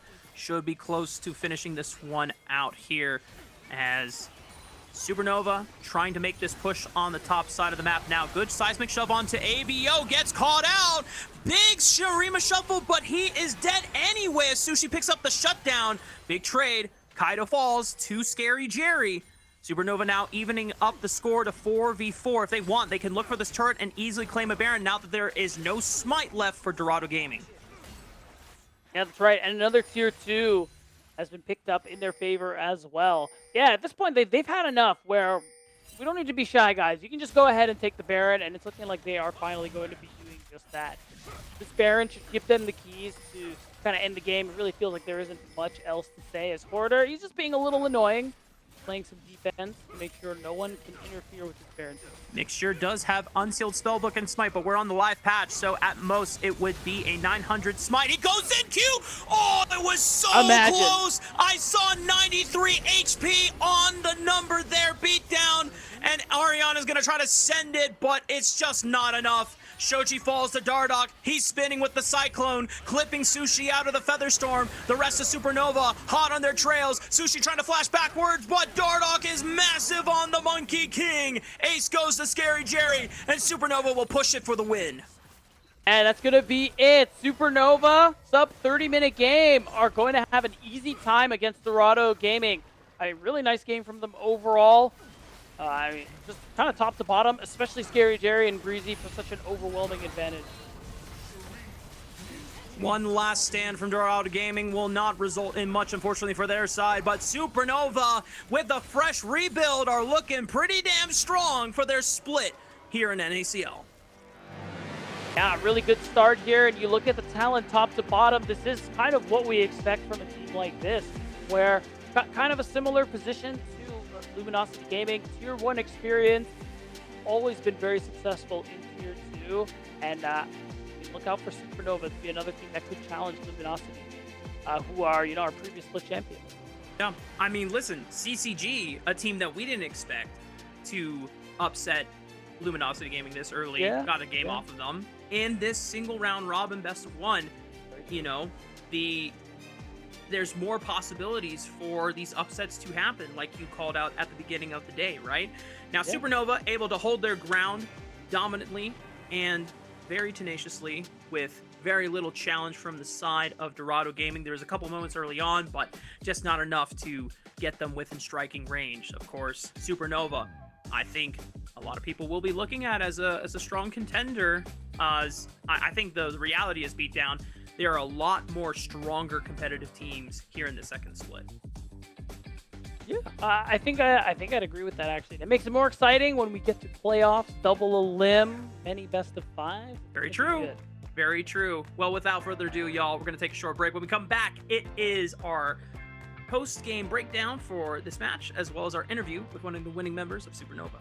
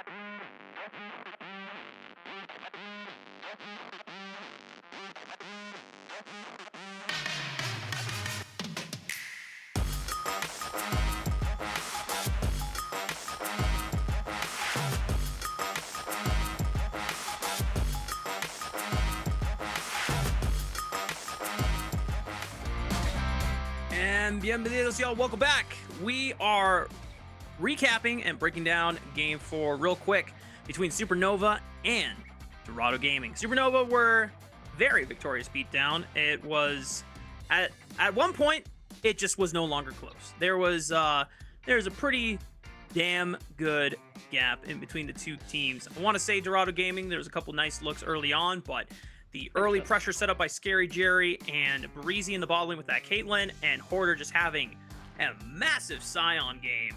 I mean, what else can we say? Not much more than you said, Mark. The bot gap was a touch astronomical, and it happens. CCG's first game starting in the NACL. Still a player to be excited about, and you got to imagine there's a lot more to come from him later on in this play. Yeah. And who can forget beatdown? I know we didn't get a chance to see it in the replays. At least I didn't see. but the alley-oop setup between That was ABO crazy, yeah. shuffle into Hoarder's Unstoppable on. Oh my gosh, That was pretty good. that is a top 5 cinema moments for NACL, and we're not even done with the first day of games yet. I like that. That has got to That's be an true. all-time highlighter. Yeah. It was a really good one. It was super fun. I think he casted the moment well too. It's clippable. I'm excited to see thank more. you. Maybe they have other set plays that we can get excited about later on too. Yeah, maybe we'll have to pry and see if we can get more intel on what other sauce Supernova have cooking for themselves. If we take a look at the post-game stats, I mean, Okay, but Hoarder's damage, bro. What is that? dude, I mean, because Hoarder's the GOAT. What can I say? True. I mean, his Scion was just absolutely filthy. It was just destroying Dorado Gaming multiple times. When you have a Scion that's just walking up slowly and then flashing and just slamming the ult button and doing nearly a third of health bars on squishy backline members, I mean, it might be chalked. It might be chalked. It might be chalked. Yeah, true. I mean, you can see it was a pretty huge gold lead by the end here, and a really good opening game here for the Supernova roster. We're going to talk to one of the members pretty soon. It'll be exciting to get their perspective on the team, the split, all that fun stuff. Yeah. And nothing really out of the ordinary in terms of the draft here when we look back at it over again, no. you know. Jungler's pretty standard. You know, Caitlyn priority starting to rise a little bit, especially for the bot laners who think that they can, completely command lane. Scary Jerry definitely did so. But just the style that Supernova did it with and the flair that they executed it with, chef's kiss, well done. Good looks for their first day in the NACL for Split 2. And ladies and gentlemen, we've got our interview ready, locked, and loaded. It is none other than the big man in the top lane, aka Mr. Hoarder. First of all, well done on the Scion. You were massive, brother. You absolutely destroyed them. First question, what were the comms like in setting up the shuffle, unstoppable onslaught alley-oop there in the mid lane? Oh yeah, I mean, that was pretty insane. It wasn't even actually like really planned. I just said I can look here, and then wow. Ablaze Olive, he just looked like he saw where I was, and he just like shuffled them right into my ult. So that was like, I can't take any props for that. That was just completely on him. I just clicked R, but he found the angle and everything. So that was really well played by him. Fair. So I wanted to ask you about joining Supernova because last split you were playing on Conviction. Can you talk a little bit about maybe some differences between the two orgs, the teams you've been playing with, and what your experience is like? Yeah, I mean, things at Supernova have been pretty great. It's definitely a new experience because this split I'm playing with a lot of veterans. I'm playing with Dardock, I'm playing with Breezy, Jerry, and Ablaze Olive, and all of them have been playing for a very long time. So it's definitely a very different experience than playing with on my team on Conviction, where Manui was role swap. Chrome and Isaac and Dark Wings, they've been playing for a good amount, but Kizno was fairly new as well. So it definitely feels like it's a lot more structured on this team. But it's a new team, so we've had our kinks early on, but I think we're figuring it out. I mean, I think just individual strength on paper, there are high expectations for this roster before your first game, and you've already shown your dominance against Dorado Gaming, who is not even a roster that people are thinking is going to be at the bottom, that they might be, hanging with the middle of the pack. So with this already confident looks from your squad, obviously the goal is to try and challenge Disguise for a spot, but what are your individual goals for this split that you want to work on while you are picking up these wins? I'm just looking to, be the best top laner that I can be. I'm not too worried about, I don't really have any major team goals that I'm looking for us to get. I mean, apart from promoting, because that is the ultimate goal. But, this split, after I had a pretty solid split, I'd say, I just want to keep improving and prove myself as the best top laner in the league. And then, eventually, if we can't promote, I'm hoping to showcase enough, performance to maybe get picked up. Well, we hope that happens for you, Hoarder. Congrats on the win. Before we let you go, really quick, do you have any shout-outs you want to say? Yeah, I mean, shout out to my teammates today. It was a very clean game. They all played very well. Comms were great. Shout out to my org, Supernova. Dinner is on them, they said. So, Ha. I appreciate that. Let's go. Hold them to it. Yep. And I shout out to my parents, my mom and dad, my sister. Shout out to my friends, Tom, Tua, and Yusuf, and Maria. Thanks. Hell yeah, Hoarder. Again, always a pleasure to see you, and watching your journey this year has been so damn exciting. You've come a long way since we first started seeing you come up in combines, and we are really wishing the best for you and your success. So, see you next Appreciate time. it. See you guys. Hella good stuff. I mean, Hoarder continues Yeah. surprising and impressing. I mean, when we look back at like fall 2023 combine, you know, there's a lot of questions and concerns about what Hoarder was going to look like, and then just the continuous level up. The boot camp in Korea alongside Kizno has paid its dividends. He has, you know, put in the work. He's worked his butt off, and now, you know, the results are showing. And time to reveal the MVP, which I would imagine it might be a certain top laner, and Hoarder on the Scion. There you go. I mean, he played it well. He had a good game, and he's a player who I agree had some questions in 2023. Wasn't a fan, but this year completely shut me up big time, and you know, it's a pleasure to be wrong, especially about things like this, Mark. Yeah. God, that play, absolute perfection.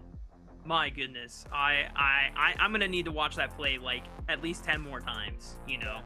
And make an edit, maybe. Who knows? Dude, just we need to call Leche Lorne and see if he can just make like a super hyper montage of just that one play and a Hoarder montage overall, because that was quite an exquisite game. But of course, we got to move on to our final game of day, y'all. But before we do, if you want to continue with the conversation, since this is our big matchup, just remember hashtag NACL on all of our social platforms, at NACL, and then at WatchNACL on Twitter. For our final game, it is Dark Zero Dragonsteel versus Conviction Esports.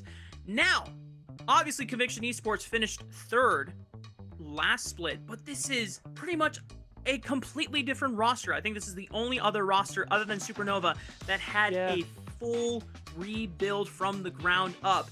Dark Zero Dragonsteel, obviously, as we get into the rosters, a couple of shuffles here and there, with Spyrex graduating from Maryville University, no longer playing on this roster, but now Toasty is in the mid lane. Kizno coming in to fill in the shoes left by Yuji and Shimmer. So now that is a big opportunity for Kizno to show what he can do. But I think the biggest question mark is actually K in the top lane, who, I'm not going to lie to you, Beatdown, I have limited knowledge on this guy. I have watched very minimal tape on this guy. All I know is that he is coming from the LRN, and I think he was on the #1 team in the LRN for Split 1. Yeah, and remember, for those who were America's Challengers watchers last year, he did play for a team that you may know, Fuego. Which was the thing that stood out to me when I looked roster. for his... Okay. I don't think he was actually playing during the run. It was until the earlier part of last year, but he was on the team, which I thought was cool. And I was like, oh, hey, I know them. Yeah, from my knowledge here, just a quick glance over, he was playing on Zo5 Esports for LRN and Split 1. There you But go. obviously, Dark Zero Dragonsteel have some pretty strong big names. Even though it is not the Zamudo Yuji Spyrex roster anymore, I think there's, you know, exciting things that we can expect from this roster and still be a strong contender for the end of playoffs. But on the other side, Conviction. This is probably the biggest story of NACL Beatdown, if I'm going to be honest, because a lot of these names have been around for quite some time. Some of them even having, you know, experience in LCS back in the day. Viper, known for being a top laner for FlyQuest, and the older brother to General Sniper, who is currently the top laner for 100 Thieves, playing AD carry, which is crazy, but, you know, we'll see how that pans out. We have TF Blade coming off of near Airport, joining Conviction Esports for this roster. Cat Evolved, playing under the name Evolved in the mid lane. Perry, if you may remember his time on Dignitas Challengers, being able to, I think they won Summer Split 2020. Oh, no. Was it? I think they came close. It was finals against Team Liquid Challengers. Oh, are you talking about Perry? Yeah, he was playing yeah. for Dignitas at the time. Yeah, I was playing for Yeah. Dignitas Challengers. And he was a sub. He was actually a sub. He wasn't their original. That's right, jungler, because but he played with them. it was XU at first, but then he came in once XU was made the main Yeah. sub. So a lot of well-known names, and I think one of the biggest things about Conviction Esports as we get into the draft tier beatdown is, even though there's no near airport, one of the things that this roster has been very adamant about is that they are streaming all of their POVs. They're streaming just like near airport was. So if you pull up Viper stream, Evolve stream, Parry stream, TF Blade stream, and Stunt stream, they should all be streaming if memory serves correctly. Well, that's cool. I mean, my original thought when I saw this roster was that, oh, it's a streamer team, because like they're literally all streamers. I'm kind of bummed at the roster change, partially because I think Conviction had a really strong finish last split, but they chose to go into this direction as well, especially when you look at the top side in TF Blade and Parry.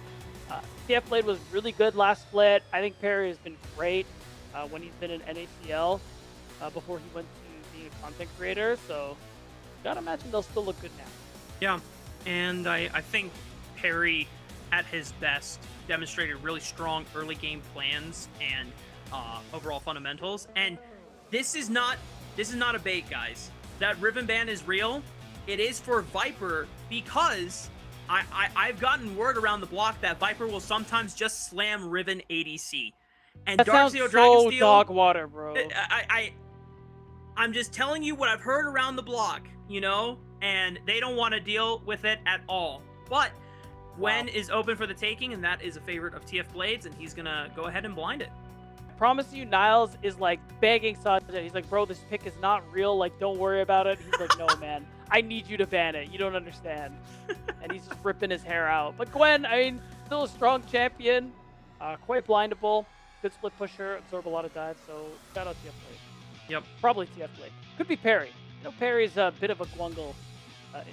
He's a Gwungle merchant for sure. I don't know if Yeah. Gwungle is as strong right now, since during the rise of Gwen earlier on in Split 1, she had to get hit with the nerf hammer so many times that, she's still, strong in top lane, but not as, overpowered so that you can run her in jungle and get away with shenanigans. But Dark Zero, they're going to answer with a couple tried and true solo laners, not necessarily blind options in the top lane with the Rumble counter pick, but, Azir blind pick, things that we're very familiar with. So now Conviction Esports have the chance to see what they can cook up with. Yeah, it is kind of interesting. It is fun when you're on red side. You blind there in mid lane, not both solo laners, but I mean, Azir is strong enough right now where I think a lot of people just believe, like, yeah, we'll just take it when it's available, no matter what. And Toasty is really good on the team. Yeah. Something tells me, beat down, that we're just going to see a lot of Azir for the regular season before we get into Fearless. So, there are some enthusiasts who, when what they do prefer about the non-Fearless formats is that you get to see players become very proficient, or you get to see a lot of data size around, one single champion. But I'm not in that category. I like champ diversity, so, Respect. I mean, me too, bro. Yeah, you are not alone in that, I promise you. Handshake emoji. Yeah, handshake emoji. The Aurora is interesting. I mean, it is a fine mid lane pick in here. It does still, mean it's possible for Gwen to go jungle because it's a good matchup with Rumble. We'll see. Trundle ends up getting picked, which, I mean, Kizno is going to have really good dueling potential, be able to steal some resistances there. I think that's pretty fine into Wukong because of the passive. Yeah. A lot of stats to be working with. Yeah, you passively get health regen as well as armor the longer you are on combat and the more times you are attacking someone. So, good call out there. And I mean, Trundle into a majority of the fighter junglers these days just kind of wins every 1v1 early on until things get super accelerated, right? But bot laners are still left up for the taking. And that's why now a lot of the focus is trying to eliminate support options right now from either side. Rakan helps deny that Xayah Rakan combo, which would be nice to try and at least kite backwards away from the very limited engage that Dark Zero Dragonsteel have. In fact, it seems more like they have more power in being able to kite with the power of Trundle Pillar slows, Rumble Equalizer, slowing down the engage, Azir can disengage, but Conviction Esports don't really have the strongest methods of engage outside of Wukong ulti either. They still have a lot to work with, because Alistar is there, Nautilus is there, Leona, Rel. Basically, game one, essentially. So I think the Rakan ban is just because I think he's the most favored support right now when it comes to pairing with like a diving jungler. I want to remove that really easy setup with the ultimate into the grand entrance. So now it's going to be about picking up what's left. I think that Kai'Sa grab, means probably going to be Alistar. Or it could be Nautilus if you want to go for point and click, but I don't know. I like Alistar here. Yeah. See what they actually lock in. Well, with the Kai'Sa lock-in, Dark Zero are now ready to commit to a full-on dive composition if they want to pivot and switch gears here, or at least give Sajed the flexibility to navigate out of some divers and threats. Alistar taken away and denied. Nautilus is still a powerful support that is available to combo with something like the Kai'Sa and at least give you one guaranteed point-and-click engage onto a target here. Conviction Esports, what is their AD carry option? Do they want to go for safety with something like an Ezreal? Do they... That's not real. Actually, you know what? It could be Viper. I mean, like, Viper... All right. Yeah, I was going to say, it's not. If Sajed was hovering it, I would believe it, but there's already Kai'Sa. I think the Sivir makes sense. They want to go for something that's going to scale. Those recent buffs mean the champ is actually in a pretty good spot. And I think that Spell Shield actually is going to be pretty helpful when you talk about dealing with some of the slows or the Nautilus. So there's that bit of ability to protect yourself on top of champs like the Alistar and Gwen, who are really good at absorbing dive. Yeah. Well, both compositions now fully fleshed out here, Beatdown, and while Conviction definitely have seemingly better methods of going in, Alistar flash engage, or if he's in range to set it up with the Pulverize, Sivir gives you that on-demand movement speed so that you can close the distance that much faster, sets up the Wukong, sets up the Aurora, sets up the Alistar, and if TF Blade can find those flanks with the Gwen, you can really cause a lot of chaos and panic for Dark Zero Dragonsteel. That being said, there are good methods of being able to disengage and peel back with what Dark Zero have drafted for themselves here. Very true. I think Dark Zero Dragonsteel, it's not just their ways to peel back. I think they have a lot of DPS to work with. And they still have a lot of ways to start these fights off, even if most of that pressure is on Zyko with Nautilus. My eyes are on Sajed in particular, because when you're playing Kai'Sa, you always have these opportunities to do a little more, to get a little crazy with it. And because with that Killer Instinct, your ability to position, you can land a W, or if your teammates apply the Plasma with CCG, I think can't be understated. And I mean, Sajed's a player we've been pretty excited about. He's been playing really well since he joined with FlyQuest Challengers originally last year. So he's a player who had those pop-off moments. I think you have to keep that when you're playing something like Kai'Sa. Yeah, just thinking about it, I think you should be able to Killer Instinct off of a Trundle Pillar if you just like yes, I believe you get are. the slight displacement. So that'll be a funny interaction. You see a Sivir all by her lonesome, and then you just go Pillar. Get this guy. Yeah, kill him. It's literally that scene from Spider-Verse where it's like, kill that guy. Yeah, get this guy off my screen. Yeah. All right, we're a few seconds away from loading onto the Rift here and queuing up. So get those votes in the chat, y'all. Who's taking this victory? Hashtag CNV for Conviction or hashtag DZ for Dark Zero Dragonsteel? I think we didn't get a chance to fly what our broadcast team thought it was going to take away the victory. I'll go ahead and put myself on blast. I was the only person that voted for Conviction this game. It was a heavily voted for Dark Zero Dragonsteel as the heavy favorites from the side of our broadcast team. There's a lot of votes for Conviction, though, in the chat right now. Could be the Conviction fans out in force, or, you know, they legitimately think off the draft that Conviction have this in the bag. We'll see.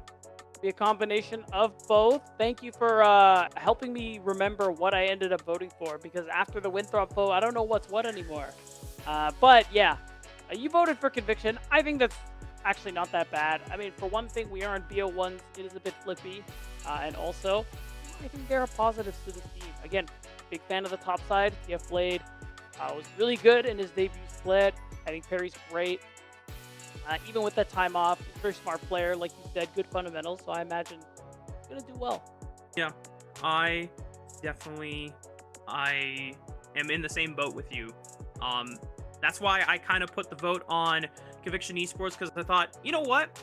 This could be the one that actually is flipped, despite Dark Zero being heavy favorites in this matchup, right? But, I mean, we've already seen an upset happen with CCG over Luminosity Gaming, so who's to say that? And the interesting point is, do we consider Conviction Esports, if they win, an upset over Dark Zero Dragonsteel? It's because individual peaks of these players show that they are good enough to play in Tier 2, right?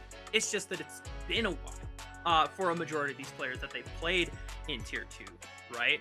Other than TF Blade, who just came off of his first split in the NACL with Near Airport. I think I wouldn't call either really an upset in this instance, just because I think a team needs to be like overwhelmingly better, like LG versus anyone else kind of deal. True. Well, it's our last match of the day. Conviction Esports taking on Dark Zero Dragonsteel. Let's hit the rift.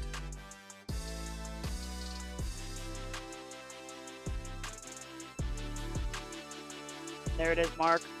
Our last game of the day, and still so much excitement to be had. I mean, I'm really excited about this Dark Zero roster, because if people were watching last split, there were times where we saw a Toasty come through. He was already on the team as a player who we've been really excited about in his space. Really talented, a lot of potential.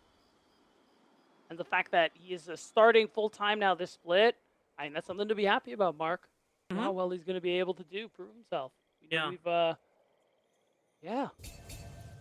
We were, as a broadcast team, definitely very saddened that Toasty didn't get a chance to start for Split 1. And it was nice that Dark Zero, as an org, formed the light rosters so that they could, put that sub-squad in whenever the main squad was not available to play NACL matches, since they were running concurrent with collegiate circuit as well. But now we get Toasty full-time starting, and this is easily one of the most hyped mid prospects. And I think the exciting conversation that's a pretty easy one to hit on is just overall, who is the next big mid lane talent that should be getting a chance in Tier 1? LTA North, LTA South, wherever, right? And a lot of the people who are longtime, fans watched the tape on Toasty, agreed on Toasty, but obviously other people in the community have come in and said, well, what about Cat Evolve? He should be the next person that comes up. And there's been a lot of debate and a lot of discussions about it, And so now this is an early look at okay, well, time to see how it all pans out. Best of one doesn't leave that much room for errors, so whoever can walk away with the first big blow in this regular season will at least have bragging rights until we get to see them play again against each other in playoffs. Yeah, playoffs is where that excitement really is, because it is double elimination. Will be BO3, BO5 fearless. 8 teams. Everyone starts in the upper bracket, so there's going to be a lot of playoff games. It is going to be very exciting. I think it's important for playoffs to be that large this split. Again, these teams, top 2 in playoffs, they get to play in the LTA promotion tournament for the chance to take the spot from Disguised.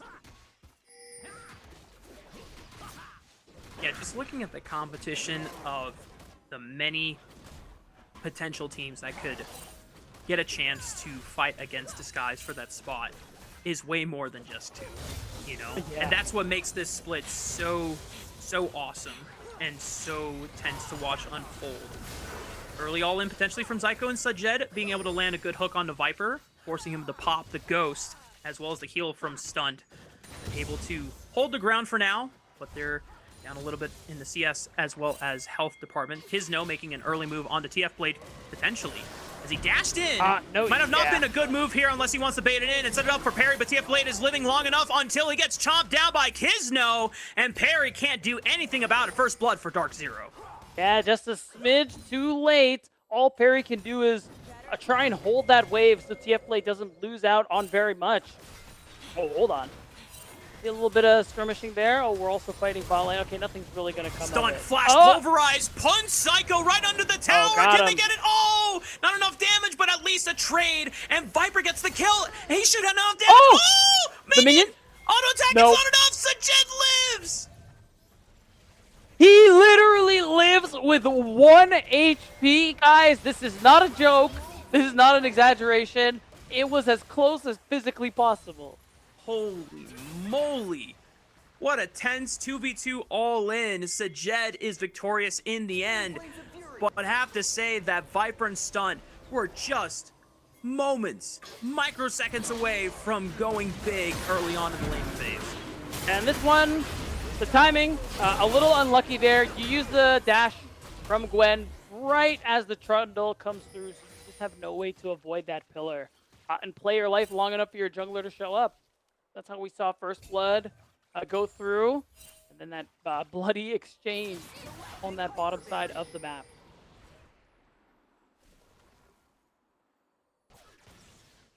Well, that's an exciting way to open up our last game of the day. 4 Yeah. kills at 5 minutes, almost a kill per minute so far. The first dragon has spawned now, 3 minutes before Grubs, as we're going to get another look at this bot lane 2v2 all in. Yeah, and honestly, I respect the angle there from Stun to be able to get that punt under the turret. It's tough because really what made it kind of an even enough trade is that Zyko got that first kill. If Sanjay got both, I would say Dark Zero really happy with this trade. Yeah. But it ends up being kind of even. Now Viper only able to back with a pickaxe, whereas Sajed gets a full BF sword. So that is going to be pretty hard to deal with in this lane for Conviction's bot lane. But I'm actually now curious if he is starting with a BF sword. I guess it's Yuntal Arrows Rush for Kaisa with the Letho Tempo setup. I always am puzzled on what Kaisas want to build these days, because it seems like they can really You can build anything on the champion, bro. I don't care. You can build anything. We've seen like some Yumu's Ghostblade rushes and whatnot, but it just seems like a standard crit build. Now Perry might be in trouble. Gromp was yoinked away, I believe. Kizno now level 6, and Viper's in trouble. Okay. Toasty gonna be able to sweep on up. Perry trying to look for Kizno. Kizno, great pillar, separates himself from Perry. Toasty now trying to battle his way away from Evolved, but the other two members in Conviction Esports Stride gonna section off Toasty and make sure that he's got no way out. Perry claims the kill. And so it ends up being the 1-for-1. Really like the dive, though, from the Dark Zero Dragon Steel there on that top side. You see it's that as a result of that lane swap coming through now. TF Blade going to be alone on this bottom side of the map, but Sanjay and Zyko are going to stay. It does give Conviction a pretty good opportunity to try and secure those early grubs that nobody's really caring about the Drake right now. Yeah. Doesn't seem like a priority for either jungler or team here. It is pretty hard for Perry as a Wukong to just take the dragon by himself. Trundle, while has an easier time doing it, it's not the quickest take, and so that's usually kind of the determining factor. If you don't have immediate strong push on both mid and bot wave and guaranteed weight of not being contested, then the dragon is just not really a big focus for you.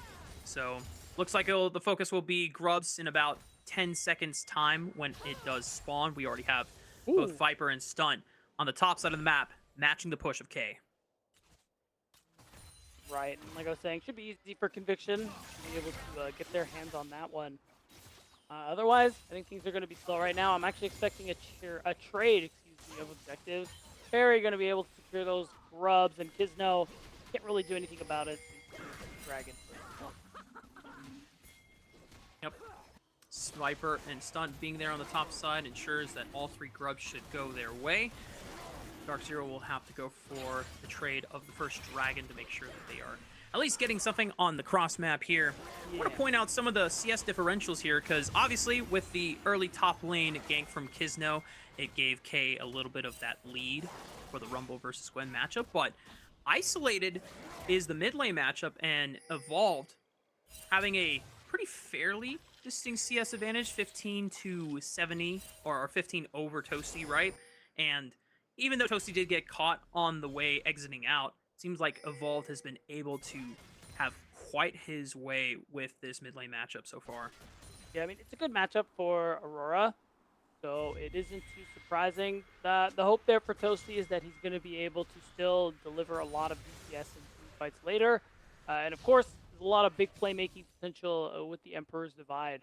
Kind of the hope there. And overall, things slowed down a little bit. Really, sights are set on this dragon coming up in a couple minutes and the Herald right after it. So I think unless there's a really obvious opportunity, I'm sure either of these teams is really looking to force the situation.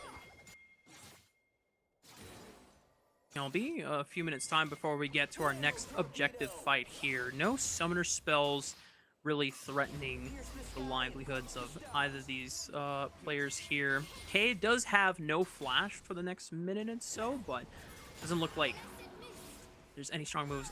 I say that. We have Stunt on the top side alongside Parry, trying to punish this flash timer. Doesn't look like they're going to make the push, though, for top lane, though, as they're trying to circle around and get some intel on this bottom river. Now Parry finally looking forward onto the top side. K under fire. Parry with the Cyclone. One more cast gets the guaranteed knockup, and that's Conviction Esports. 3 kills on the board. And really nice. They have 3 grubs to work with too, so they should be able to get most, if not all, of these third plates here, Mark. And that's going to be a pretty big chunk of gold they're going to earn on top of that play. And Stunt, that's not enough. You want some more. Unsealed Spellbook had the cycle on the Ghost Summoner spell, so trying to look for that Pulverize without a headbutt, and finds no dice. It's okay. Dark Zero not able to really punish. And so for Conviction Esports, I think the big thing that we got to be looking at this stage of the game, 11 minutes in, Parry with a Trinity Force fully completed. Stunt in trouble. Pop the ultimate, trying to reduce the damage coming in. Kizno not using the Subjugate, just going to wait to use that for another higher priority target. Psycho being able to get that clip and forcing Stunt to back. Still forcing Stun out, forcing his ult away. Does mean Evolve is in a bit of danger. Flash, Dredge line onto Evolve, trying to use the Between Worlds, but not going to get a chance to because the pillar interrupted him as he was walking towards the border. And Dark Zero making a big pick onto Evolve. A little bit disrespectful there from Cat Evolve. You know they're in your jungle. That's a good collapse as well coming through. But right now, we have a tech pause from our faces just for fun. And sometimes it happens. So let's take some stock in how this game is going right now, Beatdown. Both of the junglers have early Trinity Force spikes because they picked up relatively 2 kills for themselves, so they're quite accelerated. As we noted before, Evolved, somewhat distinct CS lead over Toasty in the mid lane. I didn't see if he had his first item quite yet, so it seems like Conviction Esports are still in a relatively strong spot. Okay, so he does have the Ludens completed now, whereas Toasty is still working towards his first item, having now completed the Nashor's Tooth. So a lot of these carries coming back to the Rift with first items in their pocket, and we're about a minute and a half away from the second dragon of the game. Yeah, I think right now gold is pretty even right now. I think 1,000 is nothing. And I think both teams honestly have pretty even chances the later we go on into the game. So it really is just going to be about how you play out your drafts, because right now I think both teams have pretty solid ways of team fighting. It's about setup, about finding your angles, and basically understanding your win conditions here. And right now Viper, very wisely understanding, he can be very aggressive when he has a spell shield and his teammates around him right now. And I think this added pressure could give a pretty good chance for Conviction to try and set up for this next dragon. Yeah, and one of the nice things about playing Sivir is that your wave clear is so damn powerful. you can just immediately destroy a wave with a full rotation of your boomerang blade and auto attack of the ricochet. But Sajed and Zyko taking a very aggressive stance since they already have Kizno right to their right side, ensuring that they can safely contest for this first wave push. 30 seconds before the second dragon does spawn, and because Kizno is already here. Oh, is it super volatile? Oh yeah. Perry committed towards the top side of the map to help TF Blade and get another kill for himself. 3-0 on the Wukong. They're gonna seed the dragon and go for first brick. I actually like this one because honestly, it's the second Drake.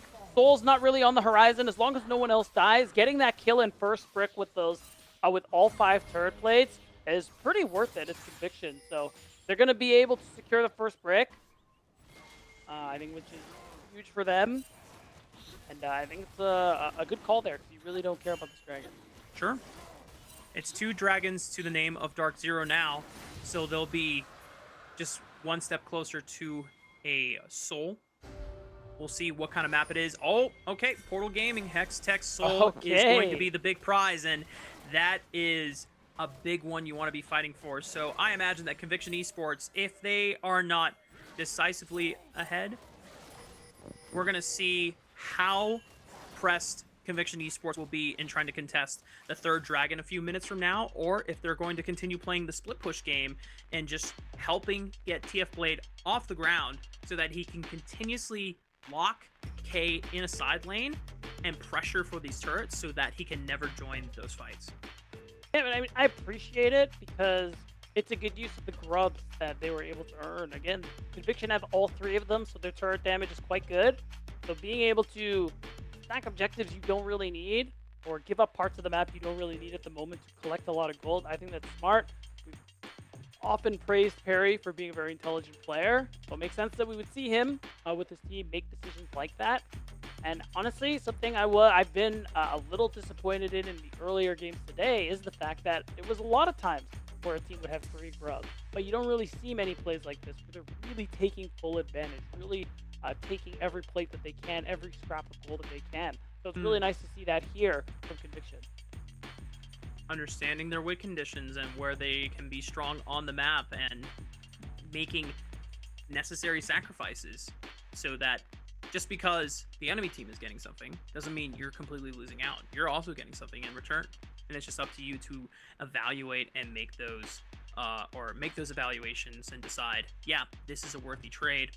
We're getting a little bit of extra gold injected early now so that it is helping us spike earlier, and it'll make us stronger for those later fights around the dragon where we can no longer give them up for free, right? Yeah, exactly. I think around this third Drake is maybe where we're going to see more contests. I mean, if they're really spicy and we're like, we can let that go too, and then they win the 4th dragon fight, they're my goats mark. But usually, I only say teams should do that if they're losing and they need time to scale. That is not happening here for Conviction, so my expectation is they will fight the next dragon. There's still plenty of things to fight for in between, like Herald, Otacon's coming up, things like that. There are plenty of big name objectives indeed. And for Conviction Esports, we have not necessarily seen a full out 5-on-5 fight against Dark Zero just yet. It has just been, a few skirmishes here and there, some ganks made, some 2v2 all-ins, some pickoffs, but I am quite excited to see the explosion and the chaos that will unfold once we do get a proper, at least 4-on-4, if not 5-on-5, because there's so many ultimates to track, right? There's Equalizer, there's Emperor's Divide, you've got to deal with which target Kai'Sa wants to dash to with the Killer Instinct. You're looking at, then on Conviction's side, how well can Perry place himself in these fights for that Cyclone? Can he hit multiple people? Can he use his clone weld so that he's hitting both the front line and the back line and just causing as much disruption as possible? Can Evolved get a lot of value with this Aurora? And then, the biggest question probably is, how does Viper continue to look in this role swap since we've known him for being a top laner for so long? I believe I'm getting word that we're gonna have to take an extended break while we try and resolve tech issues. So we will try to return to the broadcast as soon as possible.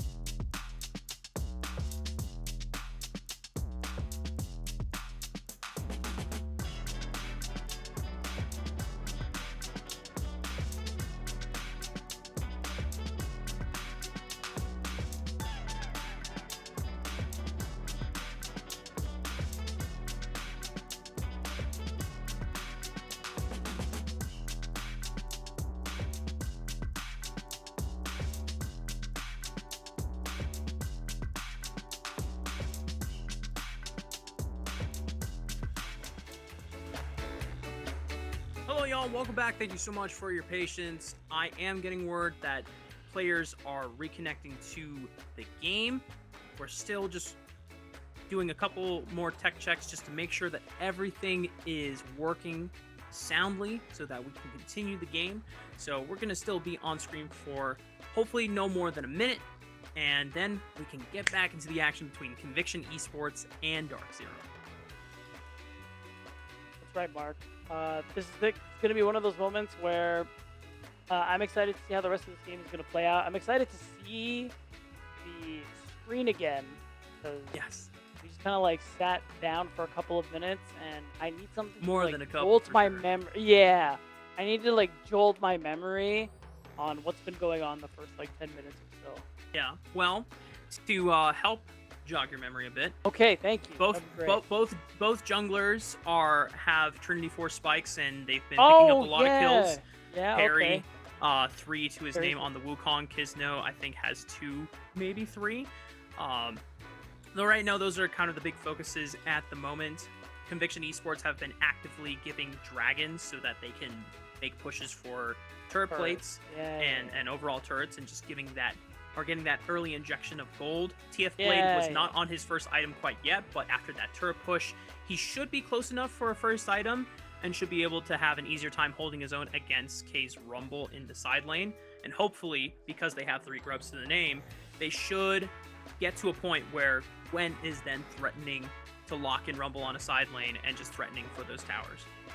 Yeah, okay, thank you. That does help. Now, I do remember, I remember saying too before we went to that break for the pause that Conviction, they sacked the 2 first early Drakes for, I think, a pretty good gain.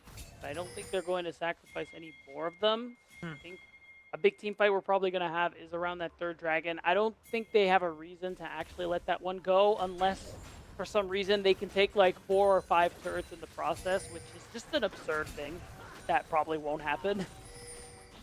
Never say never, beat down, but we are I 15. didn't. It would be pretty absurd. I'm with you there.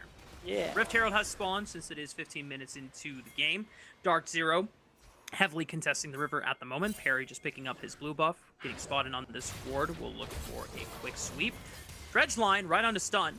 Takes about a quarter of his HP as payment.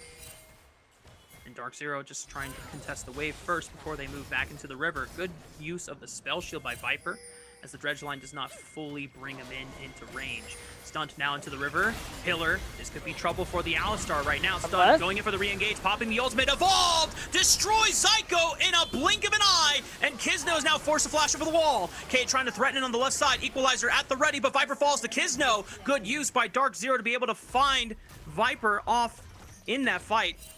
And hopefully that's not a permanent DC. Hopefully Viper should be reconnecting into the game. But Conviction Esports thought that they were able to get more, but, you know, losing your AD carry for the exchange of their support, that's a worthy trade for Dark Zero. I would think it is. And it was a nice response there from Conviction overall.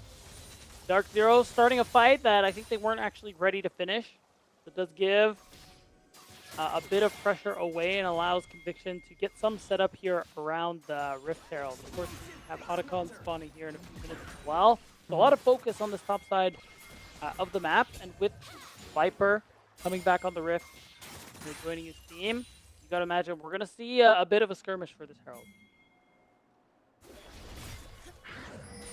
Good use of the clone by Perry, escapes danger. Zyko not able to find that dredge line, pops a ward over that wall. Perry now. Not sure if he will commit to this recall or if he's just doing it in the face of Dark Zero, but looks like Conviction Esports are going to give up this Rift Herald. Perry did complete his 2nd item of the game, Sundered Sky, so if he's able to at least make his way back on over with the Hextech portals, there's a chance for a fight here as Stunt now walking forward. Ultimate back up and available. Perry lunging forward, evolved on the right side. Sajed flashing away from a majority of the damage. Kizno secures the Rift Herald. Now it's the turn. Toasty able to sweep Stunt right back into the waiting arms of Sajed, and no one is pressuring him. He's free firing. He is frying. Conviction Esports on a platter. Dark Zero just washed the fight. Yeah, big win, and look here too. Oh my gosh, Porter sending it. TF Blade has nowhere out except forward, tries to look for K, but K able to build enough distance and range so that Kizno, all he has to do is just walk up and smash with that chomp. And Dark Zero starting to run away with the game here, Beatdown. Yeah, really big fight going in their favor. Securing 3 kills and the Herald is so big. Nobody picked up the eye. Oh no. Nobody picked up. You know what? They got a lot of gold. It was a big gold swing. It could be worse. It could be worse. But they didn't pick up the eye. All right, yeah. True. I think they went up like 4 or 5 kills in that exchange. So yeah, 3,000 gold advantage. Almost 4,000. Another turret. Yeah. Well, so here's my question, Beatdown. Okay. That was Conviction Esports' window for trying to... Oh, hello? What is going on? Mid lane, all falling. Another pick set up.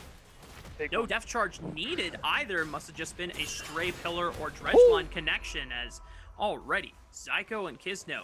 One of the big questions that was coming into this roster Beatdown was now with Yuji gone and Zyko having to play with now a 4th different jungler since he played with both Shimmer and Kryra in the prior split.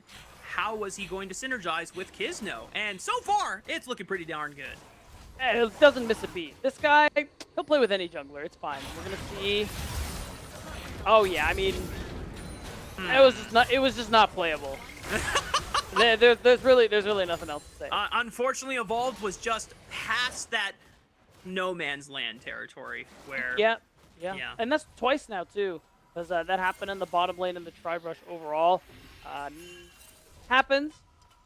Newer, I think, to comp play, recognizing timers where it's like, oh, I'm super vulnerable right now. Like, I don't get to be on this mid wave. Usually something typical to 80 carries, but, you know, us mid laners, sometimes we fall prey to it too much. Yeah. I remember when Evolved was coming up through the amateur scene in like 2019, 2018.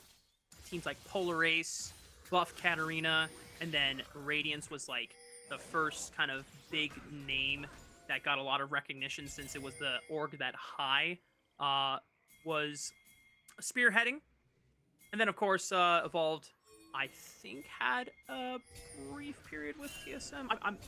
I don't remember what the exact history of the timeline of that was, but, you know, when I first came into the amateur scene, Evolved was like the biggest mid laner name at the time. And it really is kind of a contest of, you know, who was the biggest mid laner name back then and who is the biggest mid laner name now. And it is, you know, Toasty. So it does make this story even more exciting. But now Dark Zero find themselves nearly 5,000 gold ahead against Conviction Esports, and Conviction are scrambling for an answer back into this game. And with this Otacon being burned down with no real contest, it's going to be a tough one. Evolved trying to pressure on the right side. TF Blade looking for the flank on the left. Parry goes in over the wall. 2,000 HP on the Otacon. No one's on top of it. But Kizno still secures it. Dark Zero claimed the Otacon. Toasty with a big shuffle, finding the bot lane right into the waiting arms. Yeah, they lose the Jet, but they still have the numbers advantage, and Parry's got nowhere else to run. It was a bailout TP from TF Blade, the only survivor, but a massive win for Dark Zero again. Oh, enormous! The fact that Kizno is able to secure that Otacon, and they win a massive fight, a 4-for-1, and that's just an even bigger gold swing. And now they're going to be able to take this tier 2. They're just going to defend the bottom tier 1 as well, not allowing for TF Blade TP to really turn into anything other than saving his own life. So this game, Dark Zero Dragonsteel really starting to run away with this one, even though early on, things were looking pretty solid for Conviction. Yeah, we talked about how Conviction were proactively trading early gold injection spikes for both Parry and TF Blade, pushing turrets on the other side of the map while Dark Zero went for those 2 early dragons. And the big gamble was going to be, okay, Parry hits 2 items on this Wukong. How effective can he be in turning the fight in that early Rift Herald, not the Rift Herald fight, but the fight around the top river and the Otacon. And unfortunately, Beatdown, it did not pan out well. And now we're at a point of the game where Dark Zero are nearly 8,000 gold ahead. The Otacon claimed on their side, 3 dragons to their name, with the 4th dragon coming up in a few minutes' time. This looks pretty done and sealed for Dark Zero to take home. Yeah, and it's crazy too because this was in the matter of like, I swear, like 3 or 4 minutes. It felt like it was pretty back and forth for a lot of this game, and then all of a sudden, two big fights go the way of Dark Zero Dragonsteel, and it's as you say, they're in a position where they're very likely going to win this game. Gold lead is like 8,000. A Conviction, very few plays available to them. Maybe this top lane gank works out, but Conviction's K is just gonna leave. Yeah. Trying to do threaten, or at least Stunt was trying to threaten K, but forced to pop the ultimate there, not even getting a chance to trade an equalizer out of K. I think it was just straight up raw basic abilities. And, you know, when it's a level 15 Rumble versus a level 9 Alistar, that is, that's going to be a tough one for the Alistar to navigate. So, Conviction Esports in dire straits. Not many plays left in their cards here to see if they can make a miracle comeback. Yeah, unless Perry's able to steal a massive objective, or they get one of the big shutdowns that Kizno and Toasty are working with. I mean, a play that's been working for them kind of consistently in this early game is trying to make a play onto K in the top side. Maybe they could find some angle there. TF Blade is 2 items, so he's kind of strong. But this is a place where Perry doesn't want to overstay his welcome, because despite this deficit, Dragon Soul's up very, very shortly, Mark. So if that one goes down, I can call it. Yeah, Conviction Esports are giving Dragon Soul just to try and brute force this top tier 2 turret. Look for the objective bounty on both the turret as well as K. And even though he goes golden and buys some time, it is successful for the side of Conviction Esports. But what are they going to lose in response? Beatdown. Dark Zero not only get the Dragon Soul, they lose the tier 2 turret in the mid lane. But when you're in the position that Conviction Esports are in, I mean, what else do you expect at this point? Yeah, it feels really bad. The call was to try and collect as much gold as they can, push waves away from the dragon. The hope at this point is just to hold on somehow until the Elder Dragon, but it's hard because a Baron is just spawned. You're in a position as Dark Zero where you're going to take this very, very quickly with Azir and Kai'Sa. I think Conviction, yeah, we just flipped this. It's really all you have left. Stunned, forcing the flash out of Sajed, but he's still safe over the wall, and Ghost is available. Killer Instinct was also used. TF Blade chunked out heavily here as Viper had popped the ultimate for the movement speed boost. Conviction Esports not able to find really anything on Dark Zero. At this point, Dark Zero, Dragonsteel, they're just going to be able to go ahead and take this Baron. Again, they're going to take it really fast. With the Kai'Sa passive and the Azir auto attack, they're just melting this thing. And really, that was Conviction's probably best chance to try and deny that objective. And unfortunately for them, it's gone. And now Perry, he also needs to walk away as well from this situation. Conviction, they're doing their best to try and trade wherever they can. You can see them doubling up again on the bottom side of the map. Try and collect some objective bounties. Stunt, he's doing a bit of scouting, but he might be in a little bit of trouble. Yeah. I mean, Conviction Esports are trying to do what they can and pick up objective bounties off the Rift.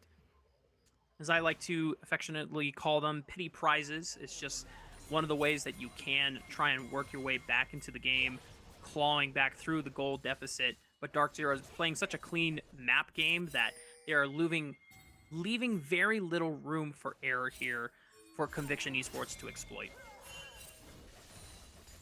Yeah, and I think... Oh, he's TPing away. Yeah, Gift Blade almost caught out. Evolved, unfortunately, is caught out. Oh, yeah, he's going to try to use Between Worlds to get on the other side, but Sajed's got a killer instinct, so it's not that hard for him to keep track of him. And with Dark Zero very ahead, nearly 8,000 gold, it's time to start racking up who we think should be the MVP for this game if Dark Zero continues this trajectory here. Go ahead and start spamming the name of the candidate as Kizno now on the full assault, looking for Viper as he bites down and takes out the AD carry for Conviction Esports. Stunt using the ultimate will save his life for now, but Perry on the other side of the tracks. We'll see if he's going to look for the long con flank. Still Cyclone available. TF Blade back up. already losing nearly a third of his HP, popping the needlework, now down to below 50% HP, about to die. Toasty sends it. The Shurima Shuffle pulls stunned right back in. He goes golden, buys some time. The pillar sets up Sajed as now another fallen member for the side of Conviction Esports. Evolved goes down just as quickly as he came back up, and it wasn't even close. Dark Zero take the win. And congratulations to Dark Zero. It was looking like a back and forth game for a little bit, but those last 10 minutes were all DZ, man. They really stepped up, and it's a really exciting thing to see again from a roster where there was a good bit of revamping going on, and it's cool to see that this org overall has been able to consistently find success over these last couple of years. Yeah. Dark Zero, new faces in the roster. Seems to be the same old dominance as before. We'll see if, that dominance gets challenged later on in, tomorrow's matches or later on in the regular season. Conviction Esports, who knows if they have the sauce or not, but in today's game, some of the early looks, you could at least see that I think the big takeaways is that they're very cognizant of some strong macro traits that they can look for. Unfortunately, when it came to some of the teamfight execution, they were outclassed by Dark Zero. Yeah, I think I'd agree with that one. It was a good look, though, overall, I think, from Conviction. Still pretty strong opening, so I think they're a team who will probably scale, and a team who, I'll still be interested to see how they develop going later on in the split. Sure thing. Now, it is, oh, that's right. It is our last game of the day, so we are going straight through the recap and the highlights of the game here. So, if you're just tuning in, well, you missed out on a hell of a show. Dark Zero taking the win over Conviction Esports here. And as we said before, it was seemingly competitive. There was a couple of very exciting looks from the side of Conviction Esports where we saw the 2v2 all-in. Stunt saw the angle for a flash pulverize trying to punt Zyko into the tower. And at least Viper is able to get a 1-for-1. Unfortunately, Sajed lived with 1 HP. Not sure how much of the game trajectory is changed if Viper gets a double kill without giving up a single death over to Sajed. But top lane, there was a lot of pressure made, a lot of trades in trying to get those towers. And even though Evolved looked very strong in the laning phase, when it came to trying to play these side lanes or trying to not get picked and almost disrespecting Dark Zero and their ability to collapse, I think he got punished quite a few times. Yeah, I would agree with that. And I mean, it's still a really strong opening to the split here for Dark Zero Dragasteel. They're going to go to 1-0, and they're another team to be looking out for. And I think you mentioned it earlier, Mark, that there are a lot of teams that are going to be pretty competitive this split. And I think that does make Split 2 really exciting, especially considering this is a split where everybody is fighting for that opportunity to top 2 in playoffs, go to the LTA promotion tournament to try and move up. Yeah, I mean, because remember, Dark Zero were pretty much the undisputed #1 team with the original starting roster, Zamuto and Yuji still in the lineup. And then as, both of those members got essentially promoted and Spyrax, taking a break from NACL now having graduated, we had questions about, okay, can Dark Zero still live up to the legacy? Well, they still have Sajed and Zyko, one of our best bot lanes, and they did not disappoint, having a strong performance there. But also, we've been quite excited about having Toasty play in a starting role.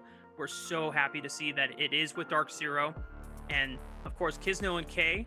Kay, we, not much information outside of, what we saw from Fuego, Zoo 5, this past split. He was able to hold his own. He had a lot of pressure thrown his way, right beat down, and yet he stood his ground and still put out a ton of damage. And Kizno, what a great way to debut with Dark Zero now on this lineup. Yeah, definitely a lot to be excited about with this Dark Zero Dragasteel roster. A lot of talent there to be looking forward to, and we'll see how they're going to be able to grow throughout that rest of the split. And it's going to be really exciting for me too, because I mean, Kizno's a player I've been pretty excited about. I think top to bottom, everyone on our team's been excited about players like Sajed, Toasty. So it's gonna be fun. Yeah, I still the Conviction Esports roster run, Kizno and Hoarder being on both of those, now finding themselves in really good homes with Supernova and Dark Zero now, respectively. So happy to see that for them. But of course, ladies and gentlemen, we do have our interview ready, locked, and loaded. It is the 80 carry for Dark Zero, aka Sajed. Welcome on through. First of all, congrats on a very dominant win against Conviction Esports. Kind of wanted to get your thoughts about overall this rebuild roster, because you and Zyko are the only returning core members of this roster. You have new top laner, new jungler, and kind of a new mid laner. Obviously, Toasty was, on your sub roster with Dark Zero Light in the, first split. But how has this roster come together? What has been it like in scrims? What's the, the environment? What are the talks? How is the team coming together? Yeah, thank you for the congrats. Basically, as a team, we went to Korea for a boot camp for the past 4 or 5 weeks, and that was the boot camp that kind of decided who would be on our team. We tried out a couple of junglers, we tried out a couple of top laners before the boot camp, but the boot camp was kind of to solidify if we wanted K or not. And he was a pretty good player in solo queue. He played 70-80 ping, hit top 5 or something. Zamudo was really impressed with him, so we brought him to Korea with us, and we decided, we want K, Kizno, and then obviously Spyrax is not playing, so Toasty, our boy, got in there. I wanted to ask, since we're talking about roster changes, you're over there at MU where there are, players move in and out for one reason or another. Have you had any difficulties with growing pains, more for you personally, or can you just play with whoever, whenever, doesn't matter? Well, for the most part, we're kind of all get coached by the same people, so we think of the game very similarly. Even all the pieces that come out, we tried out Kryra, we played with Shimmer, we played with Zamudo, UG. We all saw the game very similarly just because of the coaching staff, I'd say. So I'd say it's very minimal differences, maybe just champ pool mechanics, whatever, but I played with the same support since the start, so for me it's just the early game has been very standard despite who I'm playing with, and then mid games have been pretty similar as well. I think the coaching staff did a really good job to make sure anyone who joins our team is very aligned with how we see the game. It's cool to see you give so much praise to the coaching staff, and obviously we know the collegiate history with Niles, being with the alma mater that you're attending, and how great he has been, in your back pocket. What do you think is your favorite or the most beneficial quality that Niles does offer as a mentor and a coach for your team? Yeah, I think Niles is a very good coach to have in person. Just the level of discipline and hard work he makes us do, I guess. I think for sure anyone who comes to Maryville in person ends up working harder and more disciplined than if they didn't.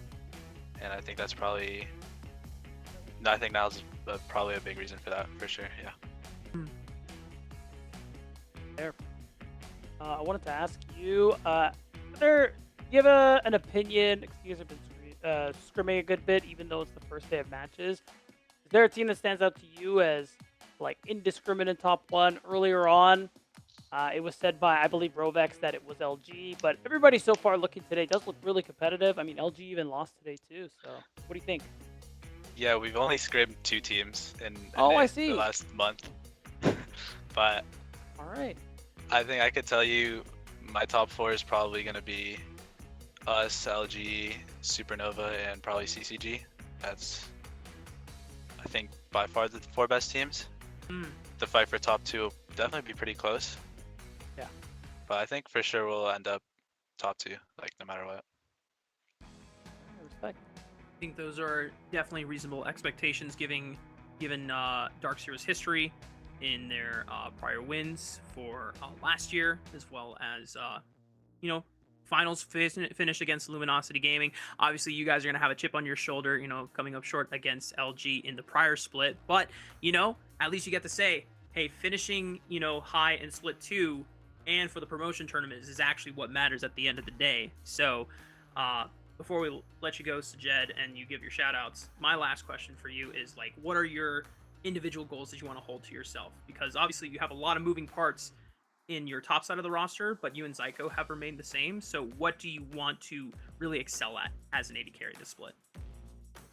Well, my overall goal is to compete internationally. I think NACL will be the first stepping stone for that. And this split I've been focusing, or my big focus this split has just been my lane phase. I think that was probably my biggest weakness ever since I joined the league. I think I've got it to a top 2, top 3 point right now, but now I have to just focus on breaking my lane phase to the LCS barrier. And yeah, my goal is just to be the best ADC NACL, make LCS, and then be able to compete internationally against bot lanes. Couldn't have said it better myself, Sajed. Let you give your shout outs and then we'll let you go, my brother. Yeah, shout out my family, shout out my mom, my brother, he's probably in chat, or he's for sure in chat. Shout out Maryville, shout out Dark Zero, and shout out you guys, thank you. Of course, Sajed, always happy to see you succeed and thrive on the Rift. Hope to continue seeing you again, and best of luck to you and the boys for the split. Thank you. And with that, ladies and gentlemen, that is it. We have our first day of the Split 2 NACL locked in the books. We did it, baby. And we still got... Oh, hang on. My producer is reminding me that we still got an MVP to award for this match. So roll the tape real quick, if you please. This one actually was a lot closer than I think. I'm not sure who this one is going to be beat down. I'm gonna keep it a stack with you. Okay. All right. Okay. Were you saying okay, or were you saying OH and the player's name? You decide, Beatdown. You decide. But for K, I think a lot of admirable things. First of all, this is not someone that competed in NACL at all recently, was competing in Zoo 5 Esports for the LRN last split, and they were the top team by the end. And the fact that Zamudo was, keeping tabs on this guy, according to Sajed, and saying, I think this guy's got the sauce, he overall got the call up to Dark Zero, and there's a lot of pressure thrown his way. Perry and TF Blade constantly trying to put him in the dirt. He still did the best that he could, and he was still massively ahead in gold and experience, and he was still a monster in team fights. Yeah, I think he played really nicely, and it's nice to hear Sajid talk about him a little bit too, talk about the process of finalizing this roster with that boot camp.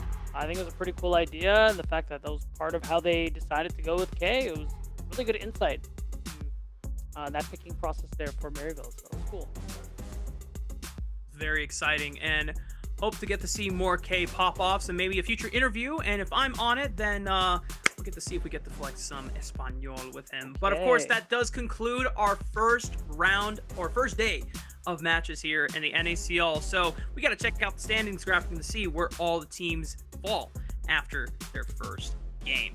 In the top 5, it is Blue Otter, CCG Esports, Dark Zero, Citadel Gaming, and Supernova, all victorious in their first matches, whereas the rest of the standings, Vancouver Impact, Luminosity Gaming, Dorado Gaming Conviction, and Winthrop University with one loss to the name. I'm kind of sad. I was really hoping on the actual placing it would be 1 1 1 1 1 1 2 2 2 2 2. You know what I mean? But we can't always get what we want. Can't always get what you want. Is that a song? Yeah. Oh, you got to check out the Rolling Stones, bro. That's fair, true. That's a classic banger. And for those that are gonna still be tuning in for the rest of the season, want to know what are tomorrow's games? Well, boy, I have a graphic for you. That is tomorrow's schedule. Luminosity Gaming opening up against Blue Otter. And then as we roll down the punches, Supernova taking on CCG. That matchup being even more exciting with the CCG win over Luminosity Gaming. And Sajed's word of confidence saying, I think top 4 includes Supernova and CCG. So we are looking at a battle of some of our top teams in the league already early on. Yeah, I think a lot of these matchups are definitely going to be exciting. I love the shout out for the last match of the day as well. So, I mean, it was nice that we got to see this first look at some of these teams. I have an idea on how good some of these teams can really be, and even Sajed believes that. You know, top 4, pretty locked in. We'll see if he ends up being right. Top 4, baby. Who's... I respect the chin wash. Excellent technique. I had to be cringe for a second, you know. Just I and had you're to free. brace. Yeah, I am free and cringe, and I'm happy to be so. But, ladies and gentlemen, that does conclude our coverage and broadcast for Week 1, Day 1 of the second split of NACL. It's been a blast to be back here and kicking off the action. Already some exciting storylines to be following just within the first day beatdown, and it's all going to continue. Make sure you are continuing with the conversation using hashtag NACL on all of our platforms at NACL and then at WatchNACL on Twitter. Until then, y'all, stay safe, stay healthy. See you all next time, same time tomorrow. Low Jazz, he's getting rooted up. Solar Flare stunning onto Chrome. Pops the cleanse. Low Jazz still trying to push through. Dragon only 4K, but the rest of Blue Water are burning down the members of Vi one by one. Who's gonna get it? Will secures the Dragon, but at what cost? Seven Suns, he's still alive, but only for a moment. And no one from Blue Water will go down. Zev is the only survivor from Vancouver Impact, but Blue Water add another 4.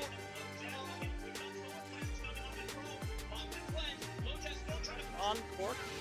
More often these days, whether hold on. Oh, Chain of Corruption's fired from Fog Music, but there's the last breath right on top of the Alistar combo. Hero's entrance going to follow up. Shogo relatively stunned for now. Cyclone stopping him in his tracks, and Fake God with the teleport will turn the fight around. Music is able to find a straggler on Tactical in the backline, but now they have to fight through Crimson fallen in the base of Winthrop. Sword trying to cut off members. Bradley flashed over the wall, but Denethor follows, tries to slam him in. It's a trade. Denethor for Diamond. Wow! Massive seismic shot from Sword! Winthrop University! The Throps are massive! And mobility goes big! Triple kill for the Jin! Pops another one! Looking like a quadra! She summons the wall. No flash. Scary Jerry, no flash. Can he find the flick? Scary Jerry taking a lot of damage. Flash around, looking for that harpoon, just not enough. Here comes ABO, sliding on in and pushing them into the waiting arms of Scary Jerry, still maintaining the range advantage, and he does not go down. Here comes Re-engage. Hoarder with the unstoppable onslaught finds Shochi and slams him into the ground. Sushi popping the Feather Storm's got nowhere else.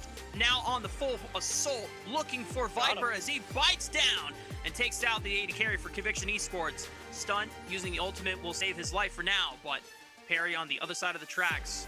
We'll see if he's going to look for the long con flank. Still Cyclone available. TF Blade back up. Already losing nearly a third of his HP, popping the needlework, now down to below 50% HP, about to die. Toasty sends it. The Shurima shuffle pulls stunned right back in. He goes golden, buys some time. The pillar sets up Sajed as now another fallen member for the side of Conviction Esports. Evolved goes down just as quick.